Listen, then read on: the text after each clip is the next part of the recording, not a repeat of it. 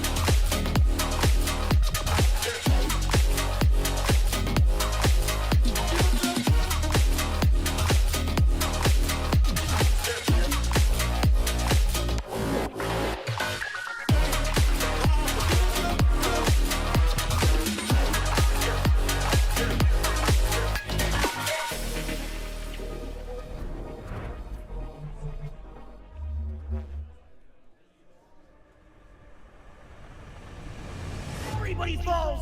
Sucks M4 is all it takes for best. The storm towards the top of ramp in this round. Degster is the hero. The blind sprays a techno tagging Phelps low. All three players are low. The taps will be easy for the M4.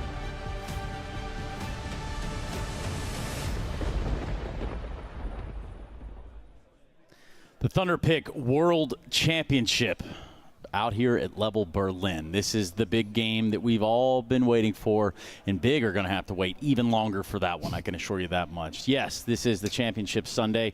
Yes, that is Yanko in the middle and Bled down on the end. And what we have in front of us is the Mongols taking on Heroic for $500,000. Half a mil, Trace. Damn, that's a lot of money. That's a lot of money. It's the finals we all wanted at the end of the day, if you ask me. Look at all the teams that were played in the group stage. Of course, we had Falcon with Simple and a name power over there. But I think in current form, amongst all the teams, these are the two teams we kind of hoped would be delivering this best of 5.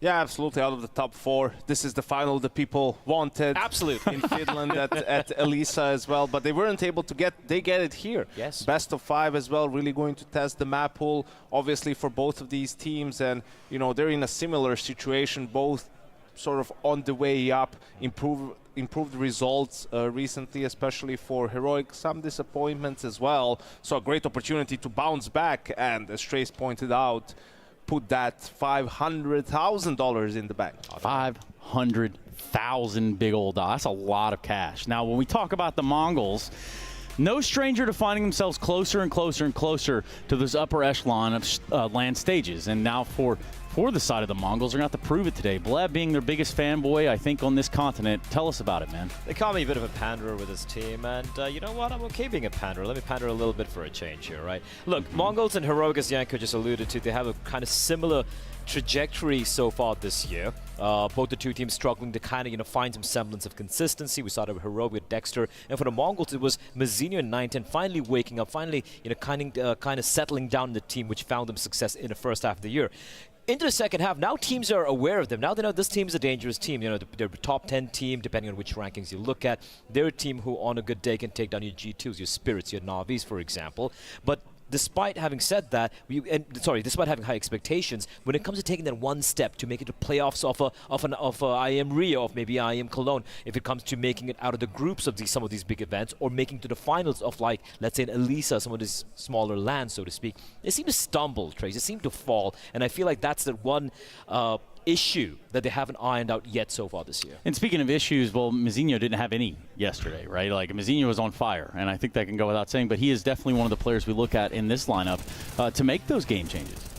Yeah, I think we talked about him as maybe the most improved player of this iteration of the Mongols lineup, right? Went from someone who was a little bit of a liability to one of their best players at the moment. I mean, just a real rock on the CT side in those anchor positions, delivering the frags on the T side as well. So yeah, incredible improvement from Mzinho. And I also believe like he is the youngest S-tier player among the top 15 to top 12 teams, even younger than Donk as well. And looking at the positions he plays, playing the anchor roles, playing some of the hard lurk roles, and considering how new he is to the scene, to the team, and also his youth, I think he's played well above his ability, we thought initially, but now we realize that hit the floor for this kid. It's pretty high up. That's interesting. You said he's younger than Donk. I didn't know that. I do believe he is, yeah. Huh. Well, maybe he's the next young Betty. The Mongolian Donk. Monk. Yeah. Yes, the monk. Yeah, that's not bad. He's a smiling monk as well.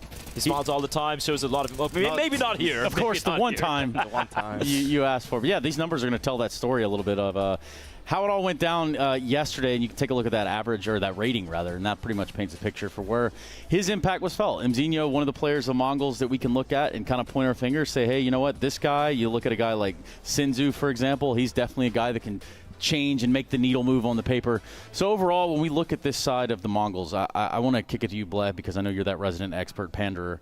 Tell me what happens here if Mzinho is nowhere to be found.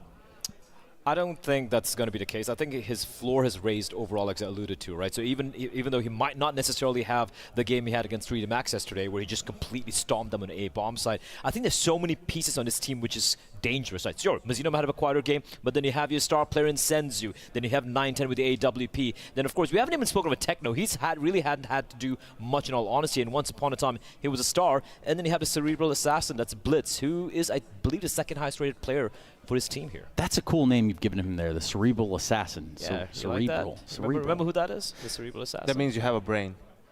And he can assassinate. Wow, all right. Well, you just assassinated me there, guys. Appreciate that. Let's hear from Blitz. Bless said he wanted to hear it the most, and we're going to give Bled what he wants. So check this out. Hi, guys. So I'm here with Blitz, the IGL of the Mongols. Thanks for taking the time. How was the travel to here to Berlin? Yeah, it wasn't hard because we came from Serbia. Serbia, yes. Yeah. Did you boot camped in Serbia? Yeah, in like 7 days. So let's get to something I talked about before when the whole team was here. I talked about you dropping in form, like especially in the second half of the year. Like the first season was really good for you guys. You were like trending up, and then it dropped a bit. Is it really just form, or did you change something in play style, tactics?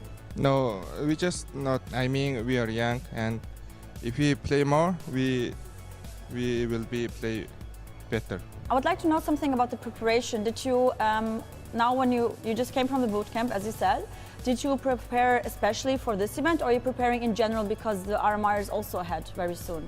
No, we just prepare it for ourselves, not just tournaments. Yeah. RMR is just like normal tournament. Yeah. No pressure, yeah. Okay, that's good. So you talked about being a young team. I mean, also the players in the team are all very young. You with 23, if I'm not mistaken, are the oldest in the team. Also, you're the captain. Do you feel like the other players are looking up to you, seeing you as a role model despite your young age as well? Actually, I don't know how to answer. Just. Okay. Do you feel like how is the dynamic in the team? Are you more like all on the same level, or do you have some kind of authority with over the other players, being the IGL and the captain? Maybe no. Okay, yeah, that's fine. So it's like you're kind of like all on the same level. You just like make the calls. Yeah. So who is the boss of the team? Is it the coach then? Yeah, it's all teams like always the coach and IGL. But you said they don't see you as much as an authority person. Yeah. Okay, Blitz, thank you so much for your time. I wish you the best of luck, and see you later. Thank you. Thank you. Man of many words. Yeah.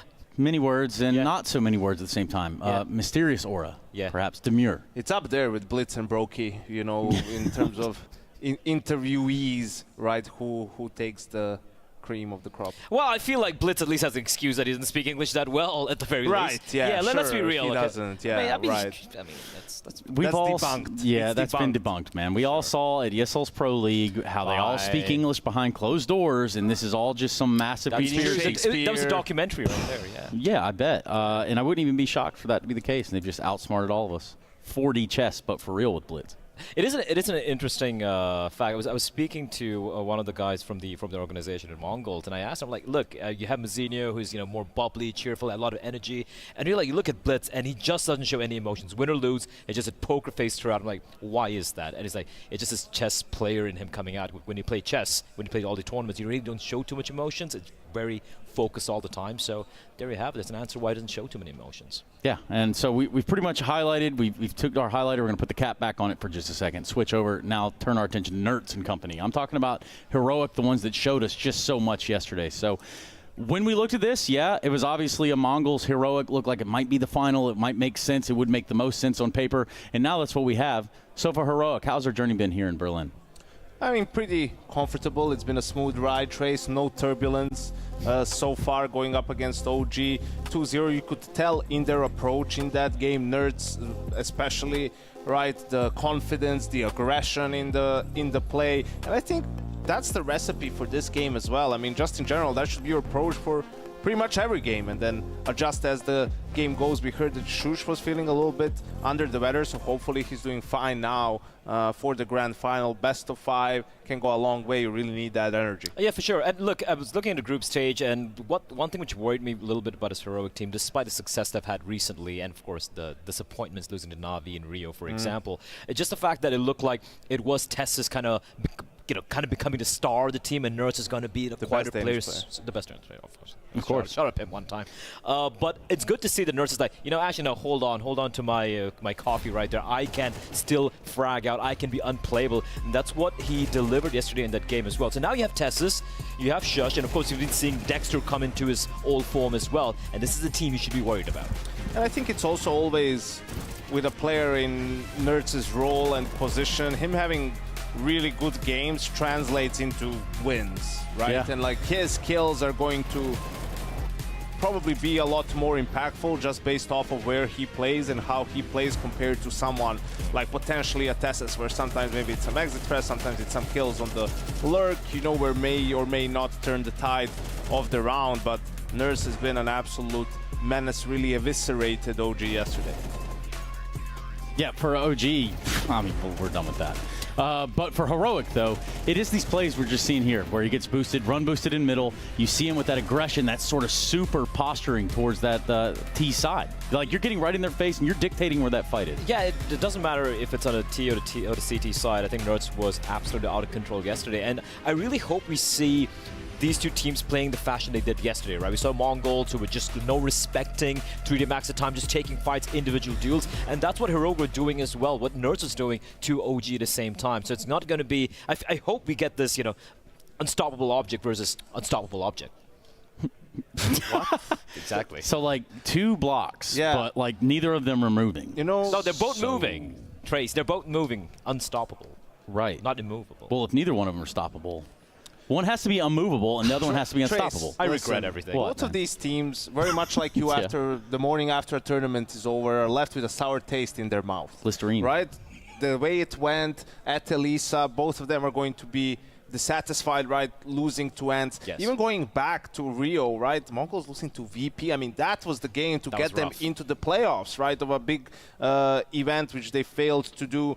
Heroic, you're thinking they lost to Na'Vi. They're the best team in the world. Yes, but they had them. It was a choke. They had them, right? Like that was their games to close out. They unfortunately couldn't get it done. So it's really important, this final, not only for the prize pool, but also to wash off some of that sour taste and really put a stamp, on your team coming into the RMR, which we know is the most important tournament of the season. I like how you touch upon the RMR as well, because in the interview with Blitz, one of the few sentences he spoke in that interview, he did say, RMR is just not a tournament, we're not too worried about it. And I think that's the mentality shift coming in for this MongolZ team right now, unlike all the old Asian teams back in the day. They're like, oh, the RMR is most important, that's how we're going to qualify for the major, that's our event to win. For the MongolZ, it's almost like, yeah, we're winning this. Now it's about higher aspirations, right? And I'm very glad they've actually, kind of zoned in on that fact. This is a team who are looking to make deep runs in, premier events, winning events like this, for example. And I mean, we always talk about how important the mental side of things is in Counter-Strike. I mean, that applies especially to things like the RMR, which is a qualification tournament. And it will also be very important here in this grand final, right? Like to not be able, we always say, best of 5, marathon, not a sprint. So you need to be careful when things don't go your way to still be sort of prepared to mentally reset. Yeah, and prepare they will. Prepare they have in the past. We're talking about the side Heroic here. And with that opportunity, we are going to hear from Degster. Degster, thank you so much for taking the time to sit here with us and answer a few questions. Yeah. So what would you say is like one of your long-term goals? Yeah, well, one of the long-term goals is, like for me, the most important thing, it's to feel myself like super comfortable in terms of communicating on English, because people were talking about us, like players who are coming up from CIS, for example. If with Opers, it's me and MongolZ right now. Maybe I miss someone, but that's the 2 people who I like for sure can say when it comes to my head. And I remember MongolZ was also saying about that part, that's when you are Oper and you want to call something, there is some certain moments when you understand that if it would be your native language, it might be much easier for you.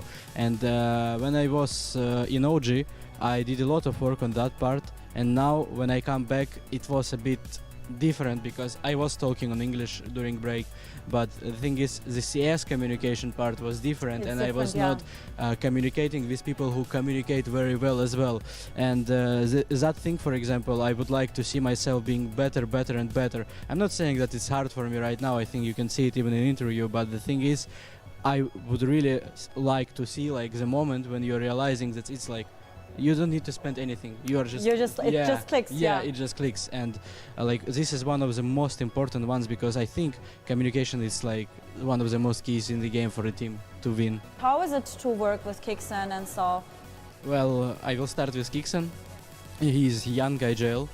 I think I work very comfortable with him. He's doing a good job in terms of how he IGLs us. I think you can see it in our games recently.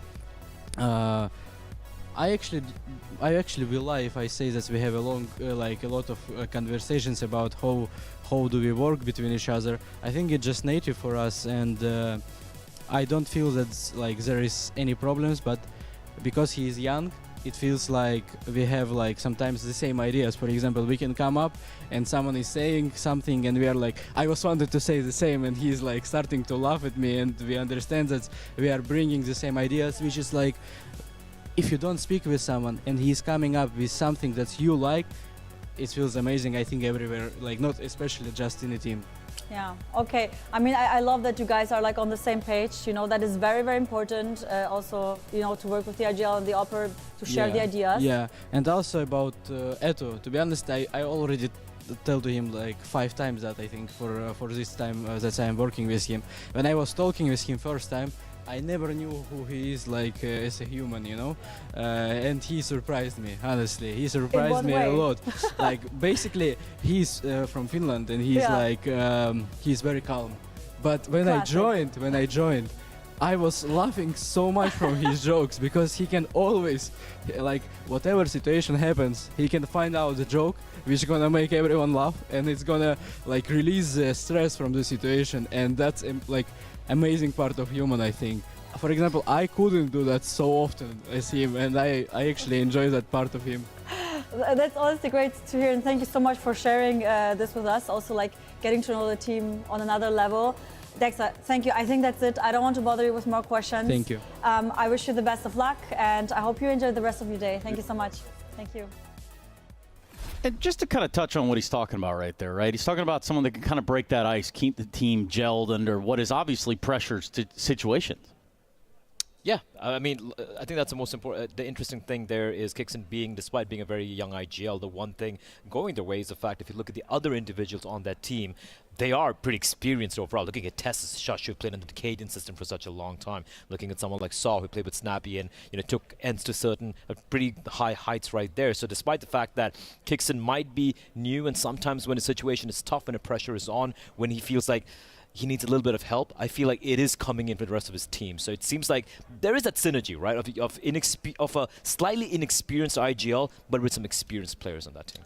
Yeah, and they mesh well. You know, we touched upon it multiple times, being unable to feel the degster in some of the tournaments despite practicing with him, but that's all gone now. Yeah. So perhaps that's the reason why we're finally seeing them post some better results, and a sign of things to come, but it has to be that upwards trend. Right, like they didn't have massive success yet, nothing even close to that. So it's about keeping up in the same way, finally delivering some of those results, and then looking towards the future. How do you keep building on that? Yeah, and how do you keep it at that level, right? Like most of the teams we see go into that top 1 spot eventually get taken down a peg because they get figured out, or maybe they just run a little dry. But staying above that curve is what separates the good teams from the best teams. I think it's a step at a time for Heroic. I think they want to get there first before they have to worry about maintaining it. And look, just looking at the recent results they've had, the teams they've beaten, we touched upon this yesterday as well, some very big scalps have been taken. It's just that, when it comes down to the final hurdle, they just seem to struggle to close it out against certain teams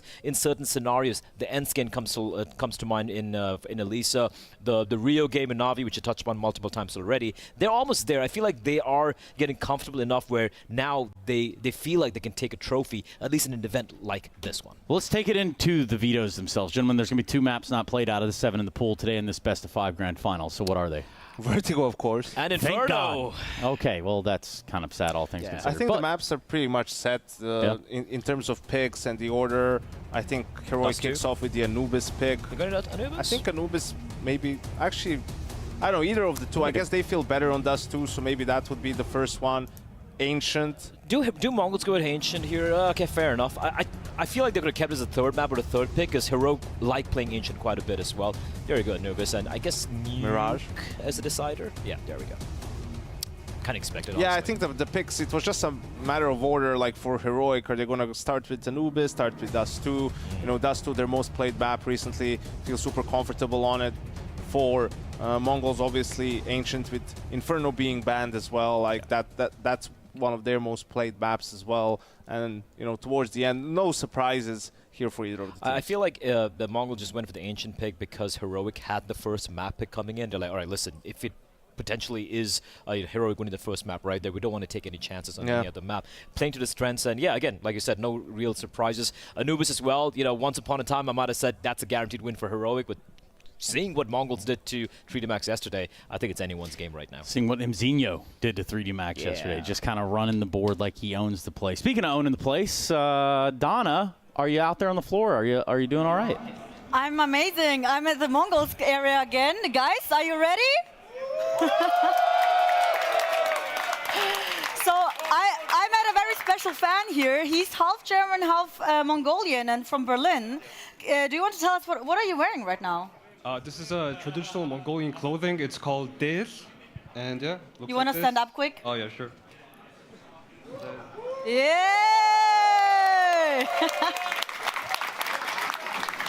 Very committed. I love that.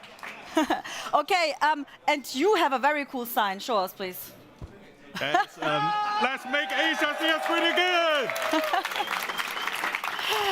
I love the vibes, guys. The fans are gonna be awesome. Yeah. Oh, wow.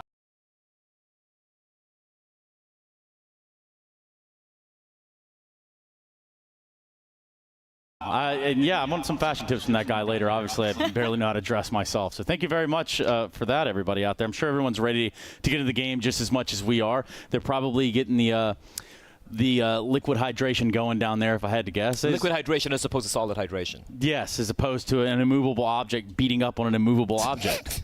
Kind of like the same concept in a roundabout. One of the lines of CS broadcast. Of all time. Actually, I think Hugo and Nico nailed that one out of the park earlier. Like, we should be nailing this BO5. And in the course of 5 maps, yes, there will be a little bit longer of a break between 3 and 4. But for us guys, let's even fathom the idea of getting to a 4th and 5th map. So where do you lay your allegiance here, Blay, and why is it the Mongols?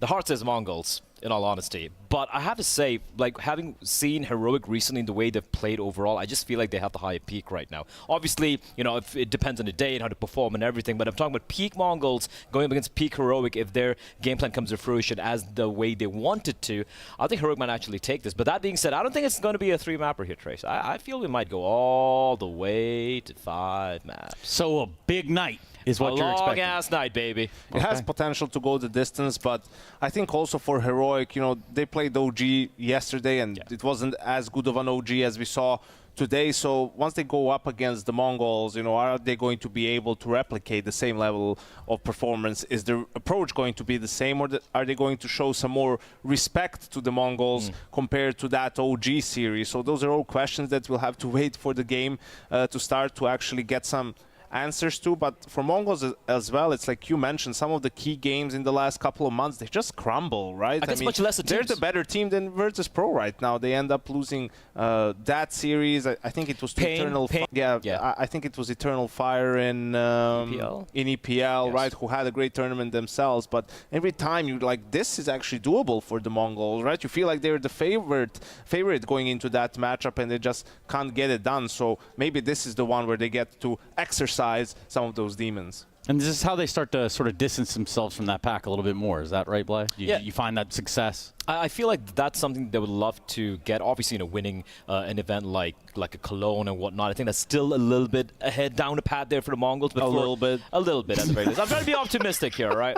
But when it comes down to, I am a tiny bit away from winning Cologne or a major. Just right around a little bit of hyperbole there, Yanko. But when it comes to events like this, like the one they won all the way in Abu Dhabi, for example, Yalla, for example, right? These are events they're coming in to win, and I feel like once they start to kind of cement themselves as winners of events like these, that's when they can take the next step, like winning a Cologne down the line, Trace. Yeah. And listen, Heroic has been improving, right? They're doing better. They're playing some good CS, but you want to talk about track records and grand finals? Yeah. Shush and Tessis, bro, it's not looking great. It's not looking too hot for that Heroic team. I mean, they've had their fair share of finals, a ton of finals actually, where they were the favorite that they couldn't really convert. Rio Major 2022 comes to mind against that Outsiders team. So, obviously a different lineup, international team, different pieces, all of that stuff. But, it has to happen sooner rather than later for them. Well, it's going to happen now, Yanko, and that's because you asked nicely. It's time to get our teams onto the stage for the grand final here at the Thunderpick World Championship. First to the stage will be the Mongols, and it will be Mr. Techno 4K. They're playing the Who. They're playing Wolf Totem by the Who in the arena. Trace, I never thought I'd ever see the day, but here we go, and I love to see it. Techno walking in as the first of the Horde. Yep, and then Senzu to follow, most definitely. So Senzu, aside from that golden mouse and him not coming out of the door, Trace. And perhaps Senzu, please. There we go. Yeah, I think for the Mongols as well, it shouldn't be underestimated the fact that the crowd is absolutely on their side. And I mean, it gets pretty rowdy in there, so maybe that can be the catalyst, right, for them to finally get over the hump. I was actually talking to Senzu yesterday outside a hotel, and he was all smiles after a very easy win. I'm like, hey man, how are you feeling? He's like, this is the first time it felt like, we're a six-man team going up against the others, right? I had the entire crowd around us, and it is crazy how this turnout has been in Berlin. Tactical high fives, of course, coming in from Blitz, the complete opposite of a degster. Yeah, and well, here's 910 on the other side of that. Him and their last player, Nemzinho, will be the last two to take the stage. So for the Mongols, yes, it is smiles right now. Of course, we haven't started the game, and Bled, this song, man, what's the history of it? Because I've definitely heard it before. It's a band called the Who HU, not that Who, the Mongolian Who, and the song called Wolf Totem. It's an old Mongolian war chant song which is converted into modern-day Mongolian rock and roll. Let's just listen for a minute, Echo. It bangs, dude. And now, entering the arena, the coach himself. The last and most important part of any good team, the coaching staff. I think Mara makes up for the lack of emotions from the rest of his team by just smiling all the time. The godfather of modern-day Mongolian Counter-Strike, Mara. What a tune to walk out to. I'm just curious to see if the crowd has learned their lesson when Dexter walks out. Yeah. You don't want to be high-fiving that guy. Well, I'm sure lose your hand. We're about to find out, if I had to guess, Yanko. I'm not 100% sure, but you know what they say. Start at nerds, and you can never be wrong. Heroic, take to the stage. Is that guy still there from yesterday? No, I think he's sat opposite this time. Smart man. But Nerd's definitely a torch carrier over here for the side of Heroic as of yesterday, no doubt. Yeah, you want to see him approaching the game in the same style. Shush, hopefully feeling a little bit better today. One of those guys who's just rock solid for the team. Always a player you can count on. It does look like, yeah, he did seem much better yesterday. Obviously didn't have much to do in the server considering how one-sided of an affair it was. The captain, the young captain coming in as well, Kixon. He's going to be tested here today. Will we see the Negev? Yeah, almost again. Oh my God. He's on a Watch mission. out, everybody. He's just going out of his way to slap people on their hand. Be careful, everyone. Yeah, you see, like, just no one wants any of that. They're asking for it. Look at how he's walking over there, man. That's an aggressive demeanor. I don't know. Like, maybe I don't want a high five. I'll take one from Tessis, though. He's more gentle. Tessis isn't looking to send him into the great beyond. So, there is that.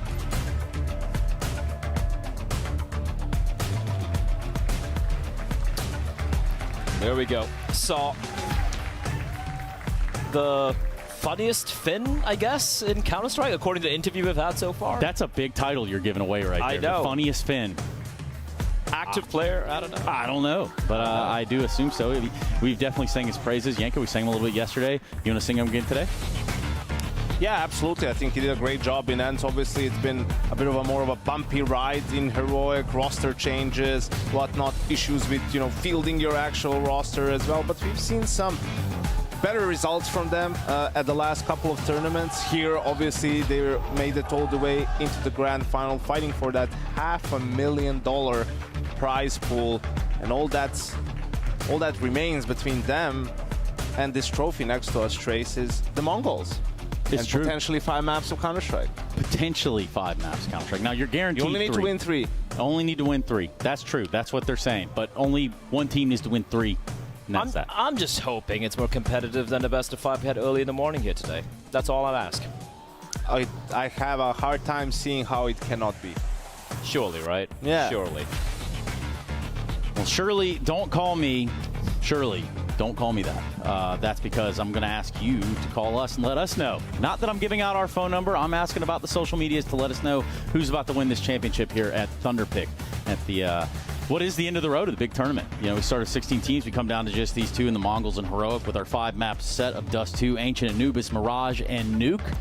We've pretty much got a game on our hands if we could just get these gentlemen to sit down, and there it is. That final little high five, that final little oorah before we get into the server. And I want to thank my lovely analyst here as well. Let's go ahead and get it on into our commentators so they can bring us 5 maps of pure elation. Take it away, Hugo and Dinko. Well, 5 maps is exactly what we're hoping for, Troyes, and I think we might have a chance of getting it, Hugo. It was sick to listen to the Who as they walked in. You know, Mongols, they haven't had this much support ever, right? The Mongols haven't seen this much hometown support in Berlin, of all places. Yeah, the home crowd. Yeah. Who knew it was here? We found out yesterday. We were kind of surprised, but the Mongols showed up with hundreds of fans. We found a half German, half Mongolian guy, of course. Yep. It's awesome. The atmosphere is intense. And Heroic had fans as well. I see some Heroic jerseys in here today as well. So there's definitely going to be a bit of a back and forth, a bit of a fight in and out of the server. Definitely so. And what a huge amount of chunk of change in terms of the prize pool you get if you win this, right? Yeah, just a chunk all is probably all the change. Hugo. Nothing left. $500,000 for the #1 team coming into this, and a 4-team LAN final. It's been an incredible showing so far from the Mongols in particular. I've been excited to see them actually step up, get that 3D Max team. Has been a bit of a problem off their backs. And for Heroic, they came in with just so much firepower. Nerds was unbelievable in their opening game.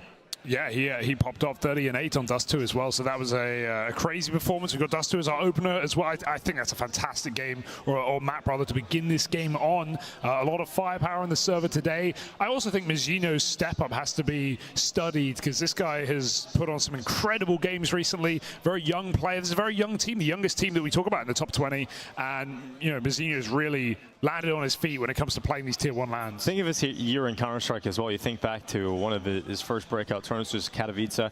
Didn't necessarily have the greatest performances at that event, and we were wondering maybe he's a little bit nervous playing at this level.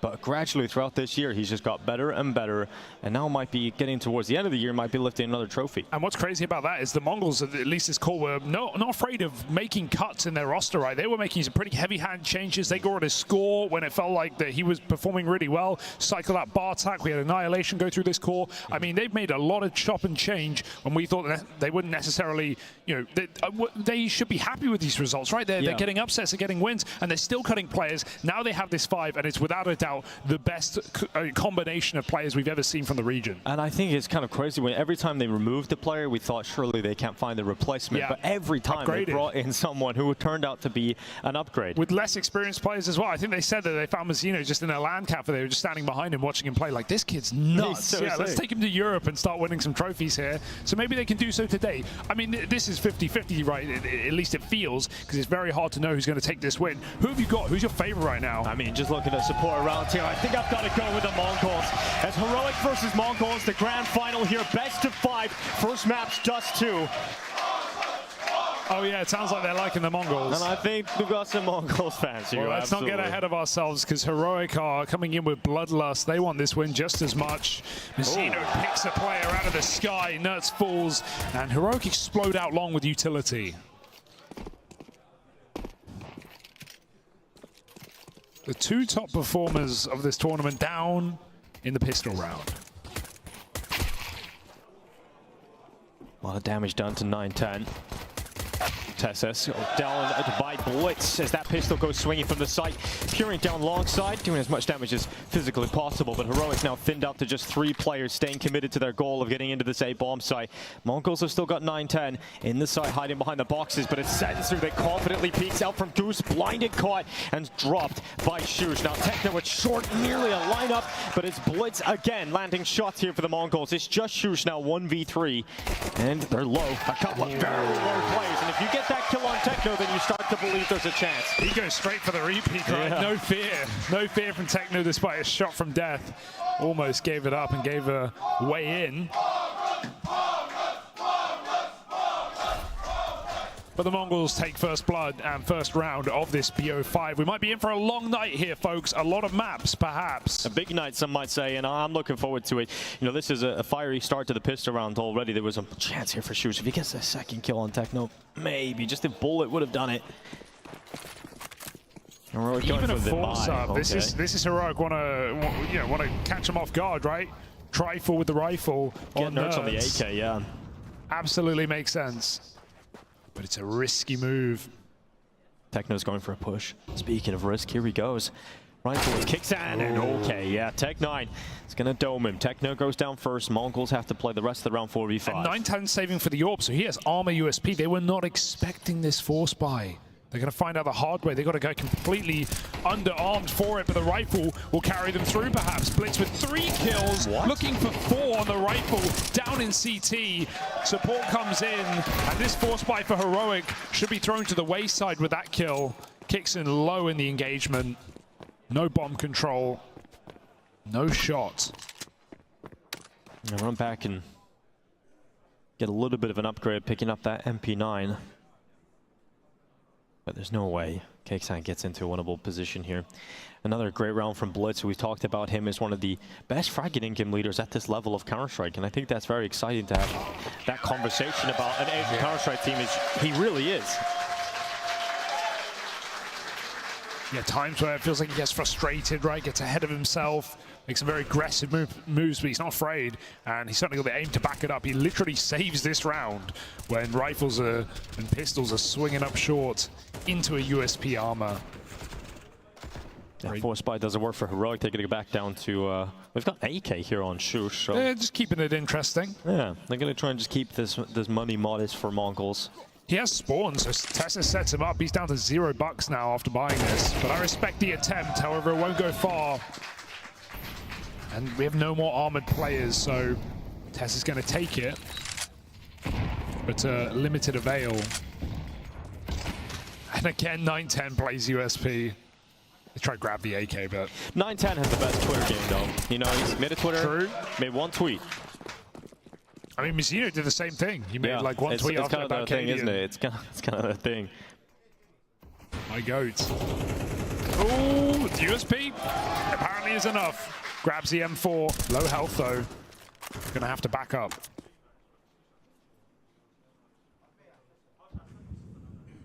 Just looking for a bit more damage here at Heroic, but it is going to be that comfortable. 3-0 lead for the Mongols. They're going to be able to pick this one up, and starting strong on Dust 2 is essential for Mongols. We've seen how strong Heroic were against OG in their opening day, but how much of that was OG and how much of it was Heroic? We definitely push mostly in the direction of Heroic being individually strong on the day. I mean, Heroic, a lot of these players with a lot of experience, right? That's why we can't count them out. It's not just the form of nerds. Oh my god. Okay, TeSeS. All right, he's got a chance here, Hugo. 33 seconds. 9-10's low in HP. Oh, but in a great position, tucked in on default. There's a headshot angle. If he uncrouches and TeSeS' crosshair placement is good, this could be a 4th on for the ace. Mizzino waits. He waits some more for the right time to strike. But the AK, it did its purpose, right? It fulfilled its purpose of being purchased, which is to do damage, get a few kills on the board, and stop this Mongolian economy from growing on the CT side. Heroic will have their first fully fledged buy going into the next round here. And degster gets onto the AWP. Yeah, considering the amount bought in these first couple of rounds for Heroic, they've got a very nice first rifle. And degster puts it to use. Blitz gone on the cross. Goes out long early. 5v4. They've got all the time in the world. Now we have got Mazinho currently on the sniper. He's traded that out to 9-10 now at this point. Did Blitz take it for a long spawn then? Mazinho started with it. Ah.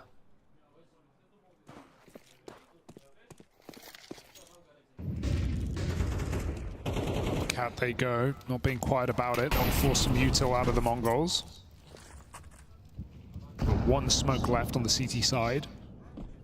Whereas Heroic have plenty. They could double pump if they need to. Which they don't. No mollies to block them. Get ready for the commit in a 5-on-4. Mongols out of position for this one, really. Mazinho deep on long, but he's got to care about lurks.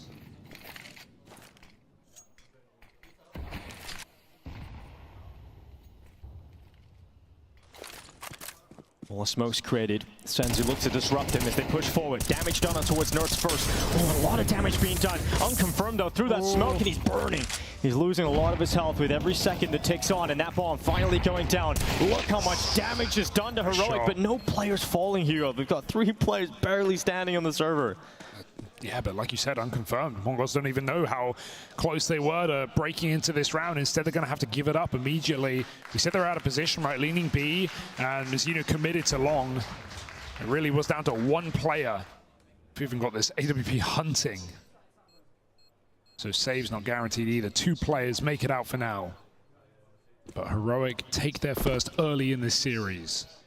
Easy to get swept up in this Mongol story. But I think we're going to have a competitive series across every map.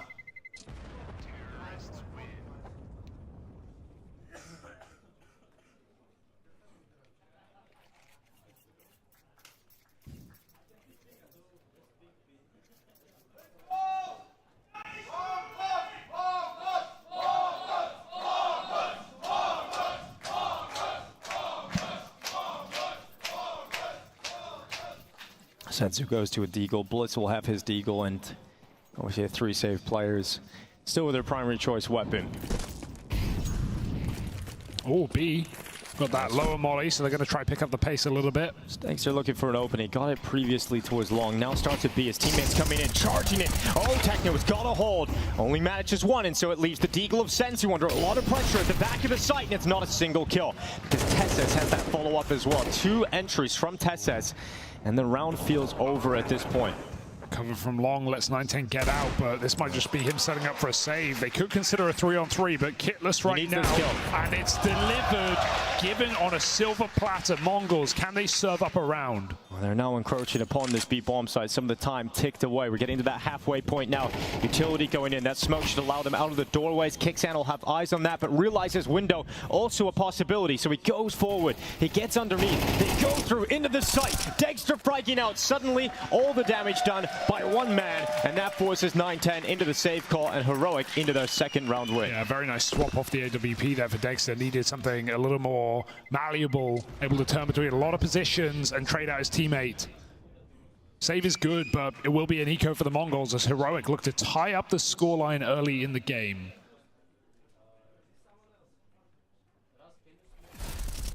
It is a BO5, right? Both insta-bans gone immediately.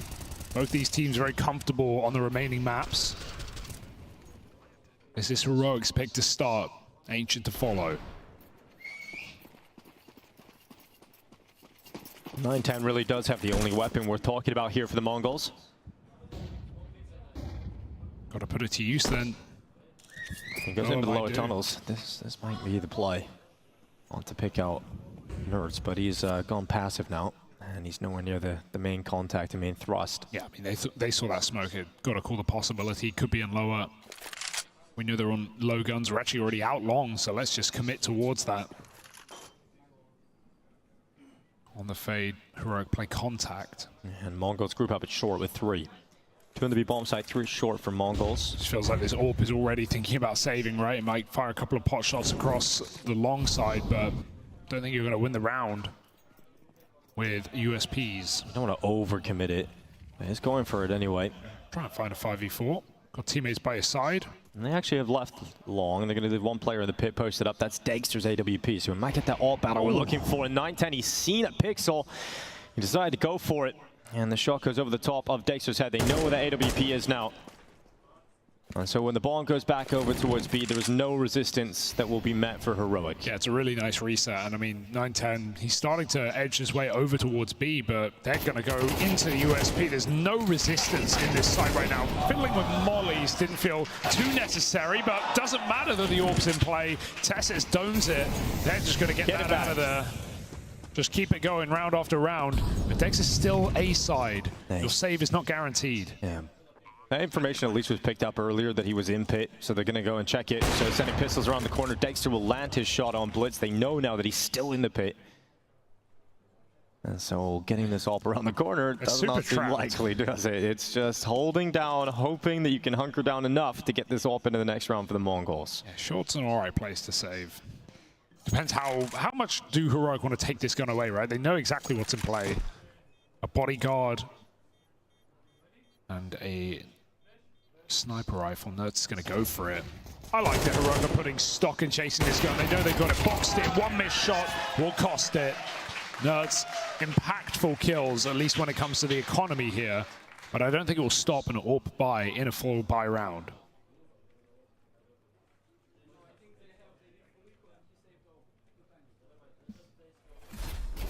Since the guns have come out, Heroic have won every round.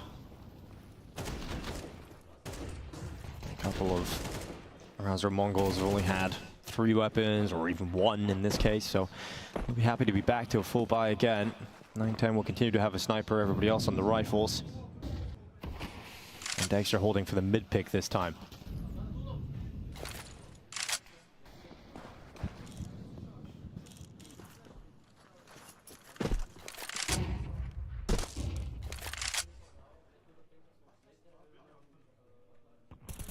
Boost Mazinho up on the blue box. It's a really strong spot.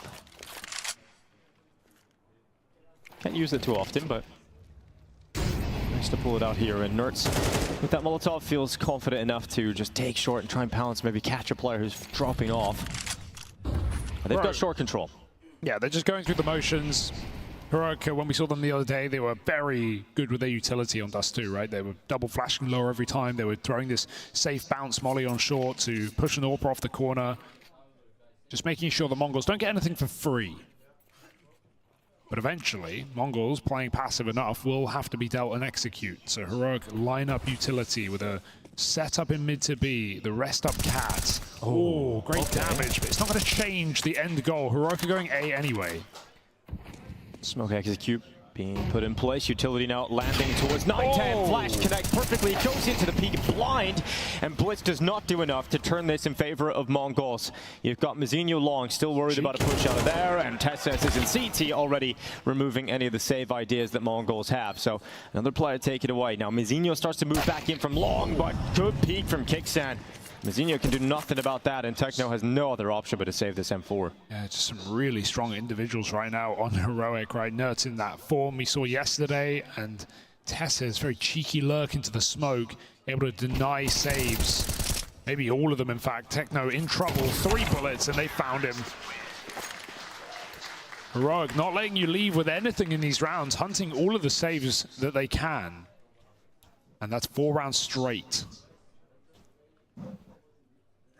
Seeing very good form out of Heroic right now. The individuals, no one overstepping, playing inside of Kixum's system, not hunting kills, and getting to 5v5 exec sub-minute on short. Look at that shot from Nerds. So mechanically gifted. So nice to see that.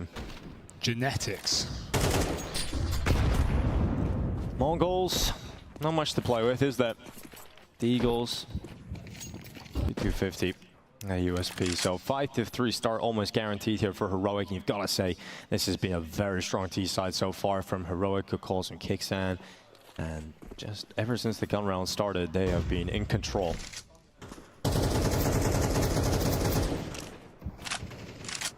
Good round to just hold the extremities. Nertz is going to try and play a bit of deathmatch on A, but everyone else making sure the B push, the long push, are all covered. Nertz just gets to do whatever he wants in rounds like these. Oh yeah. You can call him an eco hunter, but like at the same time, he's very good at it. Never seems to falter to the pistols. And we'll still go in first on the rifle rounds. Exactly. So that's allowed. Yeah, as long as he does that, as long as he's not, you know, hiding at the back of the pack and just hunting the ecos. If you win your gun rounds for your team, you're allowed the ecos. Yeah, you deserve it. You earned it. Yeah. This is your dessert. Up. Well, 9-10 left alone, and it's just a matter of time before he is taken out and we go to a 5-3 scoreline with Heroic in full control. Now, something that OG struggled with against Heroic was allowing them to build far too much money up on the T side of Dust 2, right? That has happened here. Look how much money that Heroic have got already. So Mongols are always going to be battling against buys. Heroic will consistently have purchases throughout the majority of this half now. And it doesn't go the other way, right? Because they've hunted all these orb saves for the Mongols. That's a nice kill. They'll still pick up the orb. That's something, at least. But yeah, Heroic, money swelling out of control right now. A good understanding of the economy. That's why we see, especially from this team, a lot of those hero AK buys, right? Even if you buy an AK on an eco and you're left with $0 to drop it over to your teammate, I still think it's way more valuable to be able to get that damage output on an eco round. And, you know, worst case scenario, your player has less, but you can get them a gun. You can cycle it, especially on a map like Dust 2. You don't need 5 guns out of spawn. So Mongols coming in with a pause early. Mara's chance to get involved. Man, it was a good start. You win the first 3 rounds, but yeah, clearly it's probably a great time for a timeout. Haven't been able to get anything going in these gun runs, despite having 2 opportunities with full buys.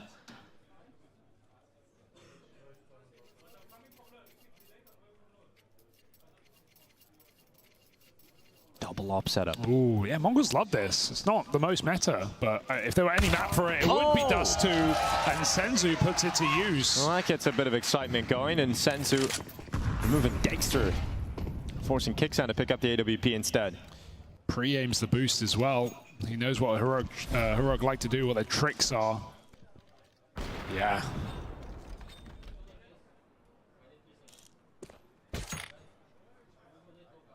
So 5-on-4 for the Mongols. 9-10 waiting now. Flash, ooh, blinds him. There's no information on whether that's Senzu or 9-10, of course, for Nursby. Just knows an AWP is going back into a CT. Now, this is a move we've seen yesterday on Dust 2 from Nurse. He loves to get himself into that cubby beyond the double doors.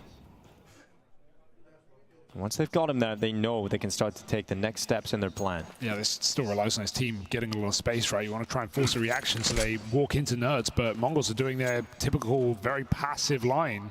He's just going to be able to cut down rotations, so Heroic need entries on A. In the meantime, it's Mizinho in the pit. Nerds actually playing a little bit more active, checking on timings. Mizinho on an off angle, able to get one. He couldn't fall off. They committed to the trade. Nice spacing for Heroic. 9-10 blind. Great flash for the captain. And Nerds is here to sink the knife in the back of the Mongols. But Senzu's too quick. Yeah, too aware of that. Nerds goes down, and suddenly they're back in this fight. The Mongols with 30 seconds left to drop the bomb and put it on Kixan alone with low HP. And he ain't getting into this one. I mean, it makes perfect sense why Nerds would hold on that long, but if he plays earlier, he gets at least 1 kill as they're crossing in. The longer he waits, he wants both, and Senzu remained in middle. Mongols win a round out of nowhere. Oh. That was a nice shot from Senzu. You can see why they have the opportunity to go for the double op setup, because Senzu is so good with it. He pulls out on Anubis a lot as well on that B site. Dexter going straight back for the same angle. Set to 9-10 this time. Oh, Kixan goes down 9-10, annihilates him. That's despicable. That is brutal. Through the top of the box. And lurk smoke. Well, the ops are working for the Mongols. Now Senzu's turn. Ooh. You can just see over the top. Do they have an execute? They're just going to dry walk in. You get what you pay for. Senzu hits another. And that will cool it off for Heroic. Don't want to walk into this angle anymore. No, these ops are causing so many problems for them, they'll have to try and figure it out, because ever since that double op has come out, it has been the solution after the timeout for Mongols. It's looking towards CT. Oh. Blitz took that smoke to the knee.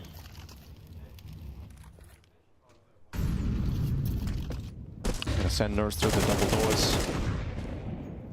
Mongols not offering up a chance, not offering him up anything at this point. Senzu's got a scope down mid. Jumps out of the window, and it's another one from the off of senzu, but the re-peek punished by degster. Techno, he's in the open. Techno, you're in the open, buddy. Oh god, he has no idea. He didn't look towards the doors. Shush was already up, and Techno was so worried about the tunnels that he got taken out by the doors, and suddenly the B-bomb side falls in favor of Heroic. Now, Mongols still have the numbers advantage, and both players are low, but degster can make the difference here. He realizes he has to be aggressive. He has to thin the herd early. His teammate can peek off of him. Both of them low. They line up. He grabs a freebie, flicking back, won't connect, and Blitz shuts down the round. I admire the aggression there. I think if they play too passive, they try and tuck in behind boxes, they can get naded, they can get cleaned out by mollies. They try and force the kills, but the Mongols' orbs do work. Could have been a cleaner finish to the round, of course. I mean, you were looking at the B setup falling apart at the end, giving a chance for Heroic, but fantastic work on the lead up to the finish from the Mongols, and a tight scoreline. This is crazy. That was so sick. Just seen the top of Kixan's head, and so fast to react to it. I thought degster was about to get another collateral kill in back-to-back days. Wouldn't put it past him. The night is young. There's still plenty of maps to be played. Obviously continuing with his double op Mongols. degster searching for a B pick. Smoked out, so the idea for the opener is cancelled, and we'll go into lower tunnels instead. Making sure no one from Mongols is pushed down into lower tunnel. There was a chance for senzu to open up again. Unable to land that one.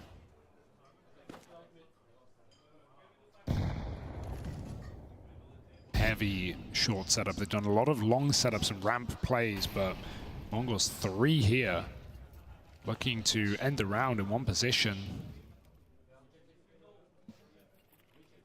But like I said, Heroic have been very good with the util, so do they have a flash for Cat here?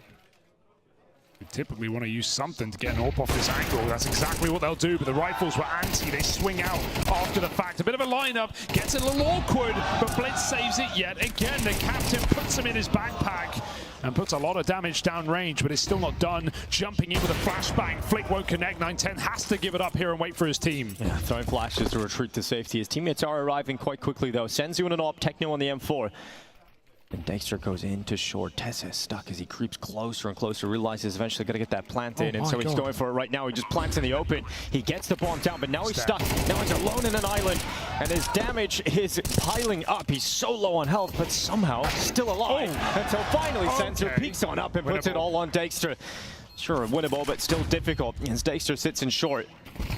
He's getting peppered, a little bit overextended into the open. He couldn't quite see his target, and Techno will take him out in the end. Good reservation for the Mongols right in that 3-on-1. They lose senzu to a trade. They don't swing out and try and get that kill. They know they have the util to win the round, get a smoke on, get a flash in, and wait for degster to try and peek, because when a smoke lands on the bomb, you have an AWP. That's worst case scenario.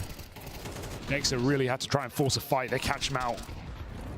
Nice setup for the Mongols. 3 players, 2 of them anti as well. Could not have done better. And Heroic are just looking to level out. 6-6 at the end of the half. senzu goes straight for the mid-peak. And 910's AWP is up to business.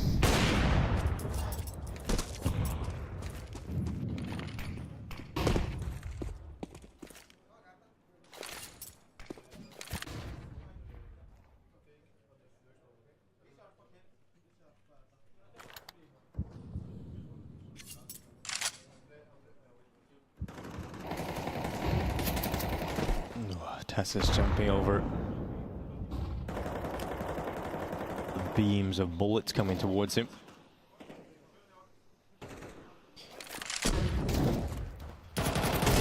Goes straight out, goes straight in, into that fight. Techno goes down, but senzu again, plugging the gap with a double on the AWP, but damage, it's awkward for 910. Oh, he did, he was on the sidearm in a really awkward scenario. Fortunately for the Mongols, MongolZ was able to trade the kill out, but they know they've got him alone, and they're fighting on 2 fronts, from short and long, and eventually MongolZ can't handle that pressure, and they know exactly where senzu was last detected, and that's over towards that B bomb site. Cheeky little fake smoke as he picks up another one. He's going to reroute, but is he even giving this a go? Very hesitant. I mean, he's low. He's got to come back in from short. 2 players to collect. It is so tough to think about a round win here for senzu, but let's see what he's made of. They know where he is now at short. 2 bullets. Smoke the site. With a player in pit and one closer at long. Senzu is running out of time. Running out of chances. Does not have the info on the whereabouts. And just goes for the last chance. No scope. And will fall at the wayside. A great first half of Counter-Strike being played here right now by the MongolZ and Heroic. High-level CS, we're getting some strong individuals. Orbs looking very annoying. Tessus's entries are excellent as well. Getting a lot of picks with him and Nerds on this T side. How are MongolZ going to fare now on the T half, not having the luxury of the double AWP? Carried them through a lot of rounds.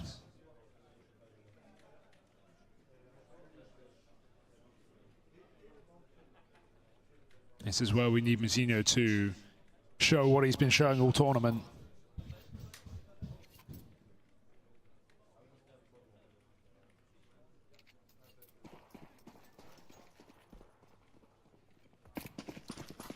Pistol on the way for the second half. Heroic now will switch to the defenses, and we've got 3 MongolZ plays heading to the tunnels.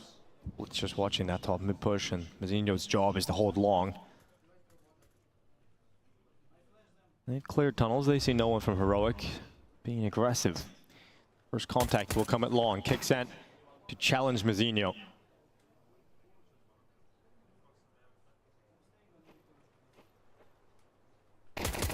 Smoke fades, gets spotted, doesn't matter. degster commits, and senzu thanks him for that. 5-on-4, and options open up. They can drop a mid to B. They should be able to read that it's a 2-2 setup either way. So what do MongolZ like? It's this split. Senzu and the Nerds position in mid. krisen peeking. Mazzino, not the only player spotted, but certainly the only player fragging. It's a great headshot. krisen to go down. tessus. Oh, it's only one from the side, and that's not enough. It's a dominant pistol round win here for the MongolZ to kick off this second half. Very happy about that. Both pistols now picked up by the MongolZ here on Dust 2. Yeah, they converted the CT1 as well for 3 rounds because Heroic forced without a plant. So half the rounds in the first half came off the back of their first round victory. So they're going to replicate that kind of success here in the second half. Wonder if Heroic put some pennies into this one, get some scouts out perhaps on degster. He does like it. But it's such a tight game. It's a risky move, and they're going to do it anyway. Heroic love these buys. 3 MP9s and a scout. But what a setup. Senzu dropping tessus, making it look easy, but Blitz. Oh yeah, that MAC-10 making money and making moves. Double in lower tunnels from the cerebral assassin, and now degster and krisen left in a 2v4. MongolZ in control until this point. As krsen's kill back does leave some questions because 9-10 is still in the lower tunnels with a bomb. And they haven't quite got to the site just yet. They're getting closer to this bomb. You start to get worried, but Blitz has it covered for now. degster should not be getting away with this on the USP, and careful indeed, Hugo. It doesn't get out of hand, but certainly there were chances. If he has any other gun, he has a very winnable round right there, AK and the bomb, but luckily enough, USP lets him down, and the force buy falls aside again for Heroic. So this might be 6 rounds in the game converted off the back of 2 pistols. A little bit of luck always involved in that kind of scenario, but controls his MAC-10 spray. Deagle, again on 2 little P250s USP, so Heroic. Oh, is that a Deagle headshot? All the way up mid. Up mid, yeah. The damage drop off at that range drops 9-10 to 7 HP. That's a good start. Would prefer the extra 7 though. Still feels unrealistic, right? No, definitely. Need some cracking shots here into lower. Oh my god, okay. 2 players low, but this is where Senzu comes in and says, enough of this. I'm gonna just win it on my own. Oh, but he's got dinged as well. Oh, there's a lot of dings, Hugo. Not finishing any kills though. They're sending in the full health players first. Put together nicely. As far as a clean round goes, that's precarious. Never a doubt, never a worry, Hugo. No one move, just wait. Just wait. He'll Figure out reveal where himself. Shush is. Yeah. Eventually he'll come to you. Blitz is going to get paid off for that. Or is he? Yeah. 5 alive on the ante. What was Heroic running the money game in the first half. Now Mongols want to join them. First full buy here for Heroic. Last time we saw this, they went on a 5-round streak. Yeah. Not as easy on the CT side, though. Great starts in both halves. And MR12 is almost a surefire way to know that you're going to compete for the win on the map. You know, this is great work from the Mongols so far. In terms of the starting their halves, you're right about that run from Heroic. It's very unlikely they're going to be able to replicate 5 in a row again. So they're going to go for a timeout. Still anyone's game, right? Of course. It's the second half, first map of the best of 5, you know? Anyone's map, then. It's kind of crazy. We could have 8 potential maps for the whole day. Doable. Could be a lot of Counter-Strike. That would be a marathon right there. This is the map pick of Heroic. If you're just tuning in and wondering the video, up next will be Ancient, the map pick of the Mongols. And map 3 will be Anubis, picked by Heroic. Now Blitz. He's just got eyes on lower tunnel. A degster. Ooh, he's trapped. Oh, he knows. They did this to him a few times, didn't they, in that first half? So he wants some revenge. He wants to take 9-10 out of there, but that is a fantastic way to get out of danger. Now degster has to worry about the lower tunnels, and it's just clocked in his mind. Hold on. Oops. Can't get preoccupied. Have to worry about this lower tunnel's potential. Oh. He assembled a boost. It doesn't work, but they just rip his head off instead. Just which young player is going to crack a skull? Let's go Shush the push into the tunnels. Utility is going to signal it. And Techno is going to know. Goes in to make sure that Shush hasn't continued his push. And Shush has in fact alleviated the pressure that he was applying. Oh dear, they're leaning out of B as well, right as Mongols group for this hit. 9-10 has rotates stalled out. And if they just contact right now, they're going to win the round straight up. Not a bad move. Knowing there's no AWP in play as well with degster's dead. Flash goes in and through the smoke as well. Heroic find out the hard way. They hear these first steps in the site. The mid to B smoke only goes them in. Wow. Got false sense of security. Shush through with one more, but that's not going to change the outcome of this round. Bomb planted and already hunting ensuing for the Mongols. Firepower seeming unmatched at this point in time. Senzu is just so sharp. The way he just rips degster off short with a headshot on the AK against the AWP. I thought the AWP was at least getting one there, Hugo. If it was anyone but the Mongols, I'd agree.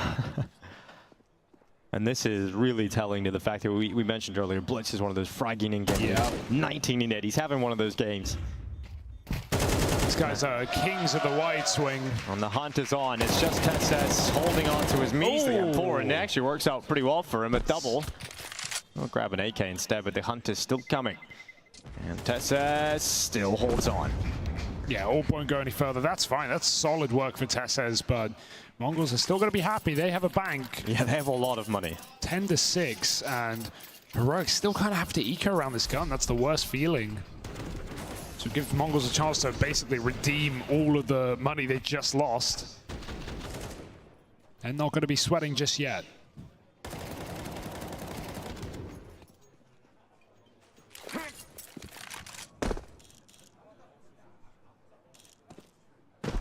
All right, this is a decent investment. But again, Mongols keep it simple. They keep it easy breezy into the B site. Shush is caught by surprise. And degster can't stop this tide of T's. No, Nerds dazed and confused. Senzu wasn't exactly accurate on the first bullet, but eventually gets that kill regardless. They're going through. And they're just wanting to fight. They're wanting to brawl. And this is exactly what we've seen with them against 3D Max yesterday. They were confident. They were making what you would say ill-advised plays, but they seem to be working just because they're fueled on confidence. Yeah, and that's nice to see, because I think part of the storyline for the Mongols has been, yeah, they can beat top teams, they can do really well, but when have we actually seen them make these deep runs, right? Especially at the biggest events in the world. We haven't seen them in the playoffs, so sure they were... Despite getting close a lot, right? Yeah, they've had a lot of chances. But the point being, they get to the last match of the group stage, and they choke it a lot of the times. It seems like the pressure gets to them. They're a very young team. And even when they go to tournaments like at least a Masters recently, you see them as a potential favorite to win the whole event, and they don't get the job done there, right? And so, yeah, there's been a lot of those conversations around the Mongols, but right now in control. Yeah. And they look out their dome window and they see all the support in front of them. That's certainly helping too. I mean, when we see how well they can do in times like these, it's why we hold them to a high standard. It's why we want them to break through that, glass ceiling of not being able to lift trophies, of not being able to take titles. Saul being very vocal in this timeout for Heroic. Yeah, it's final chance, really. Marching around the back of his troops. That was a half by there, a couple of guns, but it got just robbed by a B-walk. Now this is going to be a more standard round where Heroic won't leave as many gaps. So I'm just going to be shushed with an MP9 on the B site alone. And he's been having a poor game as well. I feel like maybe that's Mongols targeting him. 5 and 14 on Shush, solo B player, just getting crept on. You're not worried about him getting a multi-kill there. Well, now it has to be a different round. Plenty of util, AWP, everything you can need except the rounds.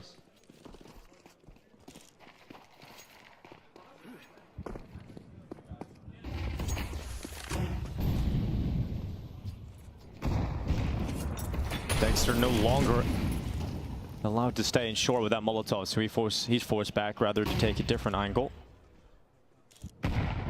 Double upset it worked for the Mongols. Let's see if Nerds can chime in. And he certainly can over the top of that smoke. He takes down 9-10. He takes the AWPer of the other team away in the blink of an eye. Now he waits for a lower tunnels push from Senzu.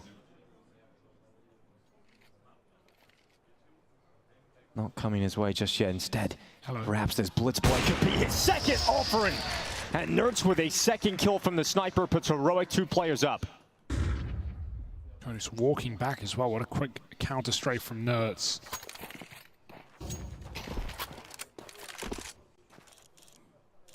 They may own the angle now, but Heroic own the advantage. 5v3, and if they want to go for this B split, it's going to be Nerds you have to worry about again. The flank coming in. Tessa's top performer right now as well. He's got them in his sights. He's got the round here in his hands. If he can just execute perfectly, he's taking one headshot, decides he doesn't want to throw his life away.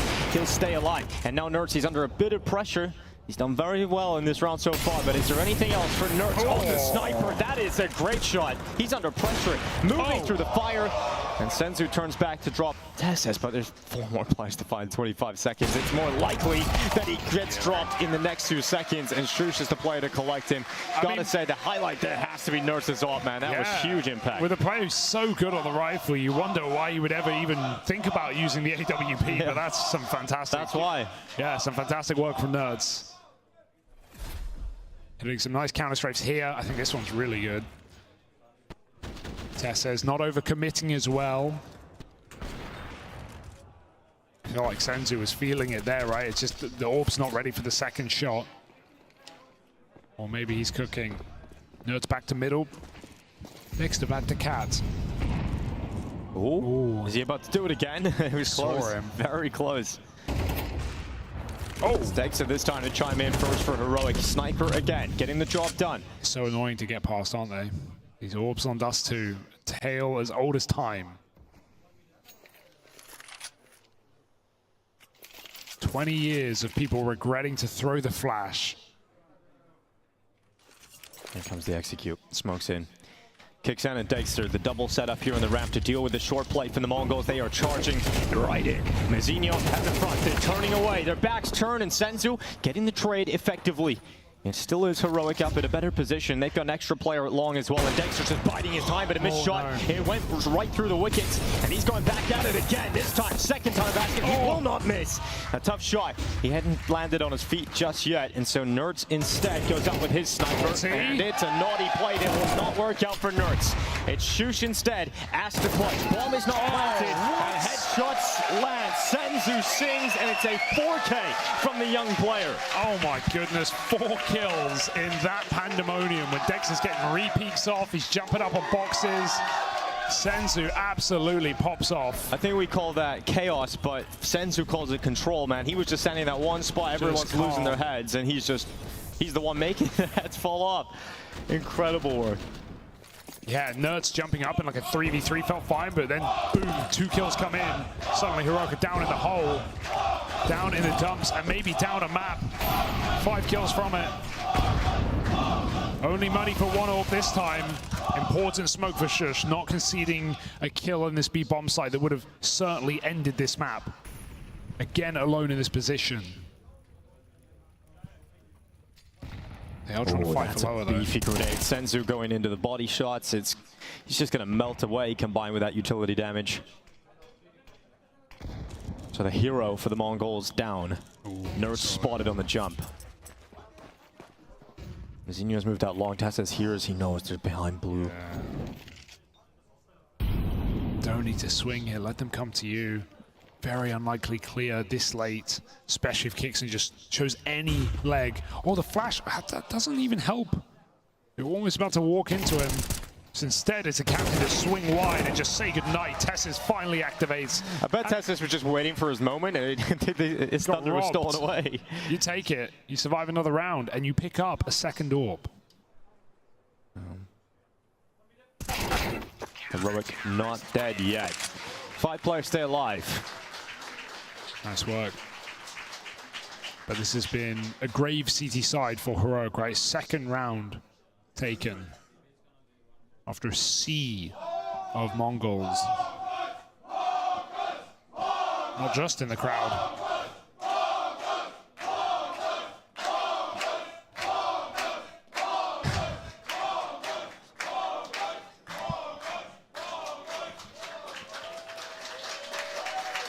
Absolutely fantastic to see the support turn out like this, and such a unique venue. Such an unlikely I don't think, yeah, exactly. result. I don't think anybody had it on their cards that this would. You told me who was going to have the biggest fan base. I would. Okay, maybe some Danes have come over. It's not too far. Oh, maybe the French have come in on a bus. No, you're telling me the Mongolians are showing up in spades. Fantastic to see. Definitely helping the Mongols, who, like we said, choke issues, nerve issues, whatever you want to call it, the pressure. Well, maybe this adds a bit, but it certainly adds support, and much welcome support at that.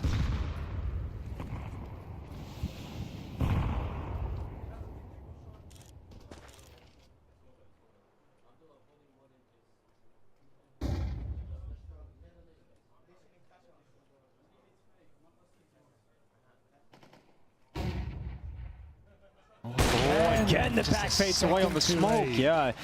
Senzu's going to be frustrated about losing his life in that fashion, and Nerds is able to get away with it. Now Degster could get a second here. It's actually Shush to find the second kill of the round for Heroic. Mongols once again. Wow. A tough spot, and Degster wanted to tank that molly. He was thinking there was definitely going to be a peak eventually. You do see some lazy peaks, right, where you throw the molly, you just swing, and you think you push the AWP off. That's what Degster's banking on, but no mistakes made there. Either way, not required to commit, because 5-on-3, Mongols in a tough spot. Yeah, at least have 3 smokes left. You gotta do a cat execute. Don't necessarily need to go into the A bomb site with Zinho moving out through mid, but they're gonna drop back off cat. If he gets this kill on Nerds, then there is a pathway to B. But he has to get the kill. It's so essential in a mid shot. Okay. There we go, but there's a gap. There's no CT smoke. And that's a problem because Kicksan's got eyes on this. They have to just fight him. They have to just strike him. Blitz buries 2. It's now going to be a 2v2 as Shush is inside of the site, under the window. Here they come. Blitz doesn't stop. Incredible play from the in-game leader, and this map is about to come to a close. Battered and bruised are Heroic, and Degster has to pull them out of a hole and through the window. He's about to get pinned to the wall. A 4K for Blitz teed up, and he's about to drive it home. It's 9-10 to secure it. Mongols pick up dust too. This best of 5 grand final is looking good for the Mongols. They've got their opponent's map pick.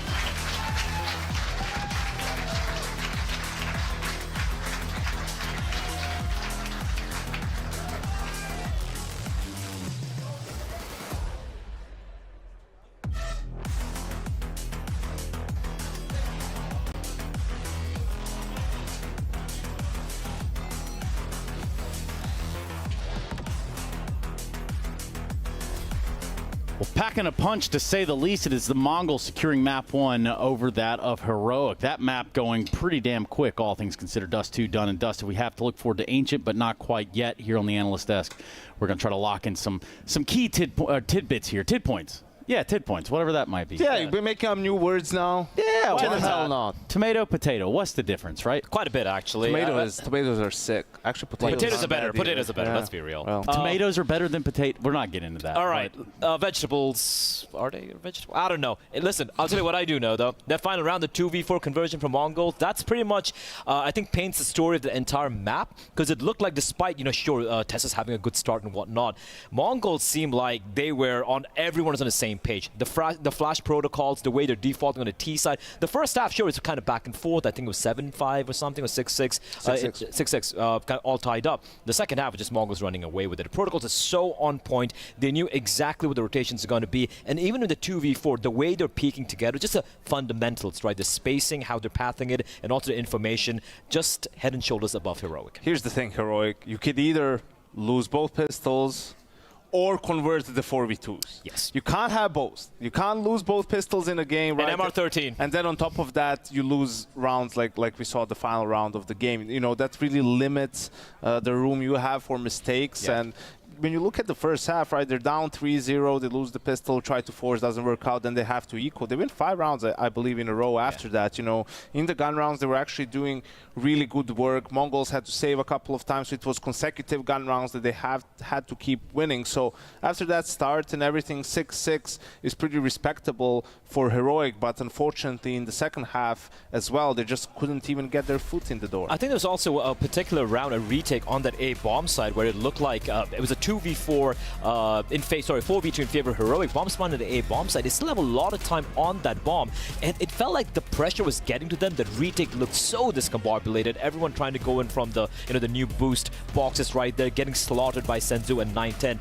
Uncharacteristic plays from Heroic, and I do wonder, maybe the 6th member of the Mongols, the crowd, is it getting to them? Because it looked like they were feeling the pressure, at least in that second half. Yeah, I know the round that you're referencing, and also that's the Nerd's double op, and he's trying to get up there with the secondary op. Also, just seeing him on the op, I mean, I get it. Dust 2 especially, and potentially you feel like against the Mongols and their style, double op is really strong. But you just had a mental series yesterday exclusively on the rifle. Yeah.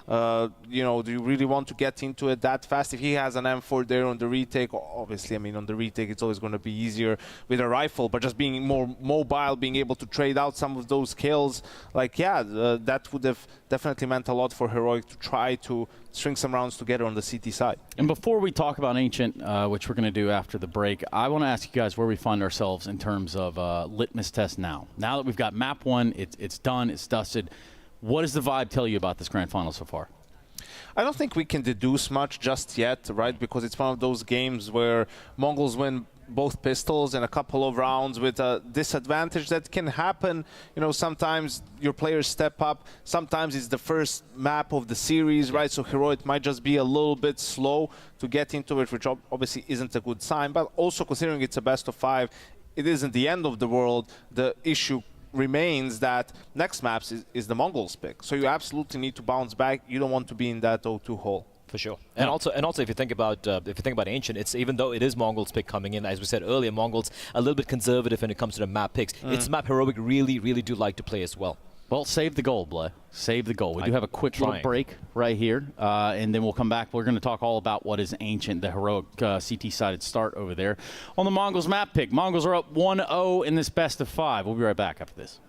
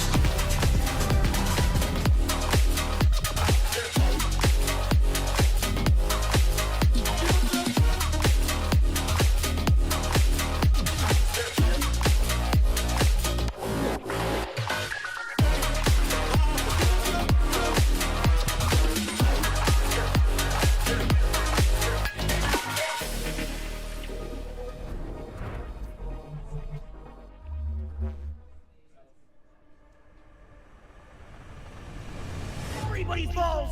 Sox M4 is all it takes for bestie! The storm towards the top of Raph in this round. Degster is the hero. The blind sprays a techno tagging Phelps mode. All three players are low. The taps will be easy for the M4.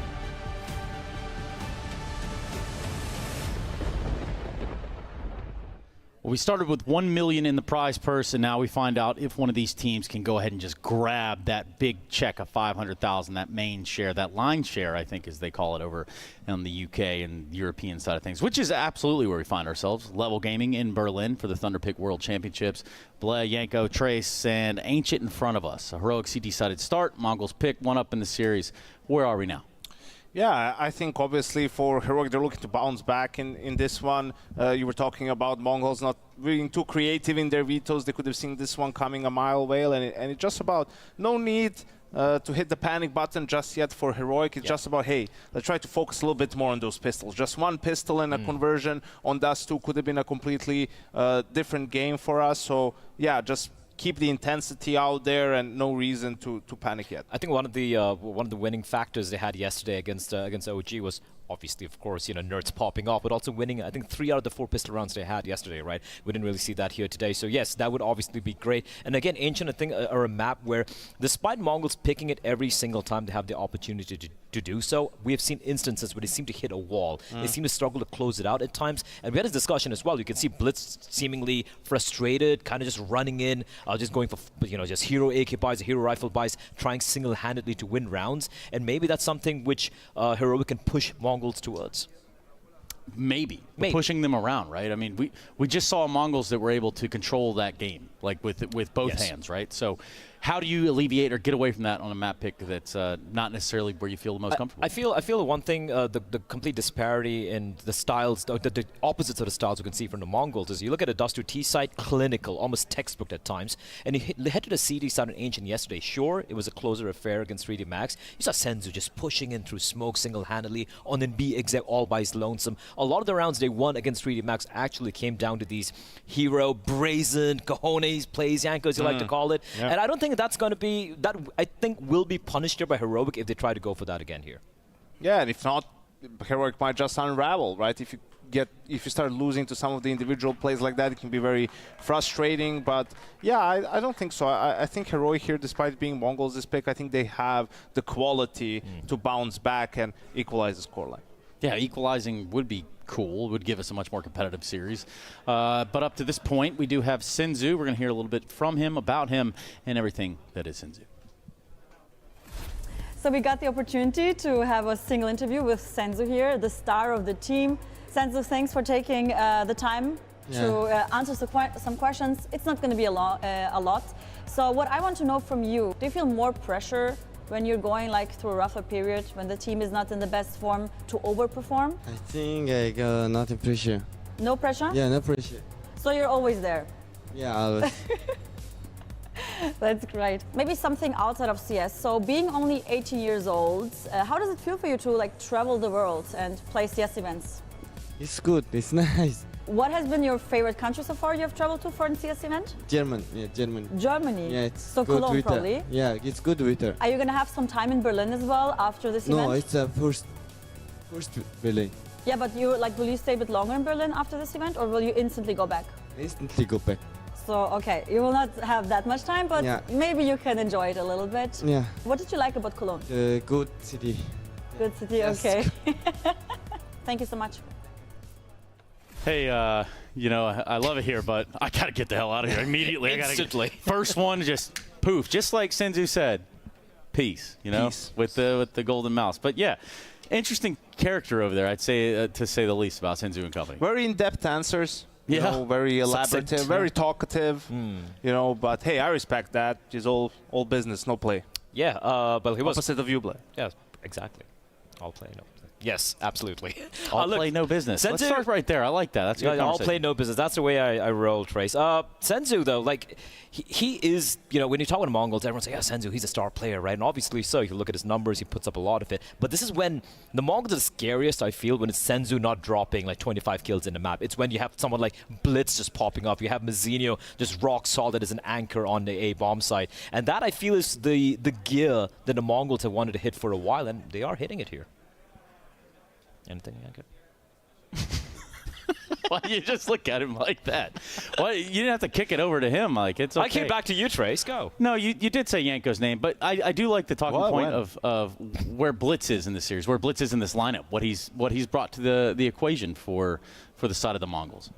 I mean, he's one of their more impactful players, right? It does feel like he likes to take matters into his own hands when the game gets a little bit close or they hit a losing streak during a game. So I think for the Mongols, that might be the issue sometimes, right? Like just getting overly frustrated by how the game is going if you start losing some silly rounds. Like being level-headed is super important. I know you look at Blitz and you're like, wait, what? You're trying to tell me that this guy can get...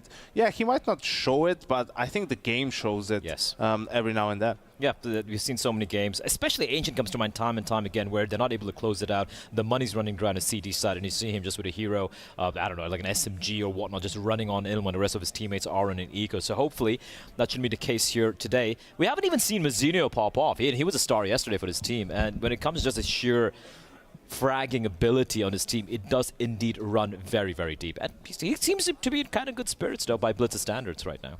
And so, guys, tell me this. If Ancient does go by the way here of the Mongols, you know, what are the odds we do find ourselves deep in a best-of-5?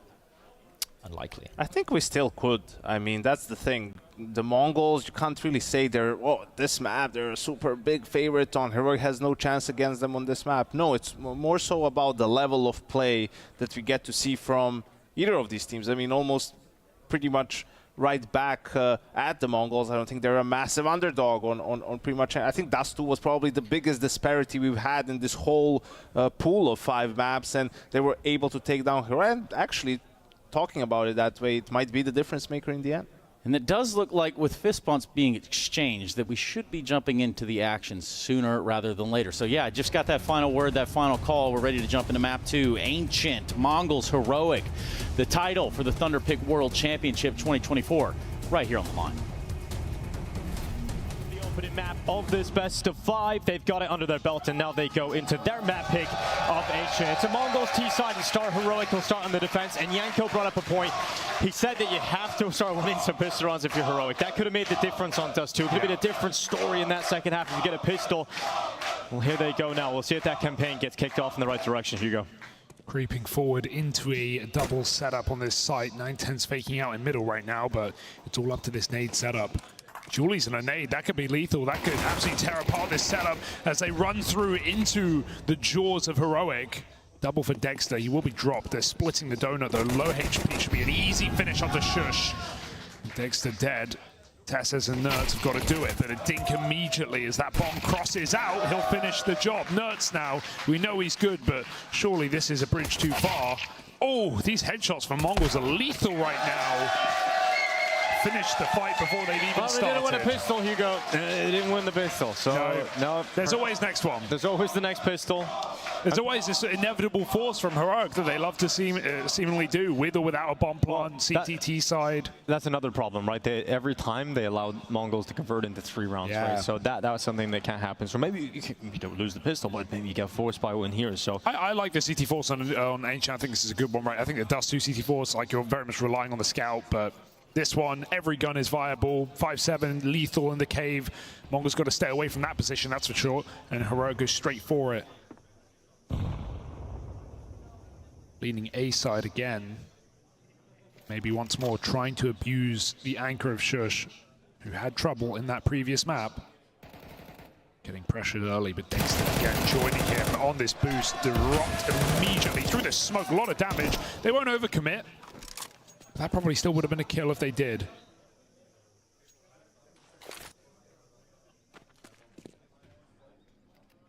Faking on the A site with another execute, but Tess is hearing a lot of noise now. Molotov burning at his feet. Smoke goes in from the D's though, so he's able to stand tall. Maintain his position in that corner as we get under 1 minute on the clock. Heroic want Mongols to come B, and they want him to come into this B bomb site. They've got everyone over here. Yeah, they shouldn't. Double setup on A. They've cycled smokes on that site, given every reason for Mongols to rotate around the map. So they've bought it. Hook, line, and sinker. Can they stay afloat? 2 smokes in, double cave. Cave is just such a dangerous place to go on an anti-eco, anti-force buy. Kixon's up on a cubby though, and with that flash from Shush, it's perfect. You might see that flash assist and realize that's the A anchor here. We're in trouble. Big wallbang for Blitz. They need this clean entry though, as the rifles reap rewards. It's a 2v3, make it 2. Shush comes through the smoke, and Mongols don't have time to rotate. Surely, 15 seconds. Around the back, and 910's gone down, so now it has to be elimination, and it looks like it's going to be easy for Nurse to turn around and collect that. So they have come back with a force buy here, Heroic, and yet Mongols a little red in the face about that one. Hate the cave push on the anti. So dangerous. You are walking into the Lion's Den right there. The 50-50 on 50-50 angles with 5-7s that absolutely chew you up. Big round for Shush though. The flash assist for Kixon, then the push through the smoke. Feels like the round winning play. Force your own for Mongols though. You're not going to be as good as Heroic's force buy. You're going to have Tech 9s in here, and we know they're potent with these. We've seen it yesterday. You know, they're capable of winning Tech 9 rounds, and they get speedy. They go towards B, but cancelled by that Molotov. They decide, okay, we're just going to go through it. Fire at the feet. Shot coming in. Tess is peeking out from the cubby, cleaning up on a double. He's got Degster initially there to help him, and they have stalled out. They've taken the sting out of this Mongols attack. Yeah, and because it hit so early, they have so many more nades on Heroic. Molly forces 910 into the open. He hits a range shot, but he still leaves Blitz in a 1v2. And they're coming in for the kill. That's dangerous. Smoke in the way. Blitz has a bit of cover, swings out to finish the job. And Nerds doesn't need to lose this. AKV Tech 9, this is his. Surely! No! Blitz says not on this world. It takes a lot to crack a smile for the Mongols, but that is one of those moments. Blitz on the Tech-9, unbelievable moment, and against the AK of Nerds, you think the rifle is going to be able to pull it off every single time. Nerds had his chance. He could have disengaged. He chose to stay in that fight, but you can barely blame him. It's a good fight for him, but Blitz is just able to hit that instant dink. No way. That's the power of the Tech-9. Yeah. And misread smoke here from Mongols. I was going to say, you know, Heroic, screw it. They don't need the pistol if they win the Force, but somehow it goes back against them. They've got to keep these battles going, and they start strong at least. Nerds is actually using the smoke. Look at this. He's going to peek on up eventually. Oh, trying to break a little piece of the smoke. Whispers. And he gets back to safety, Hugo. I was a little scared there for a moment. But Nerds is okay. My God, if he realized they could come through as well, they want to bite. Hangs around. Goes silent for the moment, but Nerds is starting to get a little bit more aggressive. Advances his position closer to red again. He's got teammates. Smoke fades away, and it's an easy kill in the end for Nerds. His 9-10 peeks right into his crosshair. Advantage nice siding with Heroic, and some way they are in the better position. Kickstand needs to be careful. Not a clean fight. Mazinho's got the read. Oh, gets the dink on the last bullet, yeah.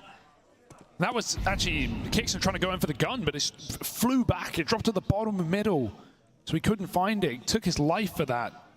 And they know about the flank. Nerds back in the same position with the swing back in. This time he gets his revenge. It might be enough to win the round here. 3-on-2, low health, low time. How can you win this if you're the Mongols? That's one way to start. Degster still inside of Cave. He can push out a Jag now and start trying to get this flank going in middle, but looks like he got a chance on Senzu. He's brought him down, and now Mazinho's so low. He's so low on health. He faked the step, but he's got to commit. This is going to be tough. He has one bullet. I don't know how he doesn't get that. Yeah.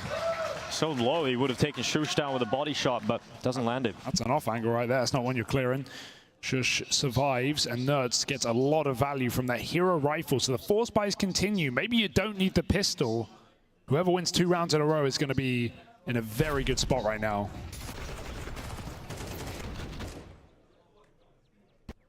And the longer these go on, the more likely it is. This was crazy, that 1 bullet dink.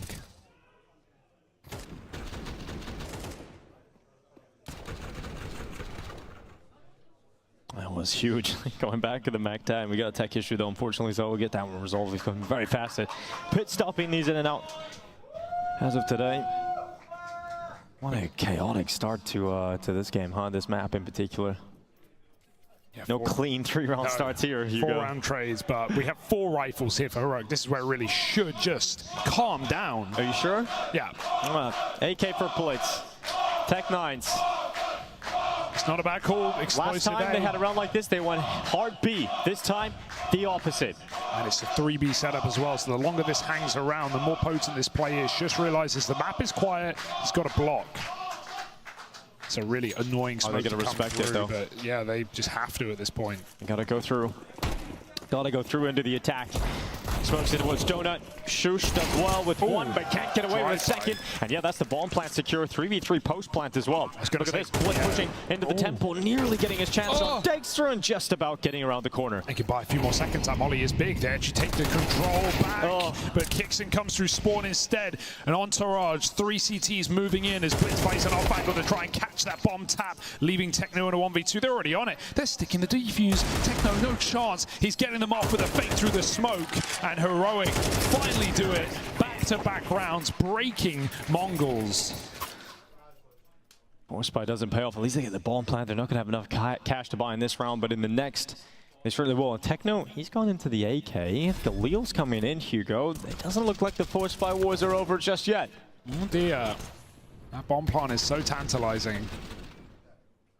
He might It's crazy. Play them into Heroic's trap, though. If it's more about just catching them off guard, right? Like unexpected buy. Let's see if it works out for them. There is risk involved in this. So they throw almost 0 util at the start of the round. They don't want to reveal what they've got. Techno gets an entry in B with the 1 AK in the round, put to use. Looking for a second. They're out mid as well. That's ugly, though. Blitz really needs that kill as Degster comes in to cover Nerds. They find a 2-for-1. It's landed back on its feet for Heroic. The gap is B, but Techno's not taking it. No. Techno goes back to try and fight at range. Nice shot from 910.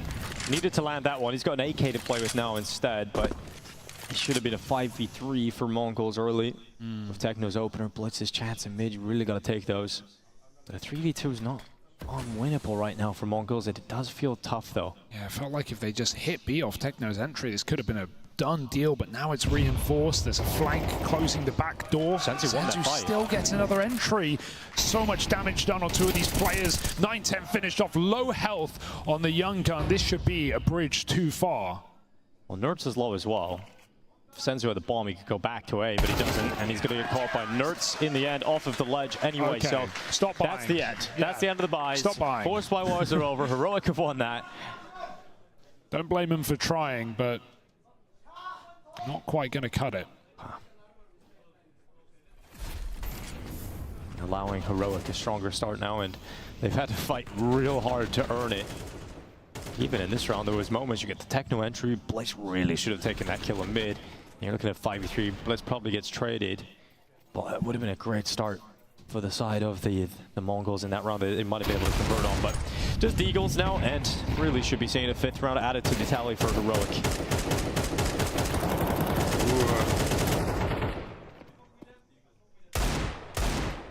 Seen the Mongols Deegs do a lot of work.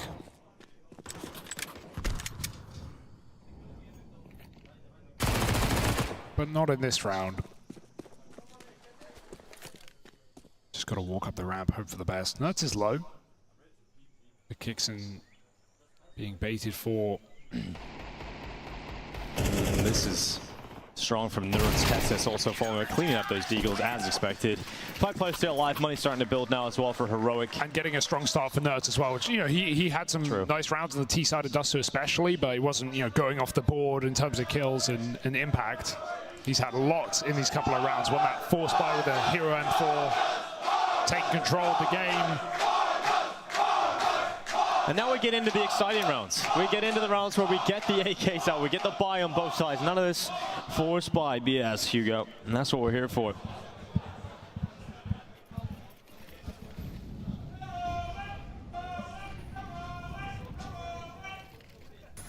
Little MP9 for Testes. He'll keep that. We know it's still very viable in his position inside of Jag. Degster is already at the ledge, peering down into the B lane with the sniper rifle. Testes close. Not the range you would have hoped for, but still just melting Senzu. Yeah, beautiful spray. Trying to put pressure on this A side right now. There's 2 rifles here. There's even the AWP. Techno gets a trade, and so they won't commit. Little did they know, almost the whole team is here. Let this AWP work, but it's not being given anything right now. Now it's moving through the temple. Was that communicated? Did they hear the scope? Doesn't seem like it. No, it's just going for the kill. He'll pay the price. Messina with another entry. Degster back down to watch middle. Shush pushes into his demise, and we wondered when Messina would pop off. Apparently now is the round.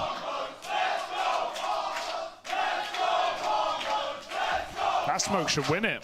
The little monster.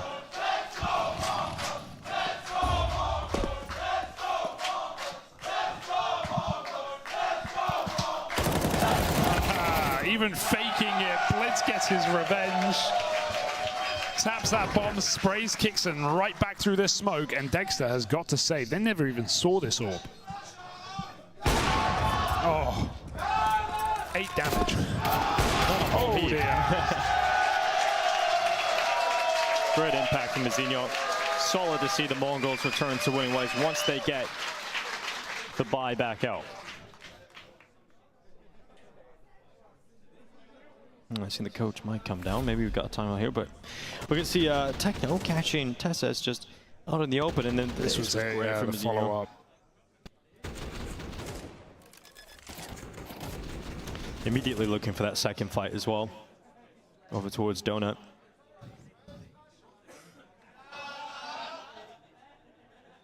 Yeah, timeout here for Heroic.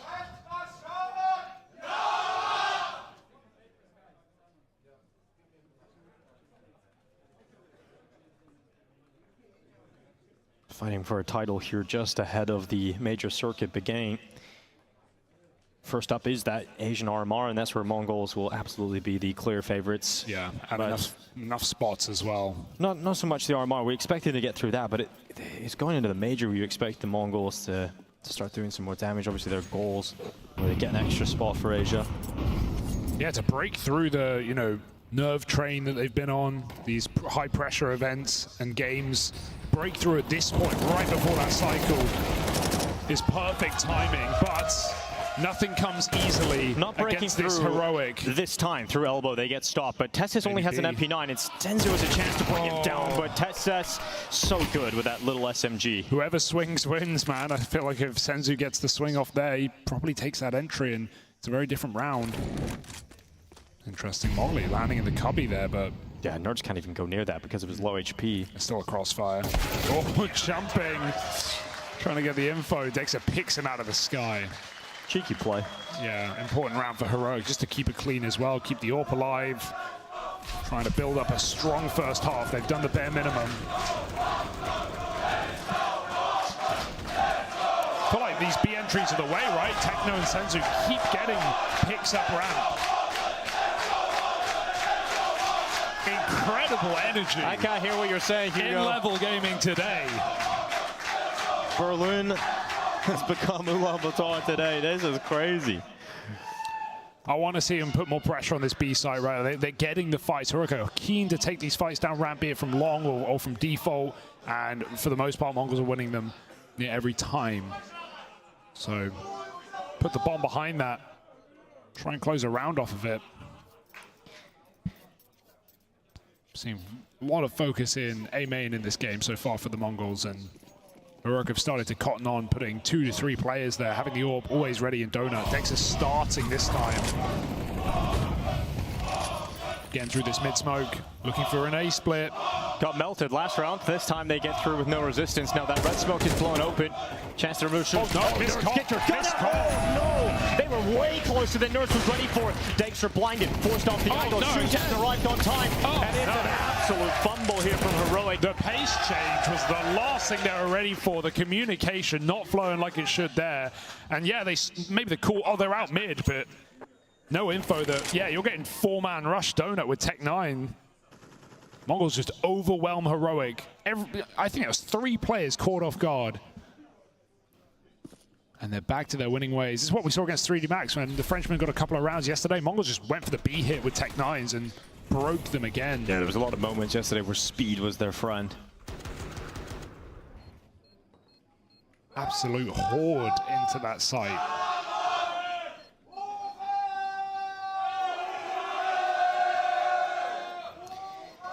Economically speaking for Heroic with these 2 safe weapons. It's their only way. They've got... They still don't really even have... You should buy. You should absolutely buy. degster would probably just get glass, right? Like, get a glass AWP. Yeah. You have 2 rifles, 2 pistols. You're buying till the end of the half. I actually don't mind it at all. Just figuring out what they can buy. Get some nades. Kicks in, gives his teammates an upgrade. Captain who always does that. You don't see a lot of captains who like to drop their rifles, but Kixon will always play with the lower weapons. He'll take Nerds as MP7 after he farms the ecos and take it into the gun round. You know, he's always giving it up for the team. And when you have players like Nerds and Tessis performing as they are, that's exactly what a good captain should be doing. Here comes Tessis. Oh, aggressive. Wow. And it works out real well for Tessis because he gets in and out, Yoink. Nice little steal away and peel back to safety. I mean, in a round where you have some weaknesses, weaponry speaking, that is a great way to get an advantage. Obviously, with the damage, he goes down to the MP9. So Kixan gets the upgrade. Oh. And 910 holding for aggression down the B ramp. Oh, he really should have landed one of those. They won't give him another chance. Smoke that door off, getting us out of there if you want. You had one opportunity. Denied. Tessis. Oh, didn't see the head. No. senzu plucks it out. Shadow advantage gives degster another kill though. So this glass AWP put to use already. If they want an A split, they've got to get past degster again. Here comes Mizinho. senzu. Oh, getting past degster is going to prove impossible. He's still inside a donut now, and they're finally getting that bomb over towards A, but it's Mizinho that must make the play. And degster has his cross. Smoke coming in though. Smoke, wait for it. And now the scope will be severed off from its vision into the site. 35 seconds. Notes are still holding in case this is a fake. Mongols do like to get tricky sometimes. If they believe in this call, they can get the stick in right now. Fake comes through first, hoping for a break. Not a fact. No scope connects. Degster so close. Pistol might just finish the job, but it's a little wider off default. Meanwhile, fast flank. Yeah, this is real fast. Mazzinho's dead to the utility, so it's all on 9-10 and through the back of the big box. He needs to land this. And so close yet so far as Shush will take him out. Degster is just indomitable inside of Donut. Hits 2 clean kills on a glass orb, even legs the planter with a no-scope. Doesn't get much better. Allowed the kill because the grenade came in and finished off Mazzinho. Fantastic round. Heroic playing a lot more confident. Tessa's pushing through smokes. The walk down ramp as well with 3.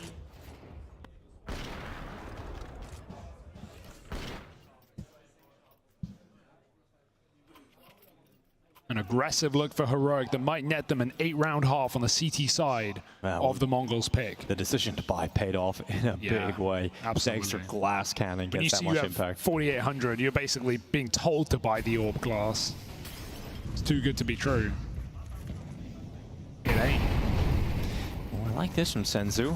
Taking himself into the fires of Mount Doom again. He's got himself a headshot on Kixan at the top of the ramp. I just wish they'd commit with these. Because look, they turn around so quick and Tessus knows it. He just walked down in response. They just use it to get an entry. They never walk up that ramp.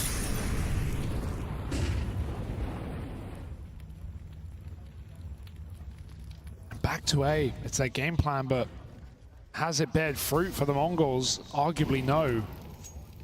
Stalled out by that utility as well. Techno on the prowl through cave. They're actually bailing out. They're actually leaving this A play. Like this. Yeah. Techno though. Sneaks in. No. Backs up into Tessus and now a spanner into the works. Now The Mongols. They have nothing. They have A or B. At least they've got some utility left on 9-10. Maybe they can figure something out with that, but it is looking very rough for the Mongols to close out this half. It is almost surely going to be an 8-4 scoreline with Heroic taking the lead. Awkward misread there. I feel like Techno waiting for his team to get at least in position to trade that could have been far more effective for the Mongols, but they thought they had a free sight. Now it's anything but. 2 CTs here, Tesses and Nerds. 2 of the top performers for Heroic have to hold the line. Nerds go the wrong way right now. They line up for Blitz, and he breaks through.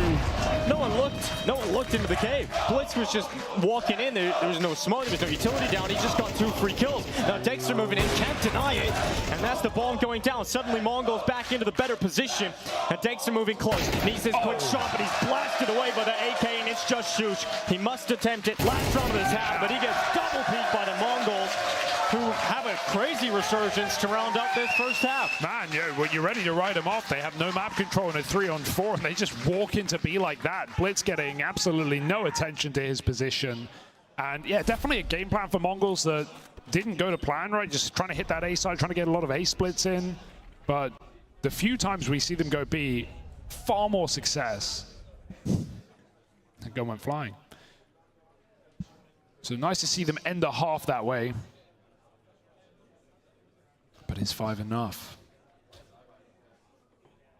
Zinho, a monster on this LAN yesterday especially, but right now he is stone cold. 4-11. 1 high impact round at the start of the half, but nothing since. Heroic still yet to win a pistol round. Let's see if they can change that. Nerds charging pace in towards mid. It's a real fast round. They've got donut control, but there's 2 defenders on this A bomb side. Third coming over towards CT very quickly. Here we go. Zinho, first headshot in. Tesses punctured. Now 9-10 comes down to the tempo, and the fights are going down, and it's Mongols coming out on top of almost every single one until Kixan and Shush show that Heroic still have a standing in this pistol. A bomb plant, it's huge. They've got a force fight confirmed into the next, but Kixan wants everything as he kicks into gear. A 1v1, a low HP 9-10 on the other side of this box, and Kixan's got it locked in. In-game leader steps up with a 1v3. That is smart from Kixan as well. Stays behind the box. The smoke makes it look so likely that he's going to exit and go CT, but he just forces that fight despite some great kills from 9-10 coming through Temple. Kixan thrives in the madness. He's got some of those in him.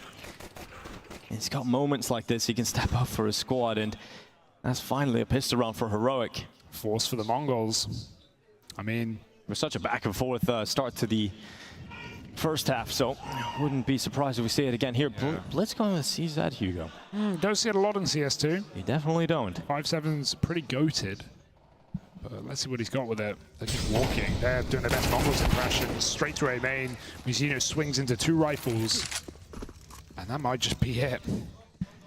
Might be. The Nazi cricket coming out. Oh, it's got a bit of a bite to it, doesn't it? And Blitz reminds us why. It was once a part of the game and part of the meta. Nice shot. I thought it was done. Yeah, it seems like it was, but we're right back into this. TeSeS leaping off the ledge. It's Blitz to go down in mid, and a 3v3 once again established. Oh. As Heroic should be closing this out. Techno. Oh, no! Oh, he got away with that with a quick switch to the AK. 1v1, and eventually TeSeS shows his might on the Mach 10. Excellent grenade as well. That just slows him down. It takes half his health out. Makes that finisher easy for TeSeS. That was chaotic, Hugo. Yeah, definitely. Despite a clean entry, they just slow down in main, and Mongols come swinging in. They're the ones trying to force fights with pistols.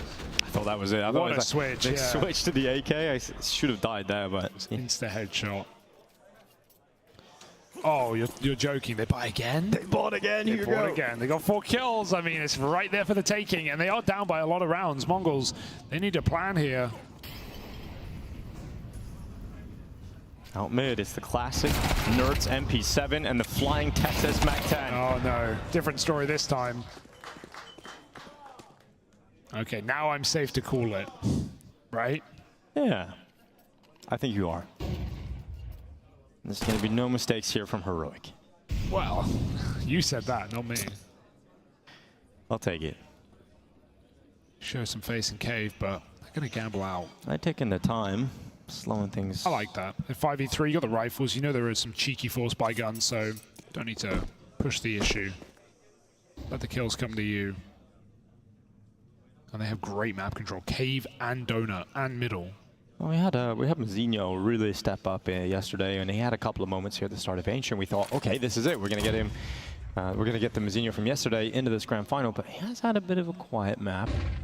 5-13 here, MongolZ. Let's see if he has a big moment here. MP9 gets mauled. Take him out with the MP7. Such patience. That's annoying. You know, you're peeking in, expecting him to be coming through donut. They're just standing there waiting for you to swing. Heroic punish eager Mongols players in this round. And in the previous. A Shadow does 9-10. No favors, but 1 kill on the way out. They go for the finisher, senzu a long way out.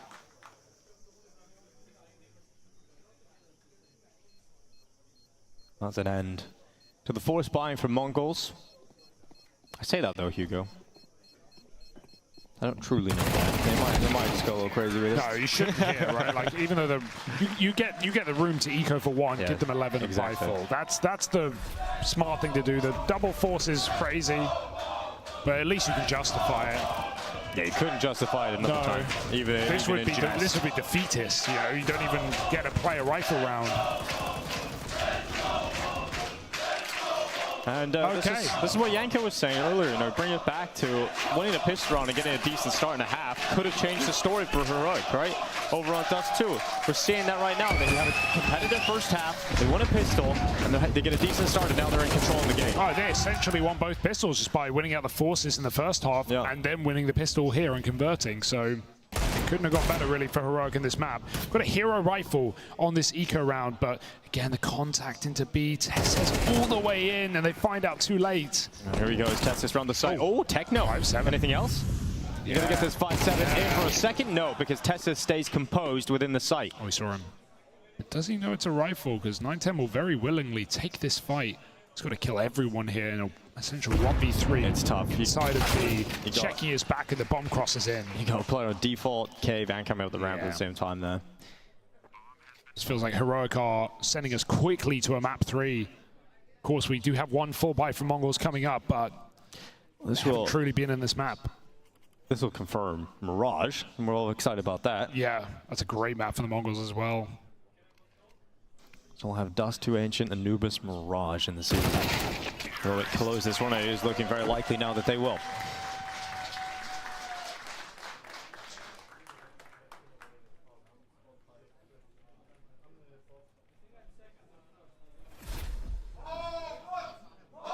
Tess has had some great moments. Yeah.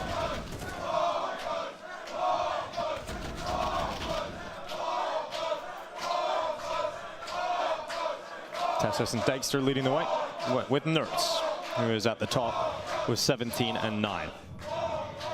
910 bought that hero rifle. He's down on a shotgun right now. Look at this speed. Look how fast they're going into this B bomb site. Nerds at the front of the attack, looking to bring some pain to this defense of Mongol. Senzu tries to plug the gap, and Mazinho to step up alongside of him.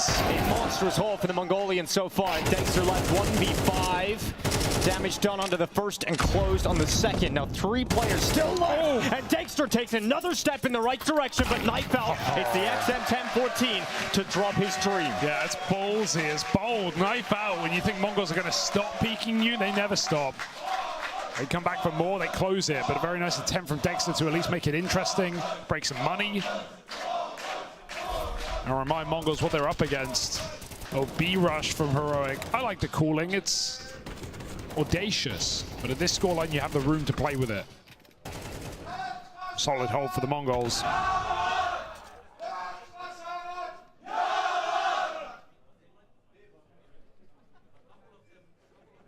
And immediately following that, they go for a timeout here, Heroic.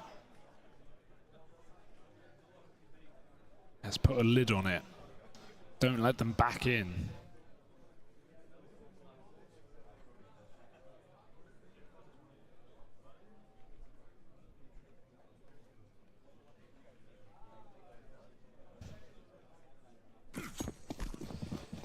We're back into the action. Heroic in search of map point. Mongol still can win in regulation. Do we need every single round remaining to do so? I just want to go back for another B hit. This time a little bit slower, less mutil burn.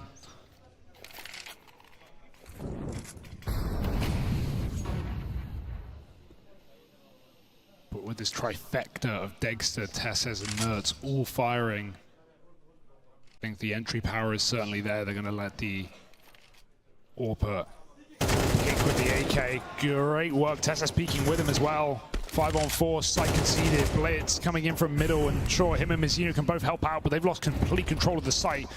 Some spam could be nice, but it's a long part. You won't stop that. Tessus gets a second entry kill. degster joins the fray again, and they are getting slaughtered until I blink and I miss it. 2-on-5, back to a 2-on-2 in an instant. Mazinho knows. He knows he has to deal with the threat on the ramp, and he goes back to it, but it's damage that has to be finished off by 910, but Nerds still alive. Surely and not. He's coming through cave. Surely it's not. the full 10-second stick. From 9 to 10, it's the full 10-second stick, and he stopped it. Nerds just comes around at the right time. To check that for Nerds after 8 seconds, that's a ballsy move. You would think he has a kit every day of the week. You would think that's a fake. And Nerds just walks out ice cold with no indication. God, what an attempt for the Mongols. 2-on-5, back to a 2v1. But lack of kit lets him down, and Heroic are right here on the edge of taking Mongol's map pick. And it feels like it's right there for the taking. Through the smoke, flexing for degster. He's looking for a third. Tesses and degster. This has been a dastardly duo in the last couple of rounds, and a 4-on-2 sets Heroic up for a third. Ties this best of 5 up. 1-1. Heroic find their feet on Ancient, and we thought there was a chance. You look at the rest of the series coming up, these first 3 maps. If you take Dust 2, if you're Mongols, Ancient's been a good map for you. You go 2 up in this BO5, and from that point, reverse sweeping at BO5 is so difficult. So Heroic can realize how important it is that they pick up Ancient, and they are just a moment away from securing it. They're taking their time, though. They know how many times Mongols have been able to get these kind of situations out of nowhere back into competitive fights. And so they don't want to put a foot wrong, so they gather at A. One defender here in the form of 910. His teammate couldn't be further away. Just great to see Heroic not get swept up in the energy of this first map when the whole room was screaming for Mongols, when a dominant enough game came in that you'd think Mongols have a chance to run away with this series. Heroic have absolutely turned it on its head and look to show that they are here for a reason as well. $500,000 on the line. Better pull out your best play. And senzu will give it a go, but he is likely walking to his death as 4 players for Heroic stand on the other side. Heroic will pick up Ancient. They will tie up this best-of-5 grand final. They're here to play, and that is a strong showing on Ancient. Yeah. Good starts in both halves, and a strong finish from Heroic. Of all BO5s, we said there was a good chance this is going to be going the distance. I think that Heroic have already proved that early, balancing out 1-1, no easy leads, no pressure. Anyone's series here at the Thunderpick World Championship.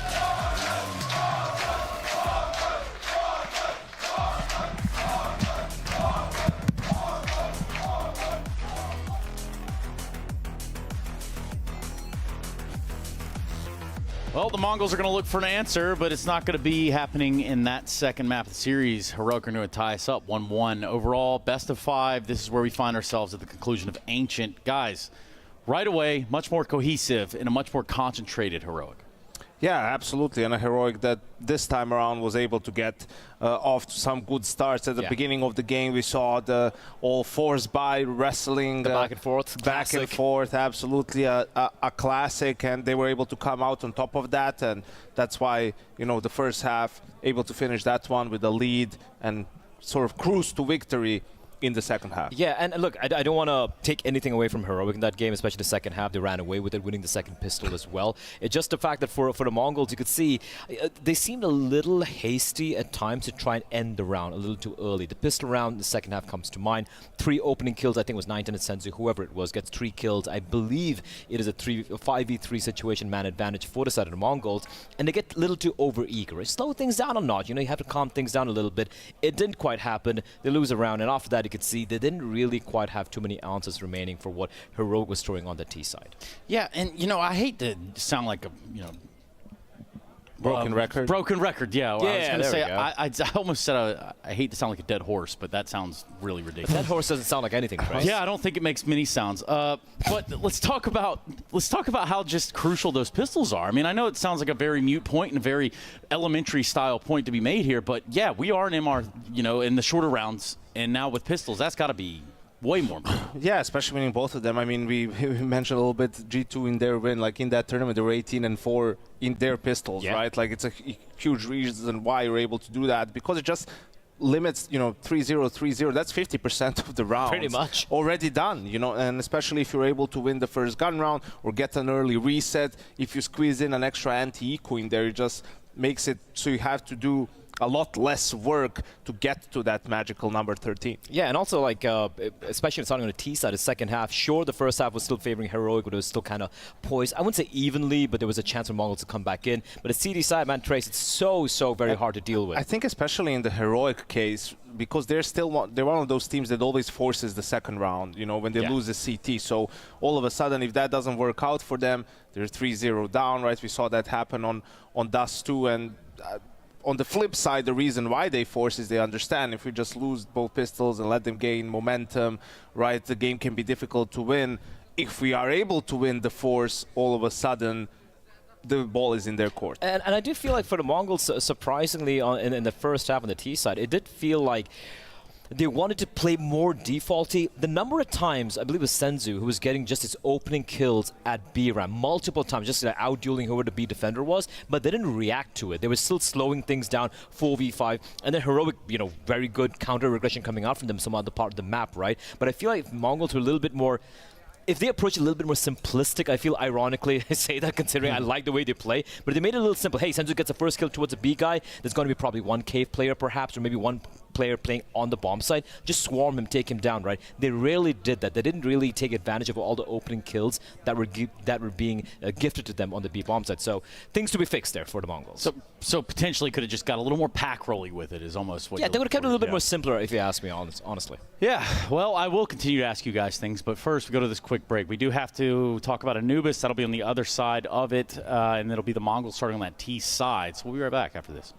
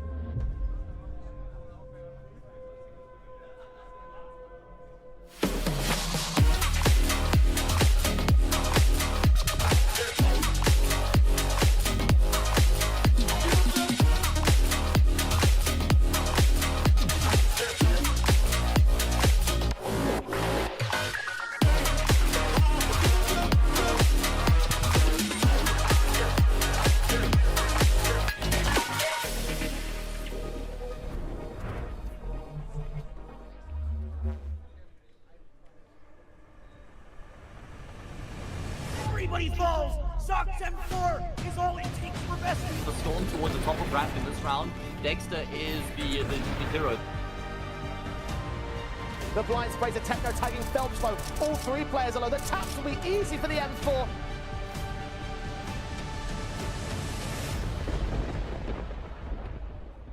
It's MongolZ, it's Heroic, and it is the Thunderpick World Championships, and it's what we're looking for here. And going into that third map, we're looking for exactly what the answers are, and I might have some gentlemen here that has exactly those answers that we're looking for. We need to define who's going to be winning this based off of what you guys know and intelligence-wise and perhaps even game sense. So where we stand going into this third map of Anubis, MongolZ T-sided start. Just saw him get rinsed over here on the second map of the series. Let's talk about it now from this point forward. Yeah, look, Anubis, it's been an interesting map because obviously a lot of teams like picking it against MongolZ, right? But ironically, if you look at the results they've had so far, even in wins or losses, the T side kind of sucks at this map. But the CT side is surprisingly very solid against Eternal Fire. We saw in Rio, I think it was 11-1 half for them on the CT side yesterday as well. I think 10 rounds there. And even the loss they had against ENCE in Elisa was 5 rounds won on the CT side. They have a very solid CT side. It's just that the T side, for some reason, one of the most T-sided maps in the world right now, they suck on it. I don't get it. Doesn't make sense. Well, yeah, I wasn't sure. I wasn't entirely sure. Go on, Yeko. Yeah, I think for this one, it's about, you know, riding the high, winning your opponent's map pick. Now it's 1-1. It's sort of getting back into it, getting down to the Counter-Strike. And for Heroic, it was great to bounce back after Dust 2. I think on Anubis, it's the map they picked the most alongside Dust 2. So they'll definitely be confident and comfortable on it. It's down to the MongolZ to really sort of put up a fight, right? Like they're the underdog when it comes to this map in particular, seeing as how Ancient went as well. You just want them to at least split pistols, right? Like not make it about those, whoever wins the early game runs away with the map. There's overdogs, there's underdogs. And dogs. There's my dogs. And my dogs, well, Big one dogs. of them is out there right now. Dog starts with a D, and that's Donna. Oh. What's up, Donna? Hi, guys. We just had to make some space because Dexter just passed by. I found some Heroic fans here. Guys, where are you from? Denmark. Denmark. You too? Yes. Did you travel extra here? Yep. Okay. We drove early this morning. You drove? Wow. Our boys to win, of course. Amazing. So you're supporting the Heroic corner here. Can I hear some noise from the Heroic fans? Yeah? Okay.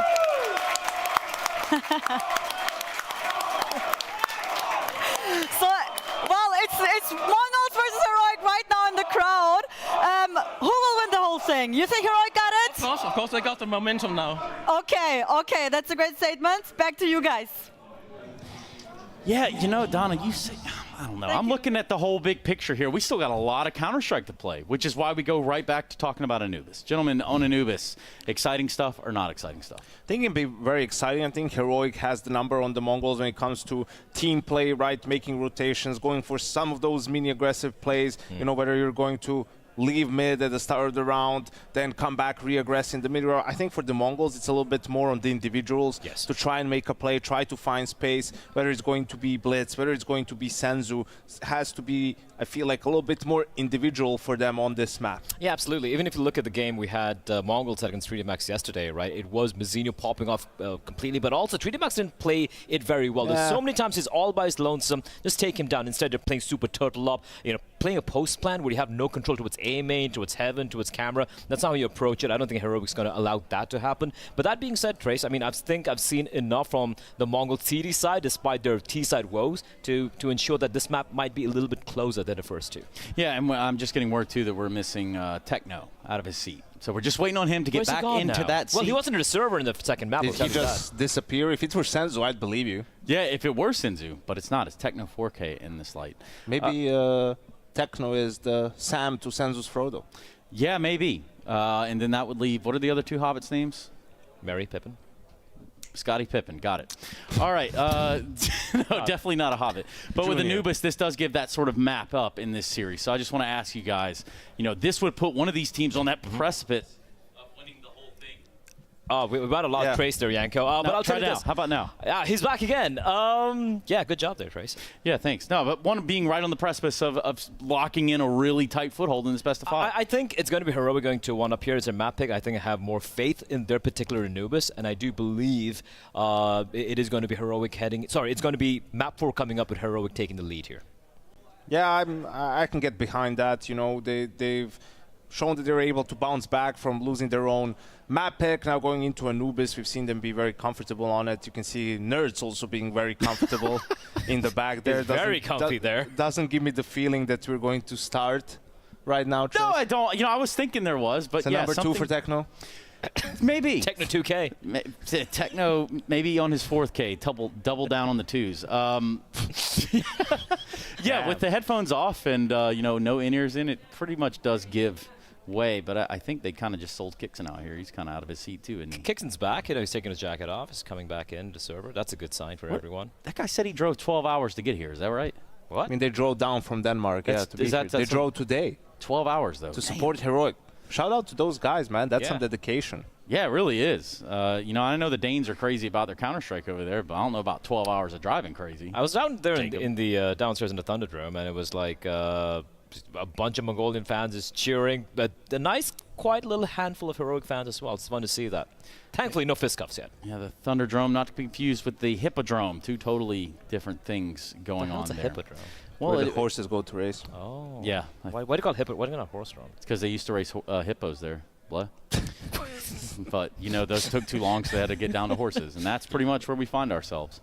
And just about everybody else down there in the arena, just getting situated and probably trying to lock in, if I had to guess. You're a player, you're waiting on another player. Is there some mind games in that waiting game? Techno's right there. Yeah.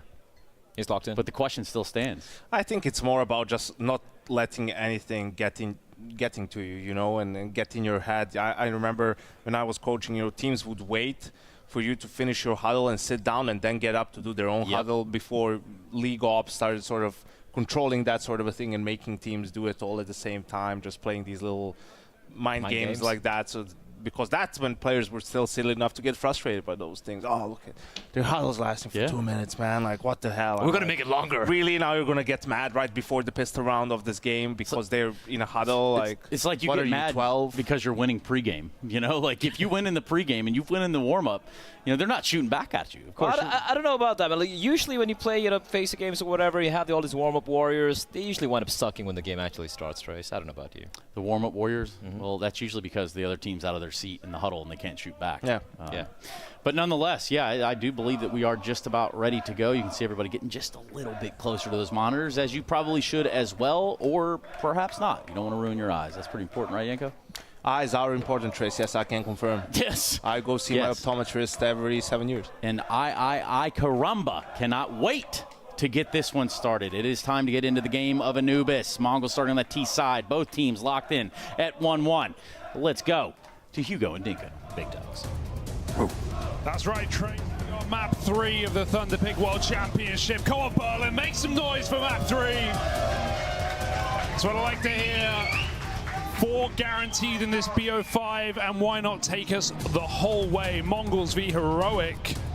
Yes, absolutely, Hugo. We've heard Blitz, you know, we've heard his prediction, and he thinks we're going into Heroic's lead to 2-1 after this, into Mirage, where MongolZ have to battle back and try and force this into 5. TESS off to a good start.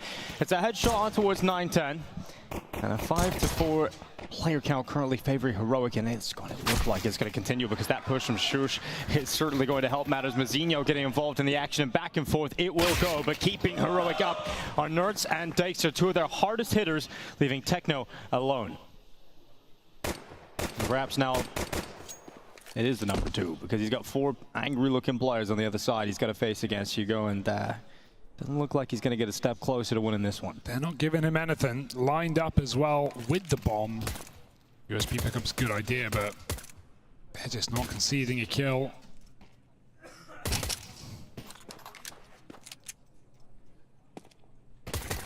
And there it is. Heroic locking a pistol. Starting to get better and better as the series goes on. It used to be a problem for them, Hugo.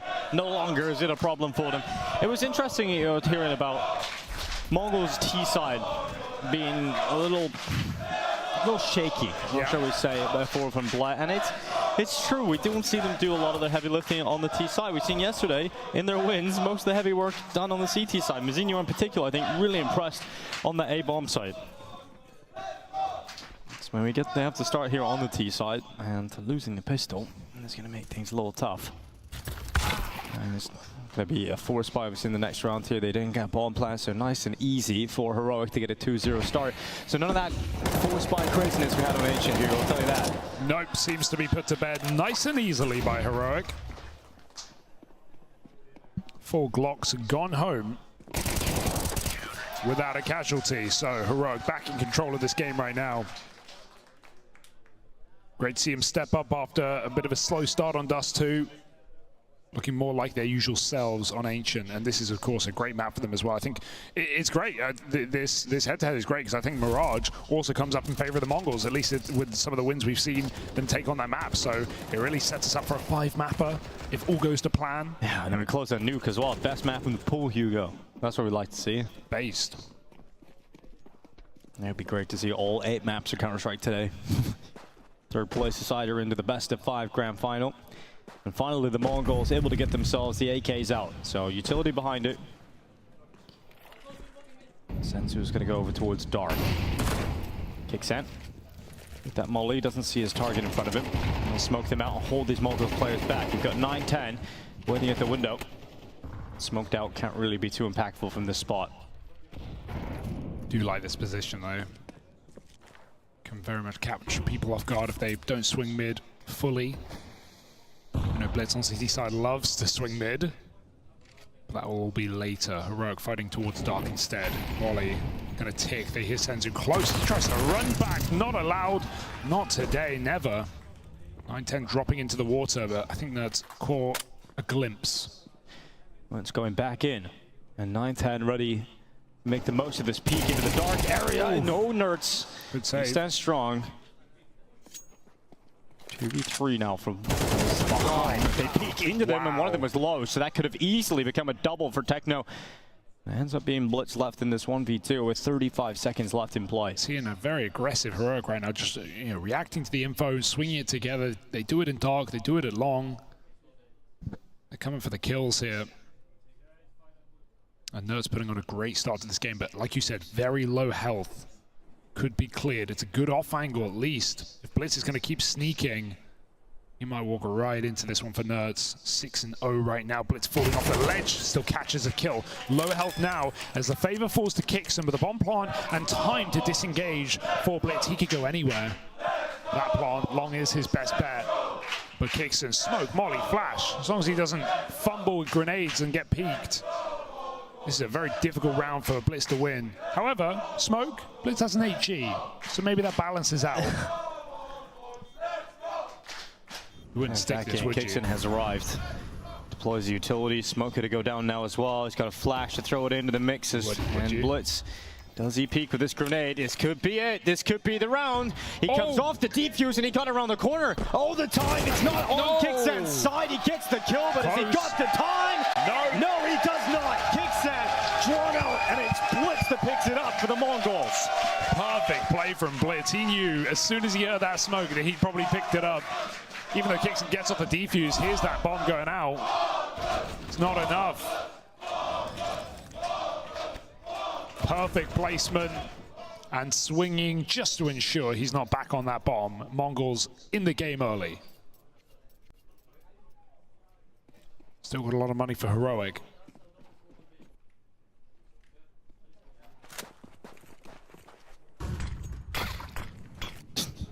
That one's gonna leave a mark on Testis' head. Classic. Taste of Mongols' home medicine. With the lurk smoke blocked.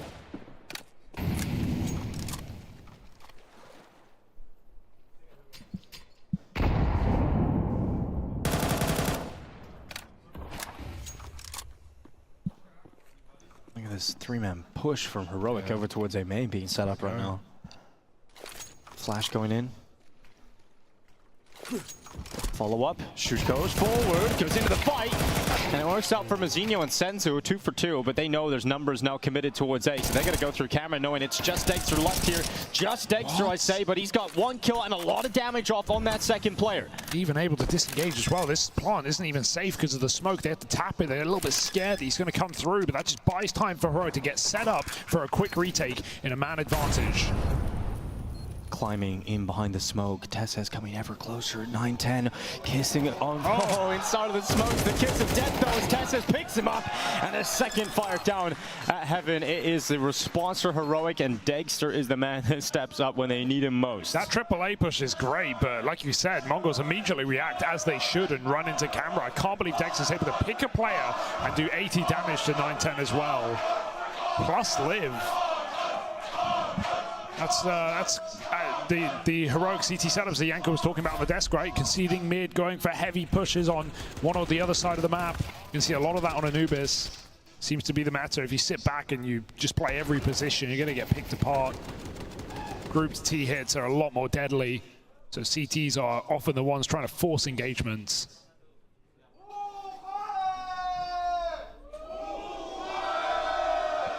Mongols getting stressed now, perhaps. Heroic with momentum.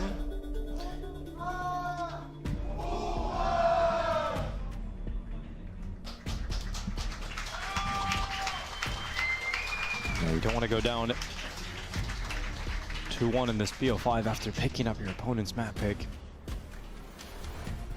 But winning your opponent's map pick twice, now that's tough going.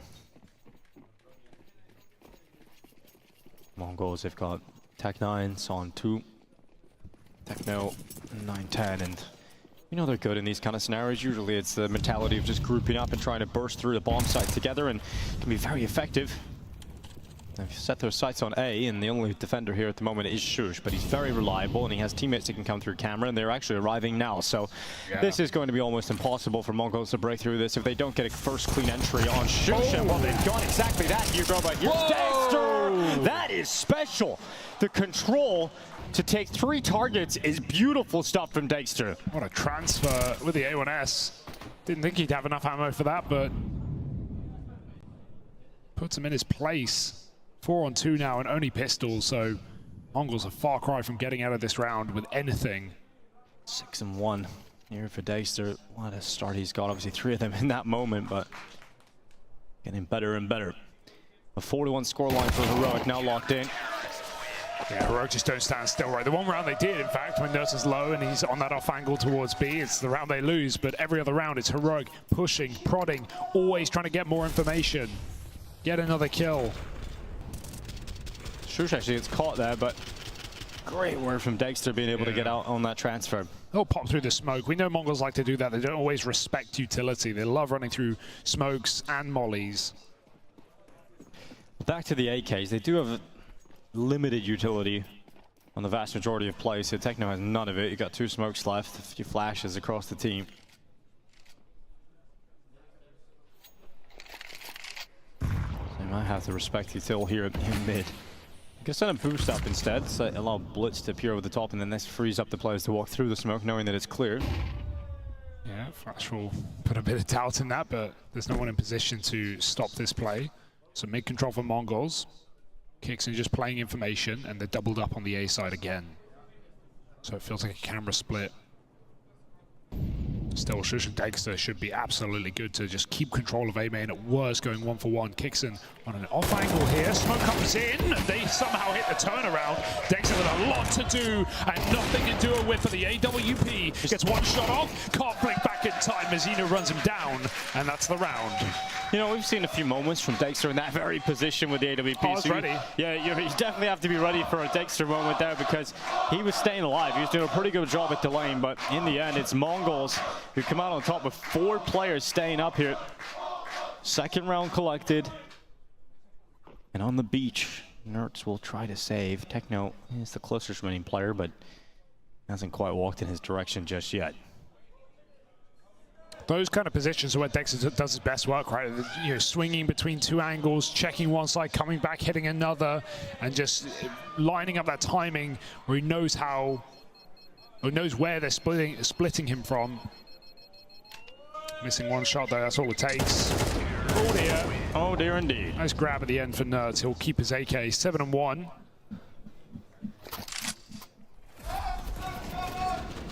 This was awkward for Kixin. Felt like he needed that kill.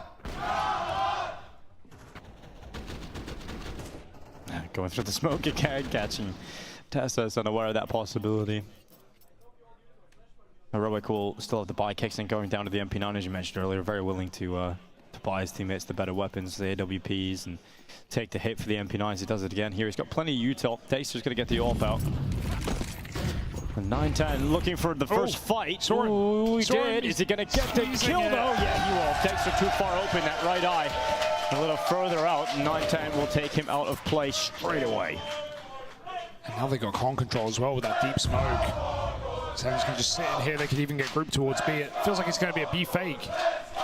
Double A main push at the same time. So many options available for the Mongols with this 5-on-4. You see the bomb set in limbo between the two right now, seeing which site seems more favorable once these fights go down. Our kill is going to come through. Techno catches another. That's 2 dead at B, but are they ready for Shush? He's off on an island right now behind the obelisk. Still takes one more with him. The bomb staying focused towards B. And it's actually worked out really well because the CTs assume there's going to be the A plays. So they're actually dropping back, leaving the B bomb site open.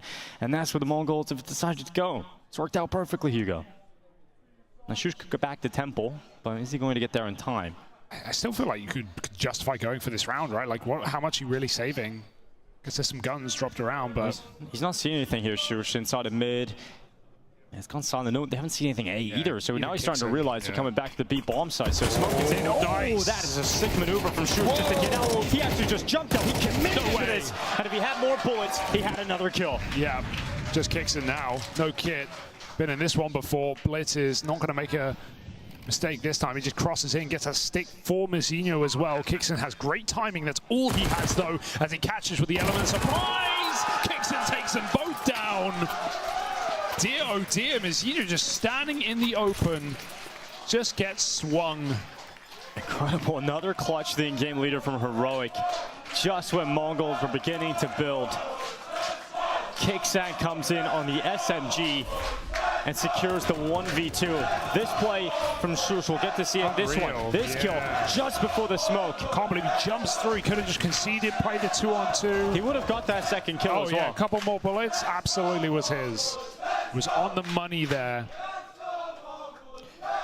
Second timeout used for the Mongols.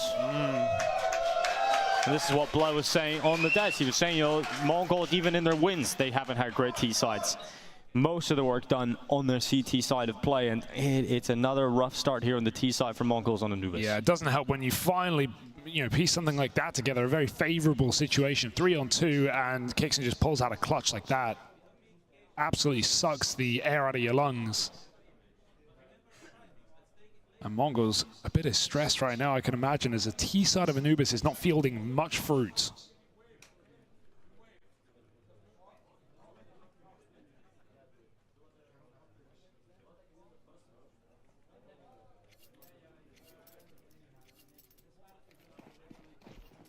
Heroic have only won 3 opening duels so far. 5 rounds picked up. So being able to convert some disadvantageous situations. A lot of trades though, right? Like going for that's true. Double pushes. You're not always going to get the first kill, but the key is you get the trade. That's what you're there for. Players willing to sacrifice themselves for the greater good. This is a B-pop right now through the Molotov for the Mongols. Mizzino's going to get that shot off. Smokes down, but there's a gap over the top of it. Tessus is trapped out with no support. Techno comes in with the kill. Well, the cavalry has arrived quite quickly here. Heroic have 3 remaining players close to the B-bomb site, but plant is in. Mongols will drop back. And look at this from Degster going through the smoke. It disappears for a mere moment as the sniper begins to try and chime in, but he's held behind a gray screen, and Techno landing a headshot has forced the hand of Heroic into the save. Yeah, too low for Kixen, and the AWP is too valuable to risk. Heroic have the rounds to play with. I like the pace change. Mongols are actually very good at that. A lot of teams, it feels like they don't actually like to up the pace, but CS2 really leans into those rushes, right? If you have good timings and you have, if everyone believes in the cause, go for a 5-man hit through 2 points of contact in a site, you could really snowball out of control. Mongols have been doing that a lot. If it doesn't work, just rush.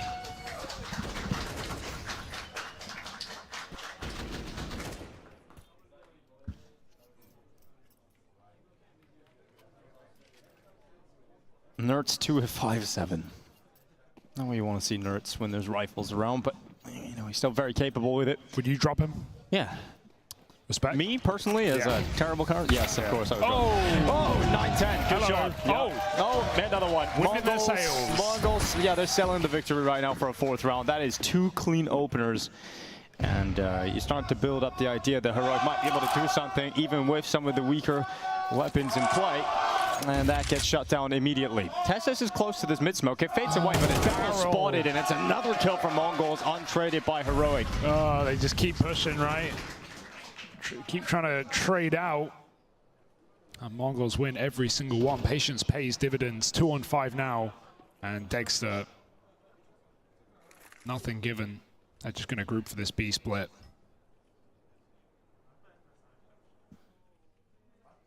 Might be another save for this AWP, and Nerds with not a lot to get away with either. Mongols felt like they were having a bit of a dismal game here on Anubis, but suddenly they've broken the money and they've taken the momentum back, maybe even the lead in the next.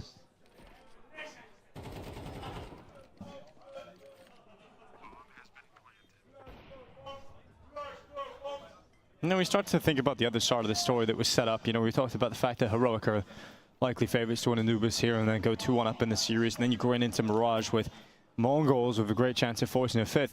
If Mongols win here, then they have Mirage up next, and that's when they can close this. Yeah.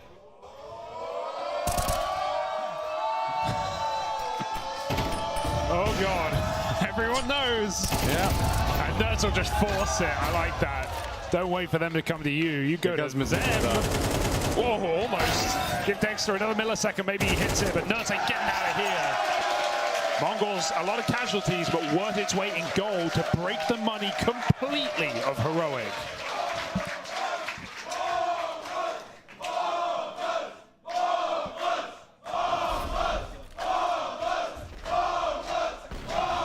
Sudan must have a tear of joy right now. Yeah, I've seen Blaz better than Elfish Guy, so that's a statement.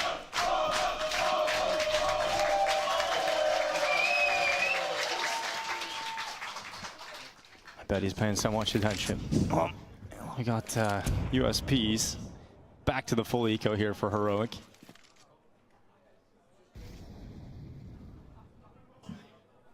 The Mongols are going to tie this scoreline up. Yeah. It's a nice camera angle to watch this from. Been some good third-person shots. Butter, yeah, there has been some great shots. And mostly from Mongols. Okay.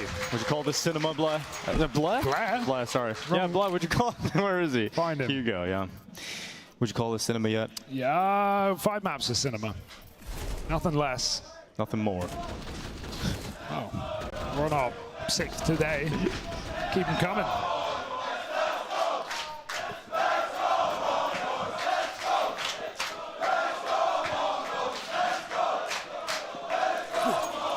Last 2 rounds of this first half, inseparable in the scoreline, but Mongols want to leave with 7-5.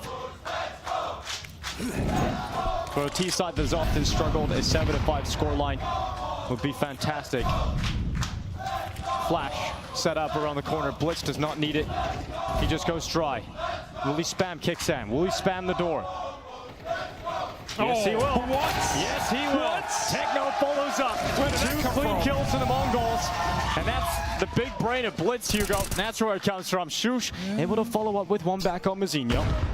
Careful. Don't want to give away too many 1v1s here. Just trying to control this. They need to come in for the kill before they even think about the plant. He pushes forward. A nice attempt, but senzu, well played to back all the way up. Killed off the plant, perhaps both, as Tessus flies in from heaven. It's a 2-on-2.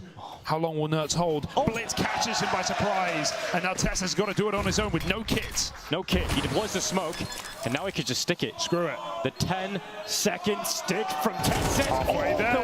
but stopped by senzu through the smoke. Ooh. These have looked tantalizing today. It started so clean with those 2 kills in middle, and it still gets a little scary towards the end. But another round for the Mongols, and there's the spam through the door. Second kill was at camera, thanks to Techno. Scary plant. And now they have a great opportunity for 7-5.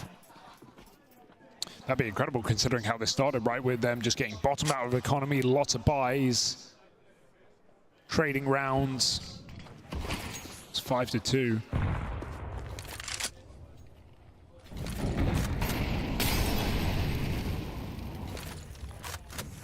Tense game right now.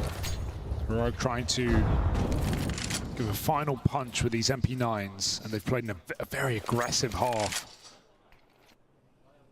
So surely we'll be able to make these work to some degree, leaving just this lone rifle on a site.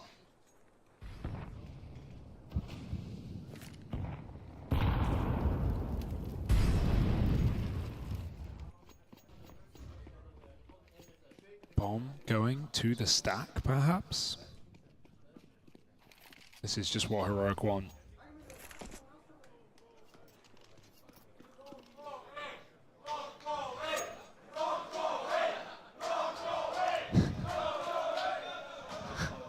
It's a good one. They're in a booth, don't worry. No.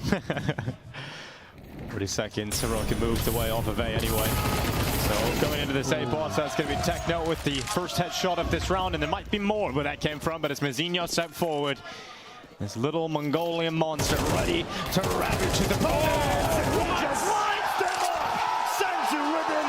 Beautiful from the Mongols. That's a despicable spray there from Mozinho. We've been waiting all day for the Mozinho pop-off. That's the best one yet, and they can't believe it.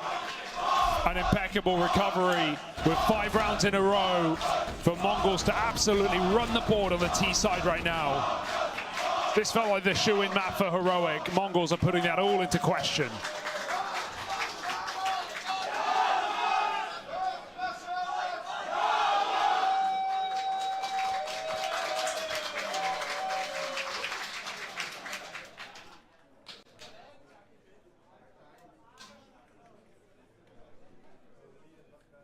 That's enough to work with, surely, Hugo. You know, we talk about some of the T-side pros. You got 7 rounds now on this board. If you win a pistol, if you're able to convert that and get similar starts you had on Dust 2, we're talking about a great CT side for Mongols. We know how strong they are on the CT side. We've seen that in particular, and it's fantastic to see Mozinho in particular pop off in the last round of the first half, because he was an anchor on the A-bomb site, one that was just immovable at times. Oh my god, the drop down. They know now they're going for the B split, so Senzu's putting a lot of distance between himself and Dark. Technocore trying to take a fight towards main, but it's still the pistols coming up top trumps for Mongols, finding some clean headshots.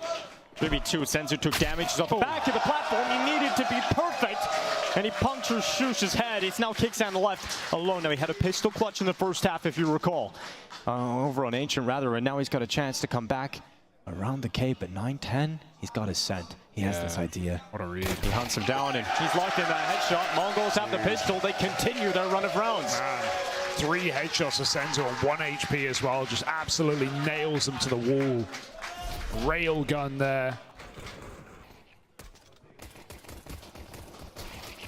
Oh, dink, headshot, doesn't matter. Finds a third. No room for error for Senzu, no need. 8-5 now. Mongols keep the streak going into the second half.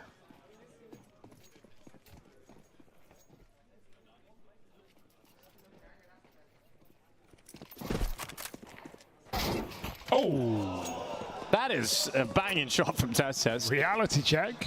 Well, that's going to hurt in the morning.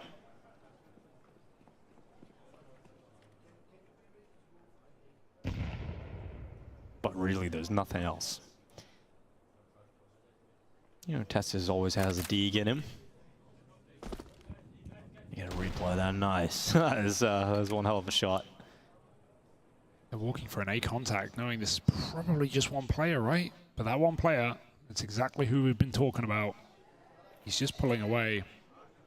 This is awkward timing. They've walked the entire way, gun out just to the last second. Season coming in, able to isolate some fights now. Play a bit more passive. Screw that. Julie's out.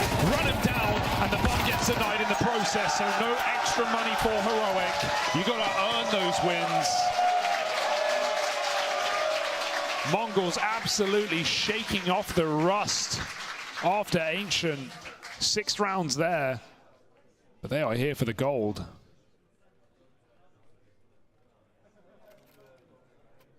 That's 6 rounds in a row. It's what an incredible turnaround here from the Mongols. But the buy is in for Heroic. Obviously not expected to even compete in the previous round, but this is it. The first obstacle for Mongols to deal with in the gun rounds of the second half. Techno peering down into the water. Not seeing too much yet. I like that smoke, because look at how cautious it makes Heroic, right? Like, even though Mongols don't actually do anything with the A-stairs smoke, get aggressive, it just makes Heroic very paranoid. Waste a few more seconds. And later in the game, Mongols could use that to play an aggressive round. Heroic hard to know.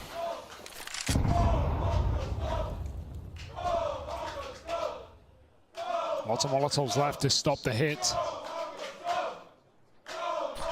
Senior again might be tested, but that's an aggressive entry for Blitz. And that's what he's capable of. Out through the window, down onto Tesses. And retreating back to safety on this A-bomb site with his teammate Mazinho at the back of the cage. Oh. It's fantastic from Mazinho. Takes a step up in his elevated position. Removes the life of Nertz. Kixan held back by utility. Doesn't want to go alone with the bomb anyway. Waiting on the rest of his teammates to make their moves. Dexter's going to join him. Kixan now starts to go. It's Mazinho to fall, but remember, Blitz is still here. He was last spotted at middle, but now he's here inside the site. Blitz brutalizes Dexter. He's worried about the camera possibility because senzu here from heaven to cover off main. And Shush now stuck in mid. 19 seconds left. Bomb down towards A main. And everybody's scrambling. They are low on the Mongol side, but it doesn't matter. There's too many targets. Yeah. And Mongols just keep racking round after round up. When you're solo mid like that, for sure, you're relying on your team to actually get something done, right? It looks like he's just baiting that he needs an entry. He needs someone, you know, clearing up Blitz. It's, even after finding the anchor, there's still 2 more CTs in the site. Mongols with a perfect rotation. Trusting in Techno alone, and 9-10 has that mid-cross covered. 10-5, Mongols making swift work of Heroic, despite the start of this map.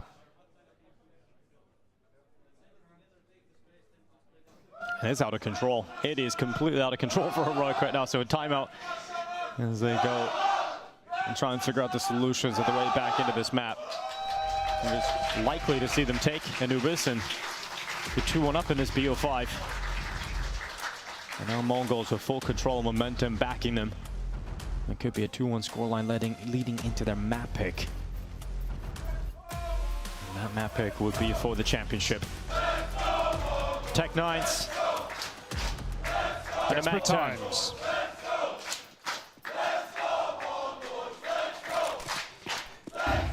You brought this up earlier, Hugo. You know, Heroic do have a great idea when it comes to the economy. You know, they're leaving just enough here, and this could still be potent as they charge in. Mazinho's at the site. Ooh, nice entry. A lot of nades here and some low players to worry about. Blitz does anything but worry. Picks another one out. Senzu not even awaiting his team. They're just keeping the pressure on right now. The smoke will buy a bit more time, but Heroic aren't going to get anywhere with it. Dexter wants to go through on the fade. There's just too many CTs, you'd think. Kicks and trades back, needs a headshot. 9-10 disallows. And that's another round for the Mongols. It's costly, it's close, it's a bomb plant, but they're still coming in. Well, that bomb plant gets the extra money on top of what was saved over for Heroic, so they'll have some extra money to play with and get that full buy out now. But there seems to be no stopping the Mongols in this moment. Mazinho gets one, gets straight in pretty quickly, he goes a little wide, and just you gotta back him with a rifle against those pistols, but easily overrun. But 11-5. This feels like the last legs of Heroic on Anubis. They don't make their stand here. Yeah. It is done. See nothing from them. A huge streak of rounds. 9 in a row.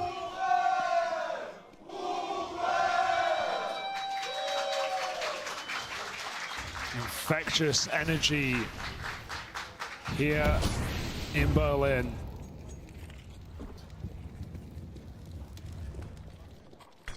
Tess has to go in towards connector. But the smoke is in. Not likely to make too much of a move, but actually he's slipping into the cloud cover. Trying to keep this AWP honest. A little flash, but 9-10 doesn't get. He goes He's like, right "Oh, back for it. Oh, I people like there?" that lurk smoke thrown out from water. He's able to walk out of con and put pressure on. Missed shot, only a leg. This gets an entry into B in the meantime. None of this matters unless Messinho falls, and Heroic now have an open path into this site. Forget Tessus, they don't need him right now. It's Blitz against the world, and the world says enough. And Techno is pinned inside of B. So finally that streak comes to an end. 9 in a row though, not a bad haul. Yeah, definitely not. Just as they're about to reach map point, Heroic prevent him from getting there. Now it's still a long way back for Heroic. They've got a huge streak on this T side. Techno doing some damage here could be pretty brutal for Heroic, but they're not going to offer up any chances. You'd have to come to them. And he doesn't want to do that. An AK-47 in the hands of the CT side can prove devastating later on. But 11-6. Yeah, need all the money they can get, despite this little streak on the CT side of 4. It's not like they have unlimited funds, so this will be one buy for the Mongols. They should definitely go for it just to reset, but it's not going to be perfect. The save makes all the difference in the meantime. Let's see if Heroic can dig deep and make something of Anubis, or if we're going to have to rely on Mirage, Mongol's pick as well, and their opportunity to potentially even win the series.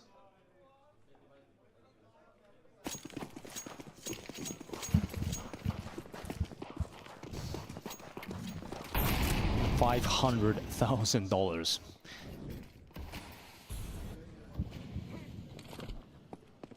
Here comes the push up. Ouch. Silenced by Techno. Not even really seen this, to be honest, right? They've been very aggressive towards A main for the most part, but this is what they were doing against 3D Max the other day. Double B pushes, denied, headshot clipped. He was close to that. He was close to that second one right there. degster, he's going forward. He smells blood. Messinho holding down. Can he get a second? No. He gets traded by Nerds, who continues to push forward into the A-bomb side, and degster does get his follow-up chance. Bomb is down, far away from the play forward from Nerds. It's a very brawly round, right? Fights on both sides at the same time, but anyone can take it from here. Nerds has crept in behind the pillar, but it's 9-10 pushing forward with the AWP against the grain. degster, don't count him out of a clutch on B-side Anubis. He was just waiting to see what Nerds could do. He was just biding his time in that corner, knowing that he has the bomb on his back. So now it's on to him to make the play. It's just a very, you know, you're in the dark, you have no idea what's going on, and Blitz is about to end it anyway, unless degster hurries around the corner. Blitz didn't see him. No, he didn't. But he knows he's on the track. He can smell his prey. As Blitz moves into that B-bomb site, a single sound cue from degster ends the round, but they're wrapping, and they're wrapping some more. Just think of how many possible positions degster has to worry about at this point. 9-10 still looking into its A. Tap on the plant, stopped by Blitz, and it is won by the Mongols. Just went straight for that plant, and Blitz's slow creep around the back was enough to close it. So that is Mongols up to map point. Yeah, finally seen some aggression in mid, because we haven't seen any mid control on the CT side, right? From either team, actually. It's been Mongols playing very heavy on their bomb sites. Blitz backing up, supporting camera, helping Messinho, and finally just pushes on the mid play. Just a bit of trolling on degster. Mongols looking to close out Heroic's map pick for the second time in his best to fight Messinho. Deploys the utility, now under pressure, and they didn't continue the push. Yeah, good time to cancel it, right? Smoke is going to end it. Molly could be a different story. You can fight through it, but no point all-inning there. You can feel it, though. Mongols on the precipice. One round for Heroic out of the last 11. They've met their maker in this map.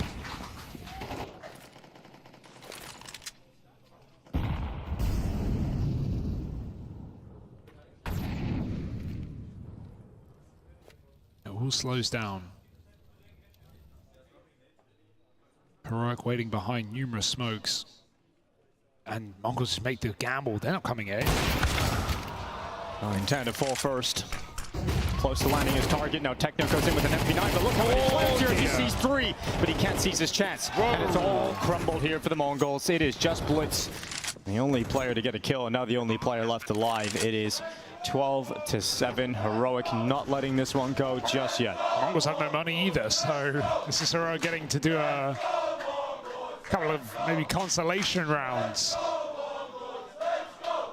Or with the beginning of a comeback, Hugo. Those are the options. I'm not holding my breath. It's got a smoke kit. There's no way. There is no way. Simply. And you can hold your breath for a really long time, Hugo. Simply impossible. No, it's not happening. Surely not. Unacceptable. Hold your breath now because he's just going to hold it, and degster does deny it. Okay. I admire it. I admire it. That would have been one way to close the map, wouldn't it? Not going to happen. Sign of the times, maybe. And Styles in on them.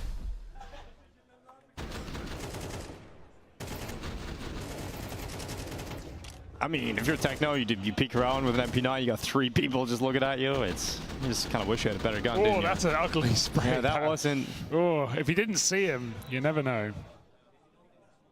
Not making you feel too confident there at the end. Third timeout, though, for the Mongols. Like you said, money broken, so... Yeah. Kind of have to force as well, right? Like, I mean, you don't have to, but you got players, 3 players sub 2K, so it's just arguably the better decision. There's always a chance you win it. There's certainly no chance you're buying next, so just double down, double eco.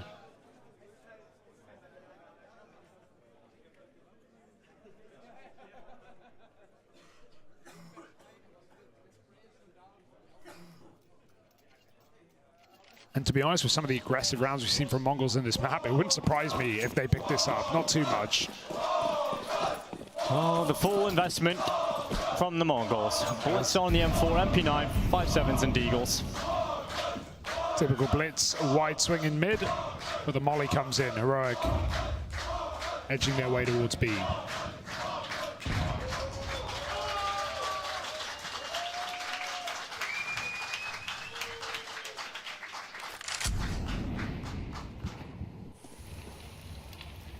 Tesses. In towards dark. You know Techno's coming though. Techno's going to peek him, but Tesses was ready to topple him.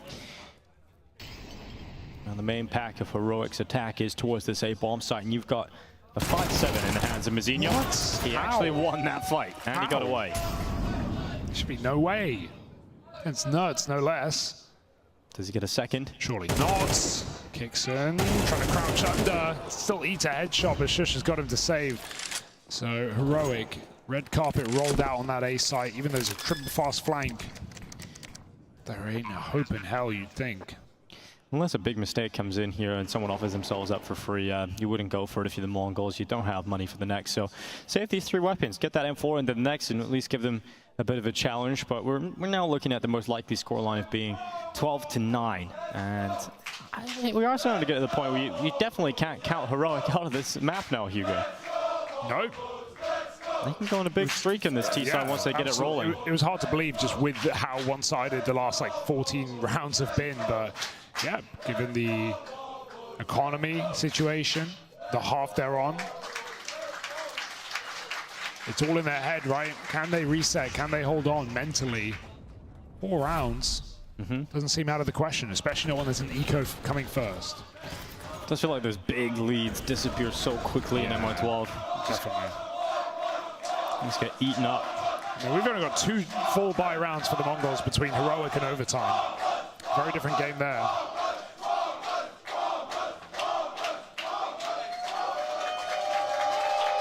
I respect the energy of the room. They're keeping it up through winning, through losing. Even last map when they Even when they lost the map, they kept the energy up. Yeah, that's great. I have all 5. A couple of fan bases could learn a thing or two. Tesses into the water.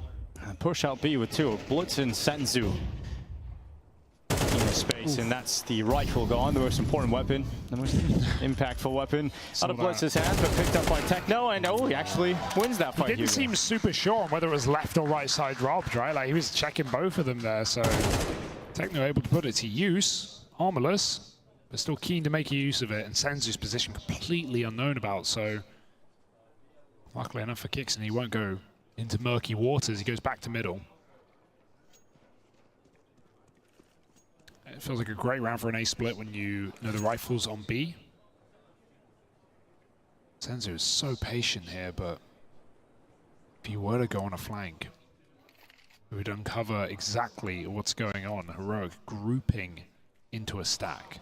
910 is the only player here, and this Deagle tucked in the corner of heaven. He would need to land a banger, and unfortunately for him, it is not that case. It's Mazinho charging in with the 5-7, usually so good with it, but clean kills from Heroic. No one going down in that initial A play. And it is the 9th round we hypothesized. Nice chance here. That got a little scared for a second. What were you thinking about, buddy? What were you considering? Hopefully now it's a save, because we've got a full buy coming up next. Get a bit of extra money, perhaps, for the AWP. Mentioned before, this is a team that likes double AWP, especially on this map. Senzu been known to pull it up from time to time. Even see Mazinho on it. Oh, but I've got bad news, Senzu.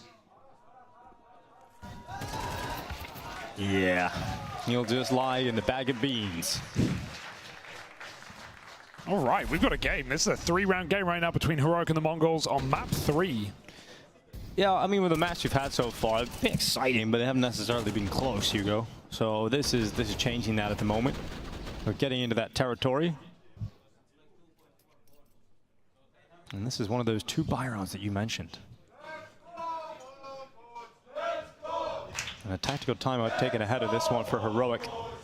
They are aware that Mongols are now returning to the buy. I mean, mentally, if you're Heroic, you might even have the edge here, because you're telling yourself, come on guys, we're on this little streak, let's do it, we've got nothing to lose, let's get back to overtime. If you're Mongols, you're thinking, damn it, this is one of our 2 chances to actually close this map. We need to close it now. We can't let it go to overtime. That's where your head's at. Will that make Mongols play more passive? Will that take the confidence out of their gameplay? 910's had a pretty frustrating game individually, and he doesn't get the AWP out again. He doesn't have the money for it, so he's going to have to continue to play with the rifle. And that AWP could have changed his game. You know, it could have changed his mentality around this, but he's going to have to keep staying with that M4. And we'll see if he can step up with it, but so far it's not been so good. All right, 2 buy rounds of the difference. Let's see what Mongols make of this. Heroic have been slow and steady on the T side on this midi comeback. Not jumping the gun anywhere on the map.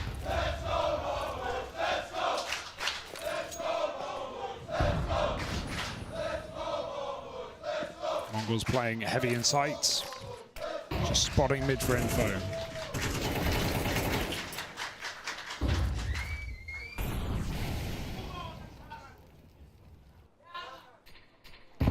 Seeing even hands off the keyboard there for Nurse, just trying to discuss what they want to do here. It does feel like they're surrounding the B-bomb site right now, but Nurse could throw in a bit of a fake and lurk.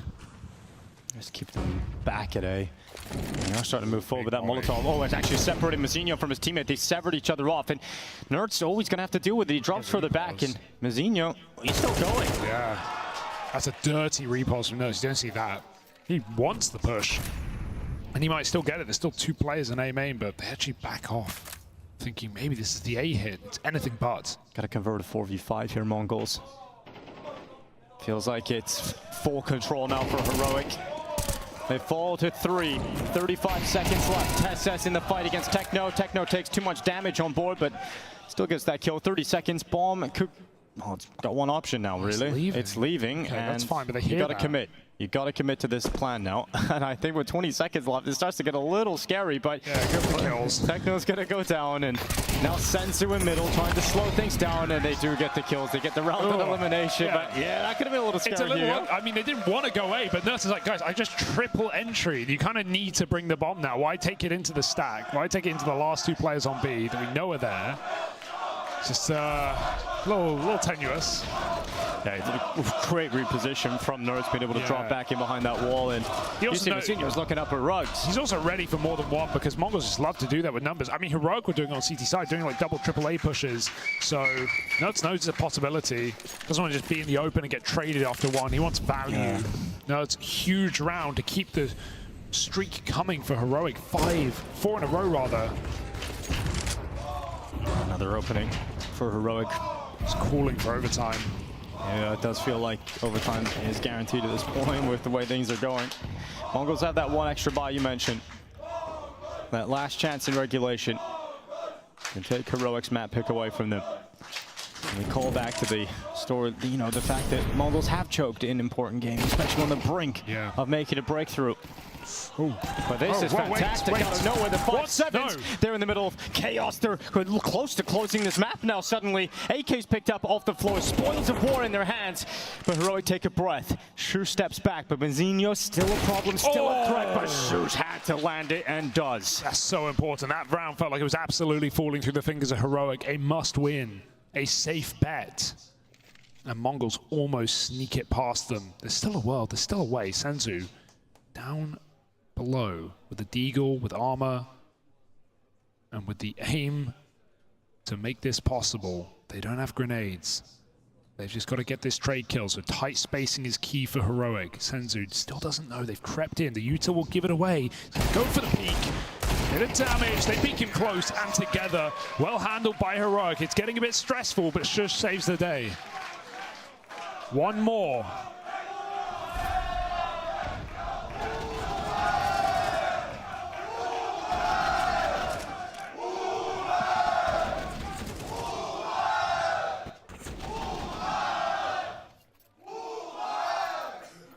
This is not the Mongols' 10-round streak anymore, I'll tell you that.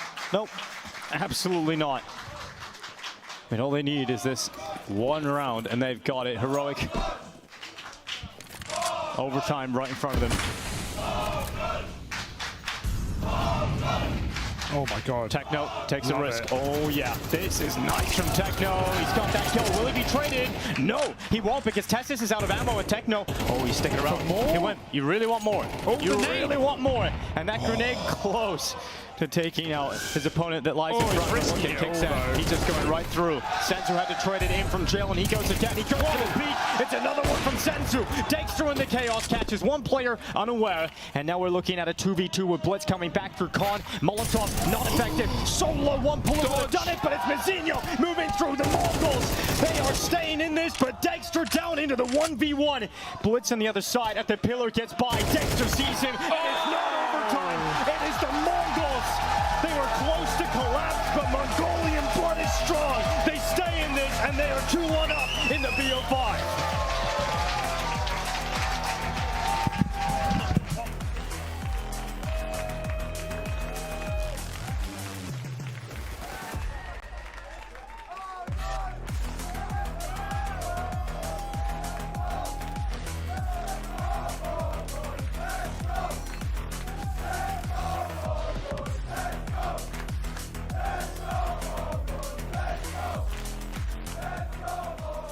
That crowd is proud, and moreover, it is rowdy. That is exactly what happens when the Mongols close out that second map for themselves on this series of this grand final, the Thunderpick World Championships 2024. Guys, emotions are high downstairs, and obviously right. That was a very close and a very contested game all the way to the end. I like to use the word rowdy because that was a rowdy map right there. Yeah. It's rowdy as hell, like very back and forth. And again, you know, we did allude to the fact that Mongols, the CT side, that's where they have this strength on this map. And the first half, I won't lie, it looked like Heroic were kind of in cruise control. It looked like it was going to be them taking the lead heading into map number 4. But the Mongols getting a few rounds there in that first half. And then the CT side, man, just they're so mobile, and not just mobile individually, just roaming in packs, making it so uncomfortable for Heroic to figure out, all right, is B empty, is A empty? They don't seem to have an answer, and it came down to the duels. And on the CD side, man, they just somehow come out on top every single time. Yeah, but Blade, I think that's what you were saying before we went into that. That's what we were looking for. That's literally what I said right there, Trace. Yeah. And lo and behold, Bled knows. I don't care what they say about you, Bled. What did they say about me, Trace? That doesn't matter in this moment. But I know that you know. So, Yanko, what you got? Yeah, I mean, I have a round from the first half, really, where a reset round, again, important one for the Mongols. So let's just see how it starts up. 9-10, he's going to catch a glimpse of Degster here, going to peek him from the other side. Degster has no chance, doesn't even see him on his screen. So this is what Bled talked about a little bit. Now it's a 5v4 situation. So look at how spread out the Mongols still are, right? And look where Senzu is. Like, he's so far up. Going to keep playing the clip so you guys can see what's going to happen from this point on, right? He's going to be waiting out that smoke. They're sort of trying to figure out what's happening on the map, trying to get more information. Again, you can see there's two players all the way towards A. Bomb is out in mid, and then you have a guy outside B, right? Here Senzu has this solo fight where he goes and dies one by one. Like, that's not worth it I mean, in a 5v4 situation, sure, like, the problem is, in that situation, is like, you don't even have the opportunity to pounce on that if you're on the side of the Mongols, right? Because you have one teammate here, the bomb is all the far away, and there's two players outside A. Like, why are you going for these plays if you can't capitalize on it? Like, 1-for-1 trade is actually good in that situation. It's a 4v3. What if it's a 5v5, for example? Yeah, but you can see how now they're disjointed. And okay, in this situation, in the mid round, in the 3v2, you can see on the map, the heroic players are a little bit lost, right? Like, they're figuring out what to do. They're leaning more towards A, towards mid, trying to find some of that information back. Mongols are going to be one step ahead here. I'm going to speed it up just a little bit so you guys can see how it unfolds. Shush is coming back to the bomb site, right? Like here, finds that they're on the B bomb site, dies, and krisen actually in the 1v2 is going to be able to clutch it out in the end. But the point being just the lack of some of that cohesion from the side of the Mongols, using the numbers, playing a little bit more together. Oh, absolutely. And I feel, obviously, krisen clutches out around, which, in all honesty, I think played that very well, caught a perfect timing, sneaking on in and winning the duel. But that, I think you hit a nail on the head right there. I think it's a symptom of why the T side sometimes struggles a little bit. I think a little too much agency on the individuals when you have the player advantage. You need to kind of reset a little bit and decide, all right, guys, we have the player advantage right now. Let's decide on the plan. And I think that's lacking on the T side. And the reason why they were able to win a couple of rounds towards the end on the T side was they played more together. Yes. You know, they just tried to do an A split, fast A plays, taking control of mid, right? If it was going to be B with senzu again going into connector, there was more people outside B to pounce on that opportunity and just sort of get the trades. And those were the last 3 rounds, I think, towards the end of the first half that they were able to win, that then gave them the buffer in the second half with this comeback from heroic. It came down to the final round where they were able to close it out in regulation. And again, I want to just go back to what he said about pistols as well, right? The second half, the pistols being won by the Mongol senzu on the B bomb, such as popping heads 9-10 as well. 9-10, by the way, just want to point out very quickly, he's had actually, if you ask me, a kind of a quiet playoff so far. Fair. He really hasn't had to do much, in all honesty. And I think that's, again, as a primary opper, that is kind of surprising. You look at a lot of teams, their primary oppers kind of being very quiet in the game. You're seeing the team struggle or losing the series. But a Mongol just have such a deep just pool of heavy hitters. It's kind of crazy. Pandering. Always. Love you too, Trace. Said pandering. Okay, yeah. Let's go ahead and head to a break. And in doing so, we'll come back. We'll talk about that next map of the series. We do move ourselves into Mirage going forward. But first, it's not DJ Khaled, but we are still the best. Yo, check this out. Yo, DJ, hit it.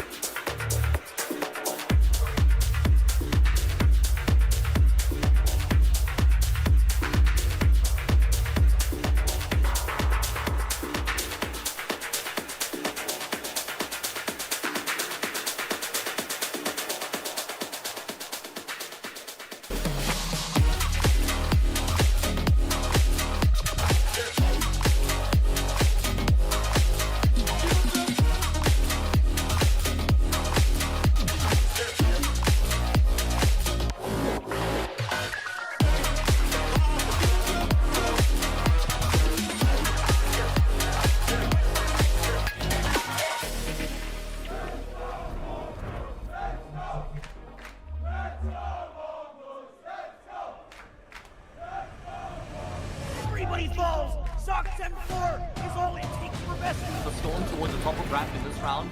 Degster is the hero. The blind sprays a techno tagging Phelps low. All three players are low. The taps will be easy for the M4.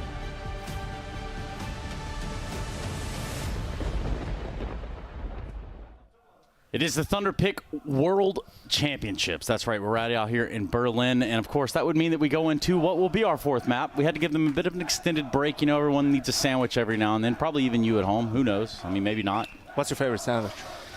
Oh, well, anything but a knuckle sandwich, I'll tell you that. Okay. Cool. What's your favorite sandwich, man? Now that you... Well, yeah, what's your favorite sandwich, man? What is it? Come on. Got a little turkey. I don't want to tell you. Is it the lettuce, the cheese, the tomatoes? A cucumber sandwich? The mayonnaise. Anything with mayonnaise, really. Yeah, actually, yeah, that's facts. Most of the world can probably come together over mayonnaise. I hate to say with, you know, all the things going on around the planet, like, yes, mayonnaise does bring us all together. Also, somehow, in some way, not only has Counter-Strike, but to be specific, the map Mirage, which is where we find ourselves, gentlemen, going right into what could very well be the very end. I think this is a little bit of a... Well, I mean, it's the fourth map out of a best-of-5 series, so not a lot more to go for MongolZ when it comes to this pick, but this is a very good map for Heroic. Both teams actually have a 70% win rate in the last 3 months. The difference is two big things. Heroic faced slightly better opposition in those games, and also the Mongols have an 80% win rate on this map when it comes to the pistols, which has been a deciding factor. What's been propelling them to some of those map victories. So that's almost a win condition for them. It feels like here against Heroic. Oh yeah, for sure. If I would look at the potential weaknesses for Mongols on this map, would be the fact that 910 has still not really showed up, if you ask me,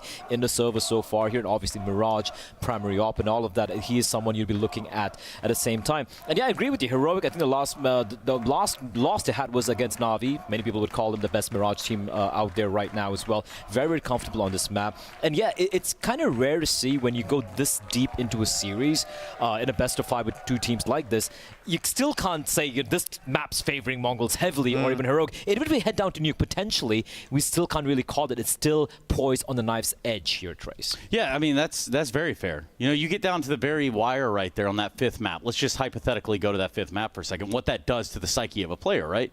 You want to end this now if you're MongolZ, I would imagine. Absolutely, absolutely. You want to close this one out, and again, you got to remember, for MongolZ, they want to prove that they are a team who belong in the top 10. They should be able to believe that they can take on a team like Heroic in a game like this all the time. And Mirage, by the way, usually, if they don't have Ancient as a pick available to them, it's their second pick. It's a map they usually go for as well, and sometimes they even go for it as a primary pick a couple of months ago. They should be feeling super comfortable on this. And Yanko, we spoke about the T side from MongolZ and Anubis, how they have certain, I don't think the protocols are really on point. Mirage, they usually have it down to a T.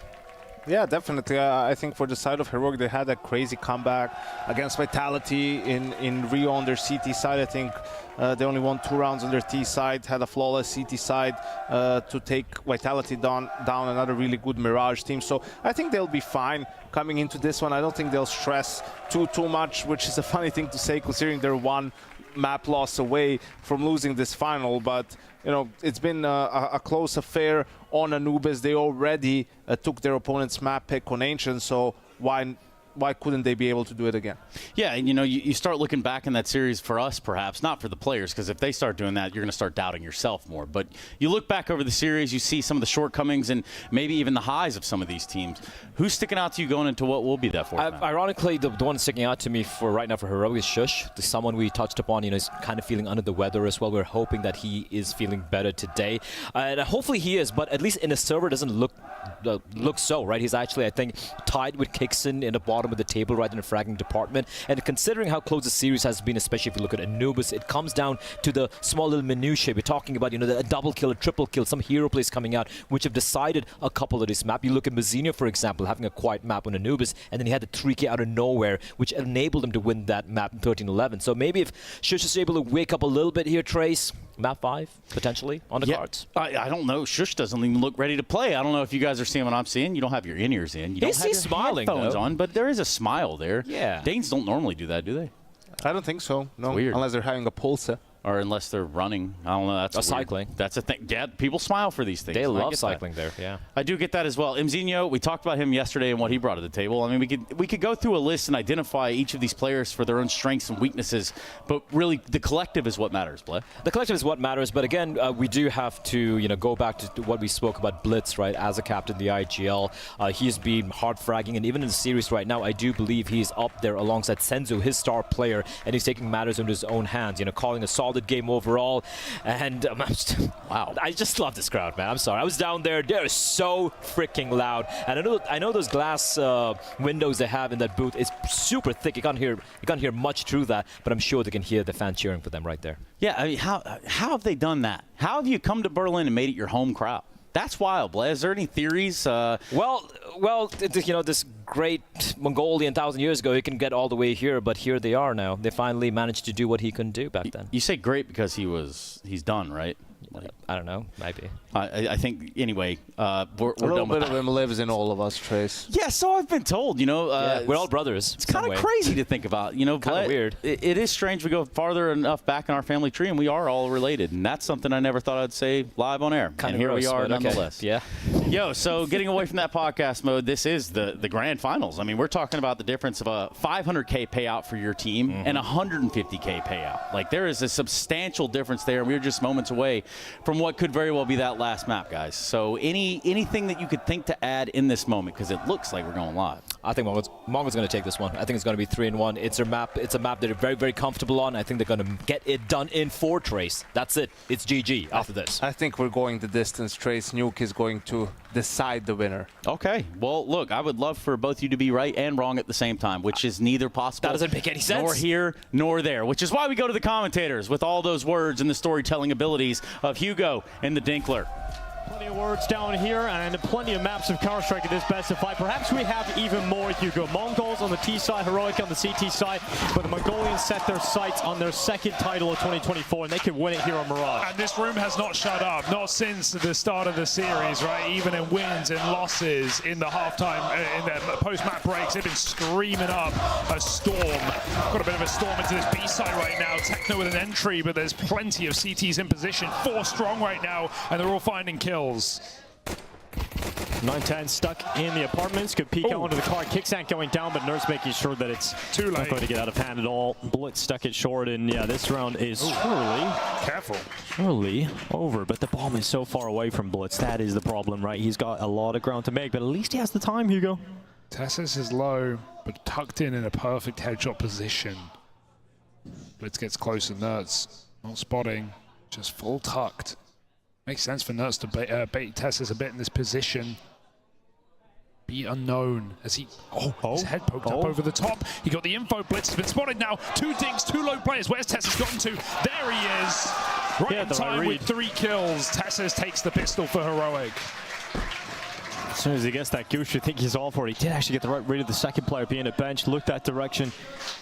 Great shot coming out from Tessus. Heroic finding the pistol round.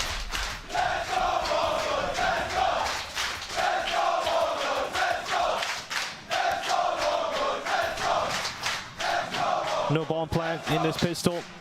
We've seen Forces all series long, with or without bomb plants. It hasn't necessarily made even rhyme or reason at times. But MongolZ will take a backseat for this one, just Deegs. I'll leave money for the next. Also giving themselves some potency, but it's all impotency. As they just get shut down in mid. It is Heroic keeping it clean, losing only Nerds. I think he'll take a 3-for-1. Yeah. So the buy's in for MongolZ.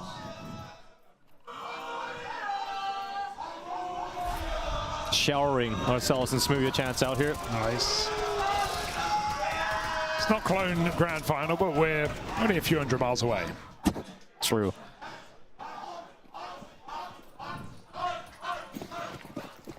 All right, full buy for MongolZ. Not a lot of util here due to the Deagle buys. It's Mirage. Just need those clean headshots, and Senzu's full of them. 9-10 shows us how it's done with a double up straight into short. Techno smoked out, but we've been seeing a proclivity to push these all series long, and it goes both ways. Kixen trades position. Okay, they just walk right past each other. Kixen's going to find the bomb, though, if he keeps going. Yeah, someone has to come here. Oh, they want to win this off kills. Oh, he'll miss it completely. Yeah, and Techno will miss him again as he backs up. Now they think it's A. This is so weird. Techno running.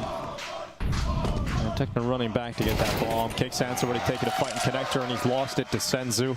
Confusing round. Degster's a B, so the bomb is going back to the A bomb site now for a finish, and it will be the first round on the board for the Mongols.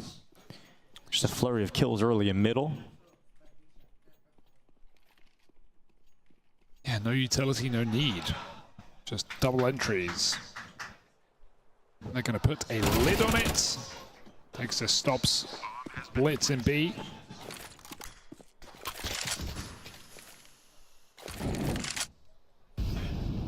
But Mongols have won their first round.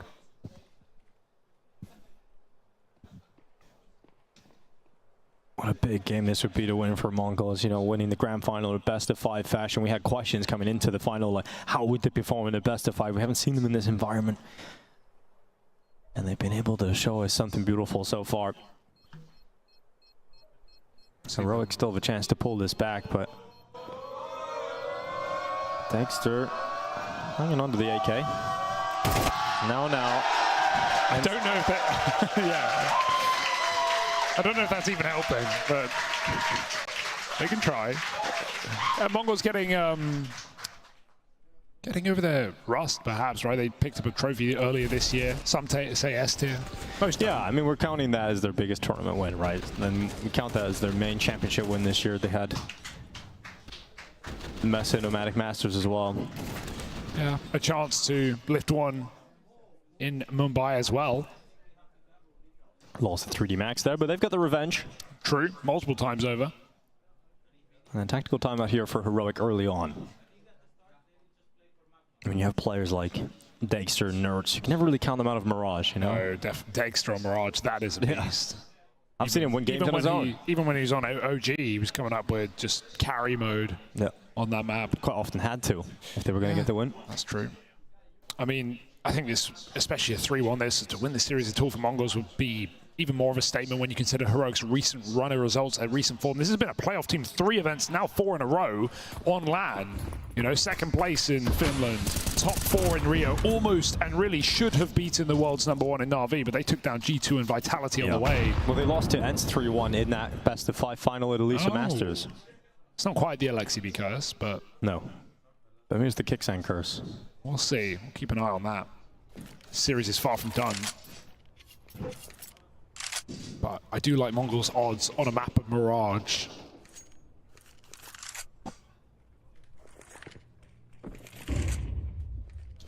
Bit of a disparity. AWP to the P250 for Heroic. They got it all. Taking some damage early, holding on to their util for the late round. Mongols are far more methodical take of middle this time. It's blowing the smoke to fight mid, but he takes a lot of damage there. Did not go to plan. Tessa spams and finds one instead. Oh, how's Blitz done that? Bullets into the window.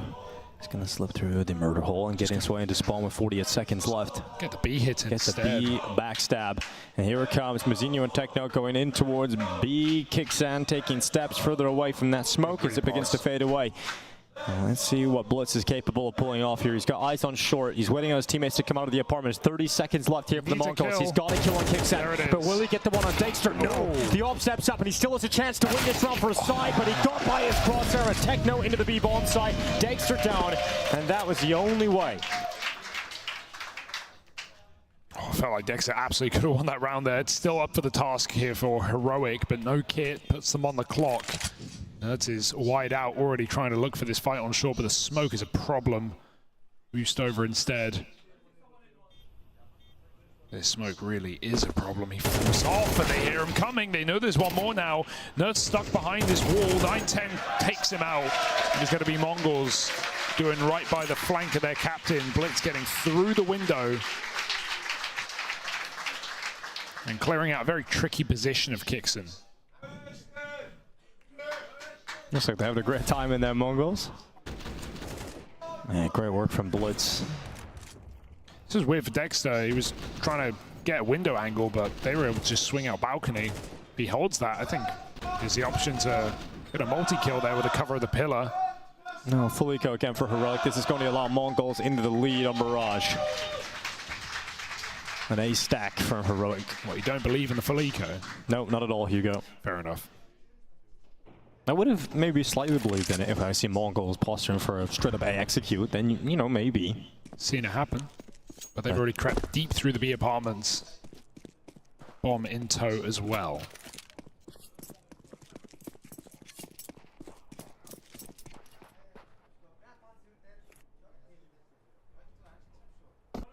And they're in the bomb site. Nerds knows this, but not much you can do to change the outcome of the round here. Maybe he can get Techno if he goes unchecked in the corner. He's going to turn around. He actually does get a double dink on the USP. Taking a breath, MongolZ stabilizing. And 3 kills coming in quickly, making 4, and we'll spray down the rest. So losing just Techno was an opportunity. They could have lost a few more, but they stay strong. Worth it.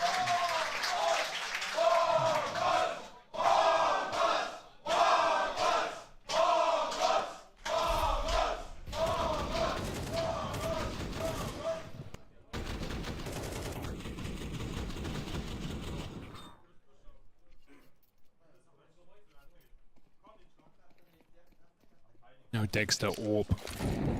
Never ideal. But they do want to go for the mid fight.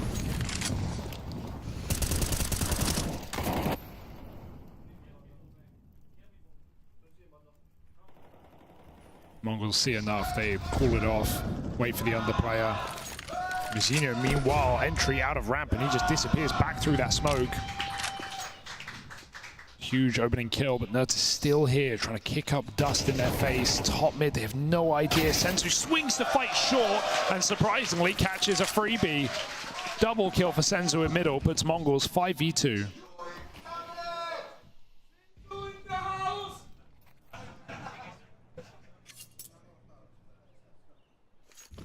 Just degster kicks out with no real fight left. MongolZ some clean starts in these rounds, man. Ever since the guns came out, they got that 3K in middle where they felt pretty much over, and similar story here in this one. Blitz no survivors. Yeah, just no survivors and no casualties.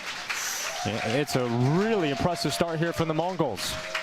Yeah, I'm never going to count my chickens before they hatch, right? Like we saw MongolZ almost choke that previous map. It went all the way back after a 9-round streak from the MongolZ, but they didn't, Hugo. But they didn't, that's true. Came down to 1v1. Yeah, not even close, right? Yeah, not even close. But all I'm saying is, yeah, great start, but they've got to keep it up because this is still a team that's had trouble closing. Wouldn't be their first second place placement. MongolZ rewriting the ship, 4-2 and full pistols for Heroic. Oh, they're feeling it right now. I think they're really warm. They are locked in. Yeah, that's a little, it didn't even spray, just bursted 2 headshots.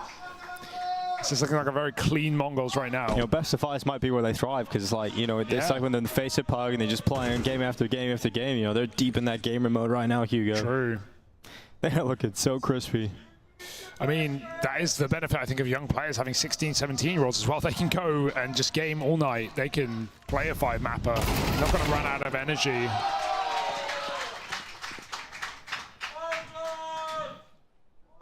Blow was mentioning the fact that 9-10's had a bit of a quiet playoffs. 6-2 at the moment on Mirage. Far better map from here. Yeah. Than Anubis. Good start for him. See if he can continue to build on that as a now 5-2 scoreline. Heroic. Wouldn't be surprised if we see a time. They have already used one, right? So I wouldn't be surprised to see them use it again pretty early on into this half. You don't want to let MongolZ build a monumental scoreline, have to battle back on your T side. Maybe soon. Maybe ahead of this bye. Another CZ spotted today. Yeah. Looked nice on Blitz earlier. Surprised to see an AWP using it, considering the kill reward. And how quick, how slow rather it comes out when you have to switch your sidearm. Yeah, that's what you're talking about. There's beautiful mechanics from Techno. Tess has always got a dig in it. Although, did they change the kill reward to 300 or they changed it? I think it is 300 now, maybe. Yes, it's a nod from the observer. Yeah. I take it all back. still, it's just easy, guys. In 2024, you're about 9 years too late. Past its prime. Yeah, Mongols arrive right on time, though, controlling the T side of Mirage. 5-2. Very important gun round for Heroic to stop this from just absolutely steaming out of control. MR12 can slip by so quick. And you know they're feeling the pressure right about now with Mongols sitting on series point in terms of maps. Mere moments from that trophy.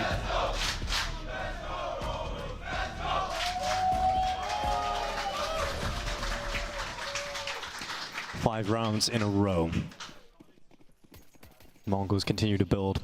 Heroic have got the AWP out for degster. We talked about how much of a difference maker that can be. He's looking into mid early, but there's no real presence coming his way. Just one player crossing out top mid, and that's Senzu. He's already got by that smoke, but look at this. Nerds is close. Nerds is so close, and Senzu is ready for that fight. But the jump, the sound, and Senzu's got the opening. He actually got some damage off, but Senzu's still out on top. It's literally the sound cue that loses Nerds that fight. Otherwise, he's good for it. There will be smoke. Shush. Timing as he checks his back. It goes from bad to worse to in a hearse for Heroic. They just can't deal with the opening power of Mongols. And you mentioned this earlier. This is a team that don't mind disrespecting utility, going through smokes, making timing plays, and they just felt it. They go through that palace smoke. Shush is watching ramp. His back is turned to the main thrust of the attack that just walks out of palace and annihilates him. So 2 clean entries. Heroic forced into a save, and this is becoming disastrous for Heroic. You have to keep your guns here because that at least allows a rebuy right if you keep 3 rifles, but we know what these hunts have been like all series long. Mongols and Heroic both punishing any attempt at a save. Senzu's crouched in B apartments for crying out loud. It's not going to get much better for you. They lose another gun. degster just fighting for his life in this site. And it's not going to come easily. Oh my god, Senzu, what a pre-fire! And Techno here's the tag. Bruh, degster's gone, money's gone, no AWP. Oh, it is Jover. So tough. It does feel Jover. Don't know what that means, so I'm not reading it. Them's the rules. Poor Nerds as well. You feel like he's done that trick 100 times, but just another step forward and he would be able to make it onto the ledge. Wouldn't have given away the 5v4. This is the player we need right now, him and degster, to perform. I think Nerds, we're going to get a lot more value from him on T side at least. Blitz blasts through Tessus.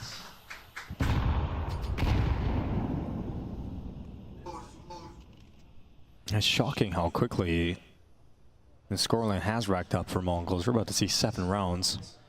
And it feels like it's happened in the blink of an eye. Yeah. I feel like Heroic haven't even had a gun round yet, but they have. They've just been so decisive. That Blitz flank from the window boost. All those entries from Senzu. And he's holding the flank as well. You just can't catch a break.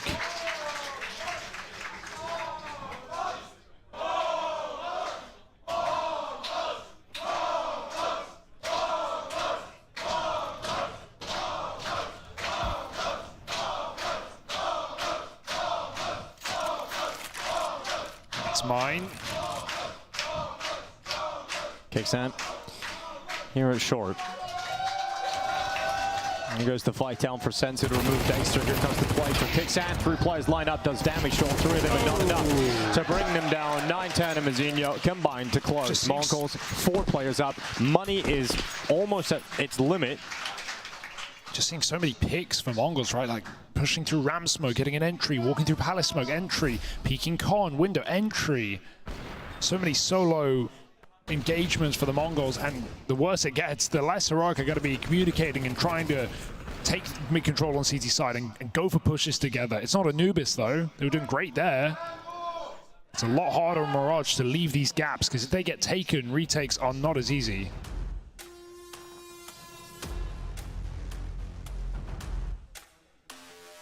This best of 5 is falling away rapidly from Heroic.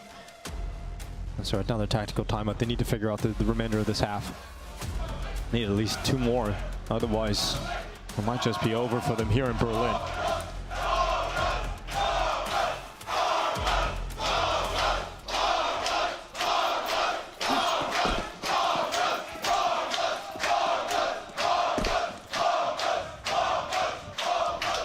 you're supposed to beat that crowd.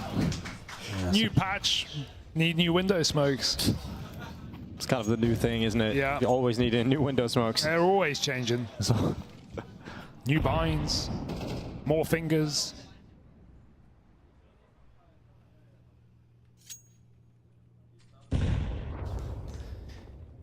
And Heroic have just pulled back completely from middle. It's not necessarily a bad play. They're doing it together. Tessus is a bit on an island, and it's fine if you get away with a kill, but this is how these rounds have just dominoed out of control. One player picked a huge gap. So is Tessus going to offer up an entry here? Doesn't want to.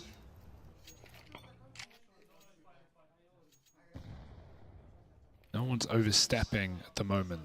Kixon jump spotting B, Orp trained on connector. Shush having trouble 1 and 8 again. He's had some really unlucky rounds though. And here they come up short. Tessus caught with nades out right now. They just entry him like it's nothing. Running past the spam into the B site.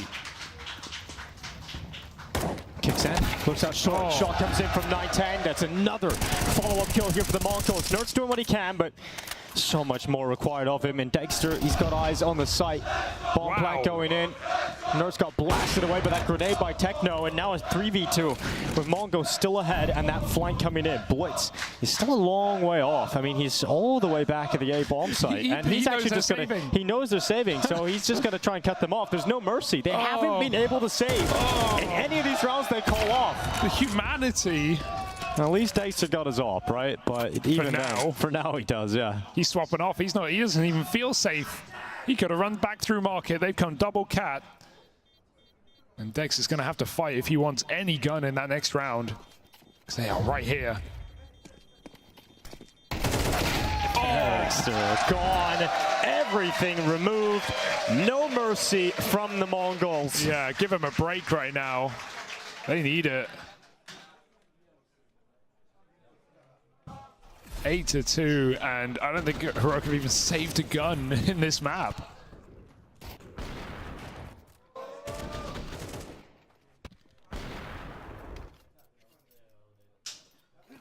Okay, we got another half bite for Heroic.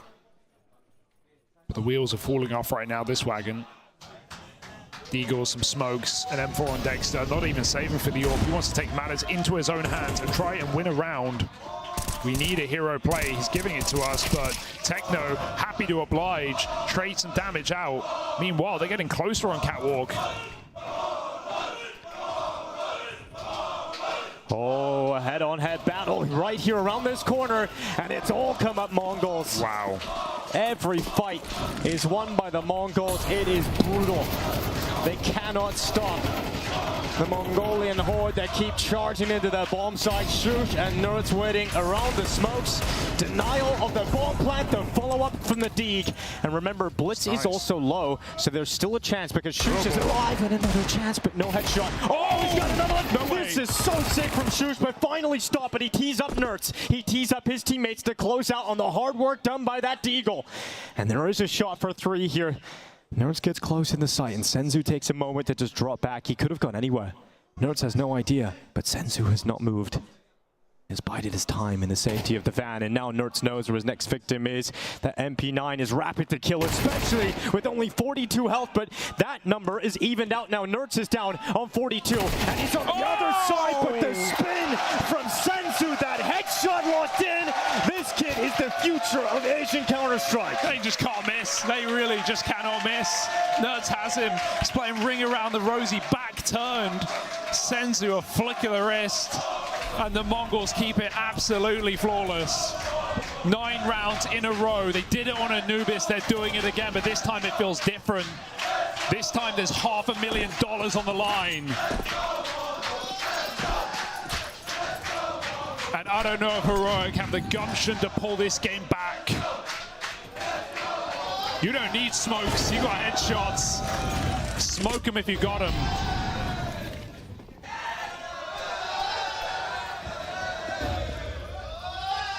Tessus saw them. He knows they're down low. Walking through the smoke. Is he aware of a second player? Tessus is traded in the meantime. But they want to crunch middle. It's a good crunch for Heroic. If all 3 of them do it together, they can isolate a player. Techno just bails. Gives them nothing. Meanwhile, Mongols group up. We haven't even seen a set piece because there's been no need.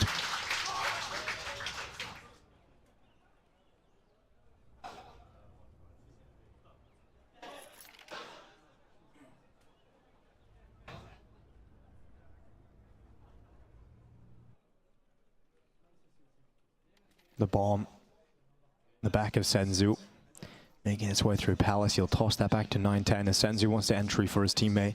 910 has the scope ready to go, and they're going to creep into what is an empty A site because Shush's attentions are currently drawn in towards mid in the bottom of connector. And that frees up A completely. Shush is going to walk looking the wrong way. And Techno is just waiting for that headshot to come in. Degster chimes in from short. Bomb loose as well. They have to pick it back up quickly, but it buys a few seconds for Kixen with a kid to come in through spawn. He's going through jungle instead. Degster just gets domed. Kixen's got to burn his smoke on the Molotov. Set a light in jungle. And how can he survive this round? This is looking like a 10-round streak for the Mongols. And nothing is being given to the captain of Heroic. A team that has had trouble, a team that is choked under the pressure, right now performing when it matters most. Kixen on the clock, a missed shot, but it won't be enough to let him back in. Mongols find 10 rounds in a row on the T side of Mirage.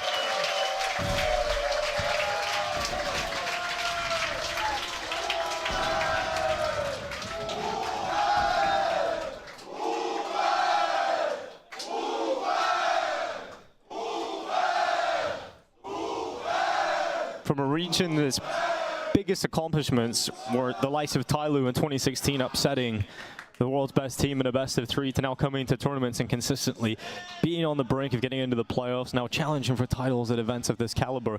It's so impressive to see what the Mongols have done for their region over such a short amount of time. Yeah, and with so many players as well, actually having this chance to compete, right? They're a team that's made chop and change, roster changes all the time, and when we felt like they cut good players, they've upgraded them every single time.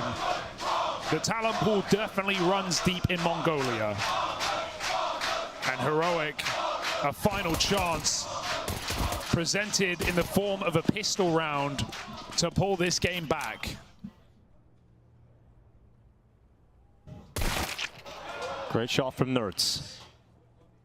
Needs more than that. 910. Oh, got spotted, but doesn't matter. Still able to react fast enough to bring Nerds down before everybody turns their attentions towards the window. Now, Tessus is just waiting for the time to come out of Palace, but he's been spotted now, and so no longer has the element of surprise. And at range, these USP should absolutely destroy them. Mazinho again, monstrous with that USP. It's just one in the connector, and it is surely done now. With a pistol round win, the Mongols take a huge leap forward to becoming champions here in Berlin.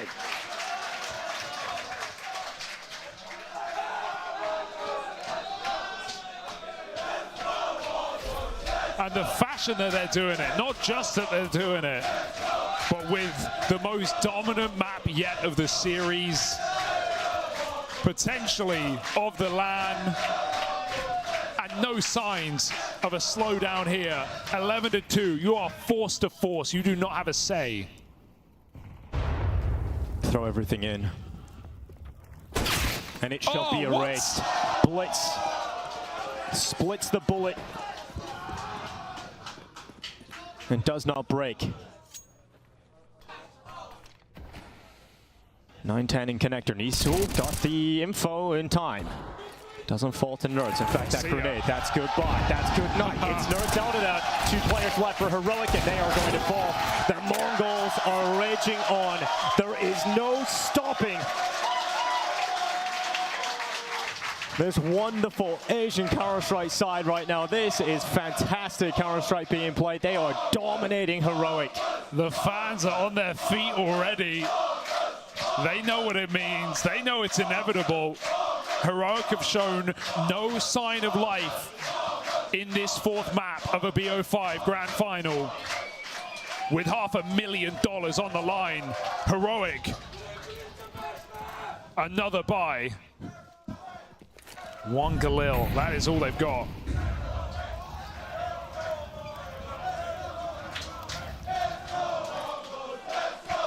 Slow and steady will not win this race. as Mongols are sprinting to the finish line. Bomb in tow. But there surely can't be a commitment. I mean, we have a lurker in Palace, we have players walking con. This is all a fake out right now. And Mongols haven't panicked. They've stayed stoic, 2 in the site. First kill for 9-10. Nurse to fight back. Blitz with another one followed up for the Mongols. And Tessus' deagle still from the top of the stairs proves potent. But Mazinho makes sure that that trade comes in and it drops Heroic to just 2 players. Yeah, Dexter just walking through a smoke right now. Just hiding in the corner. Mazinho wants to bring the fight to him. This could be it. Heroic 13-2 on the cards. Dexter sneaks right past him, but we know where this is going. Mongols v Heroic, and it's Heroic who get Ulan battered on Mirage. The venue is filled with the thunderous gallops of the Mongolians. No one can stop them, and all in Berlin must bow to the Mongols. An unlikely prospect to take down a team who hit 3 LAN playoffs in a row in a dominant fashion. But the Mongols have done it in style, done it with ease, and embarrassed Heroic in Berlin.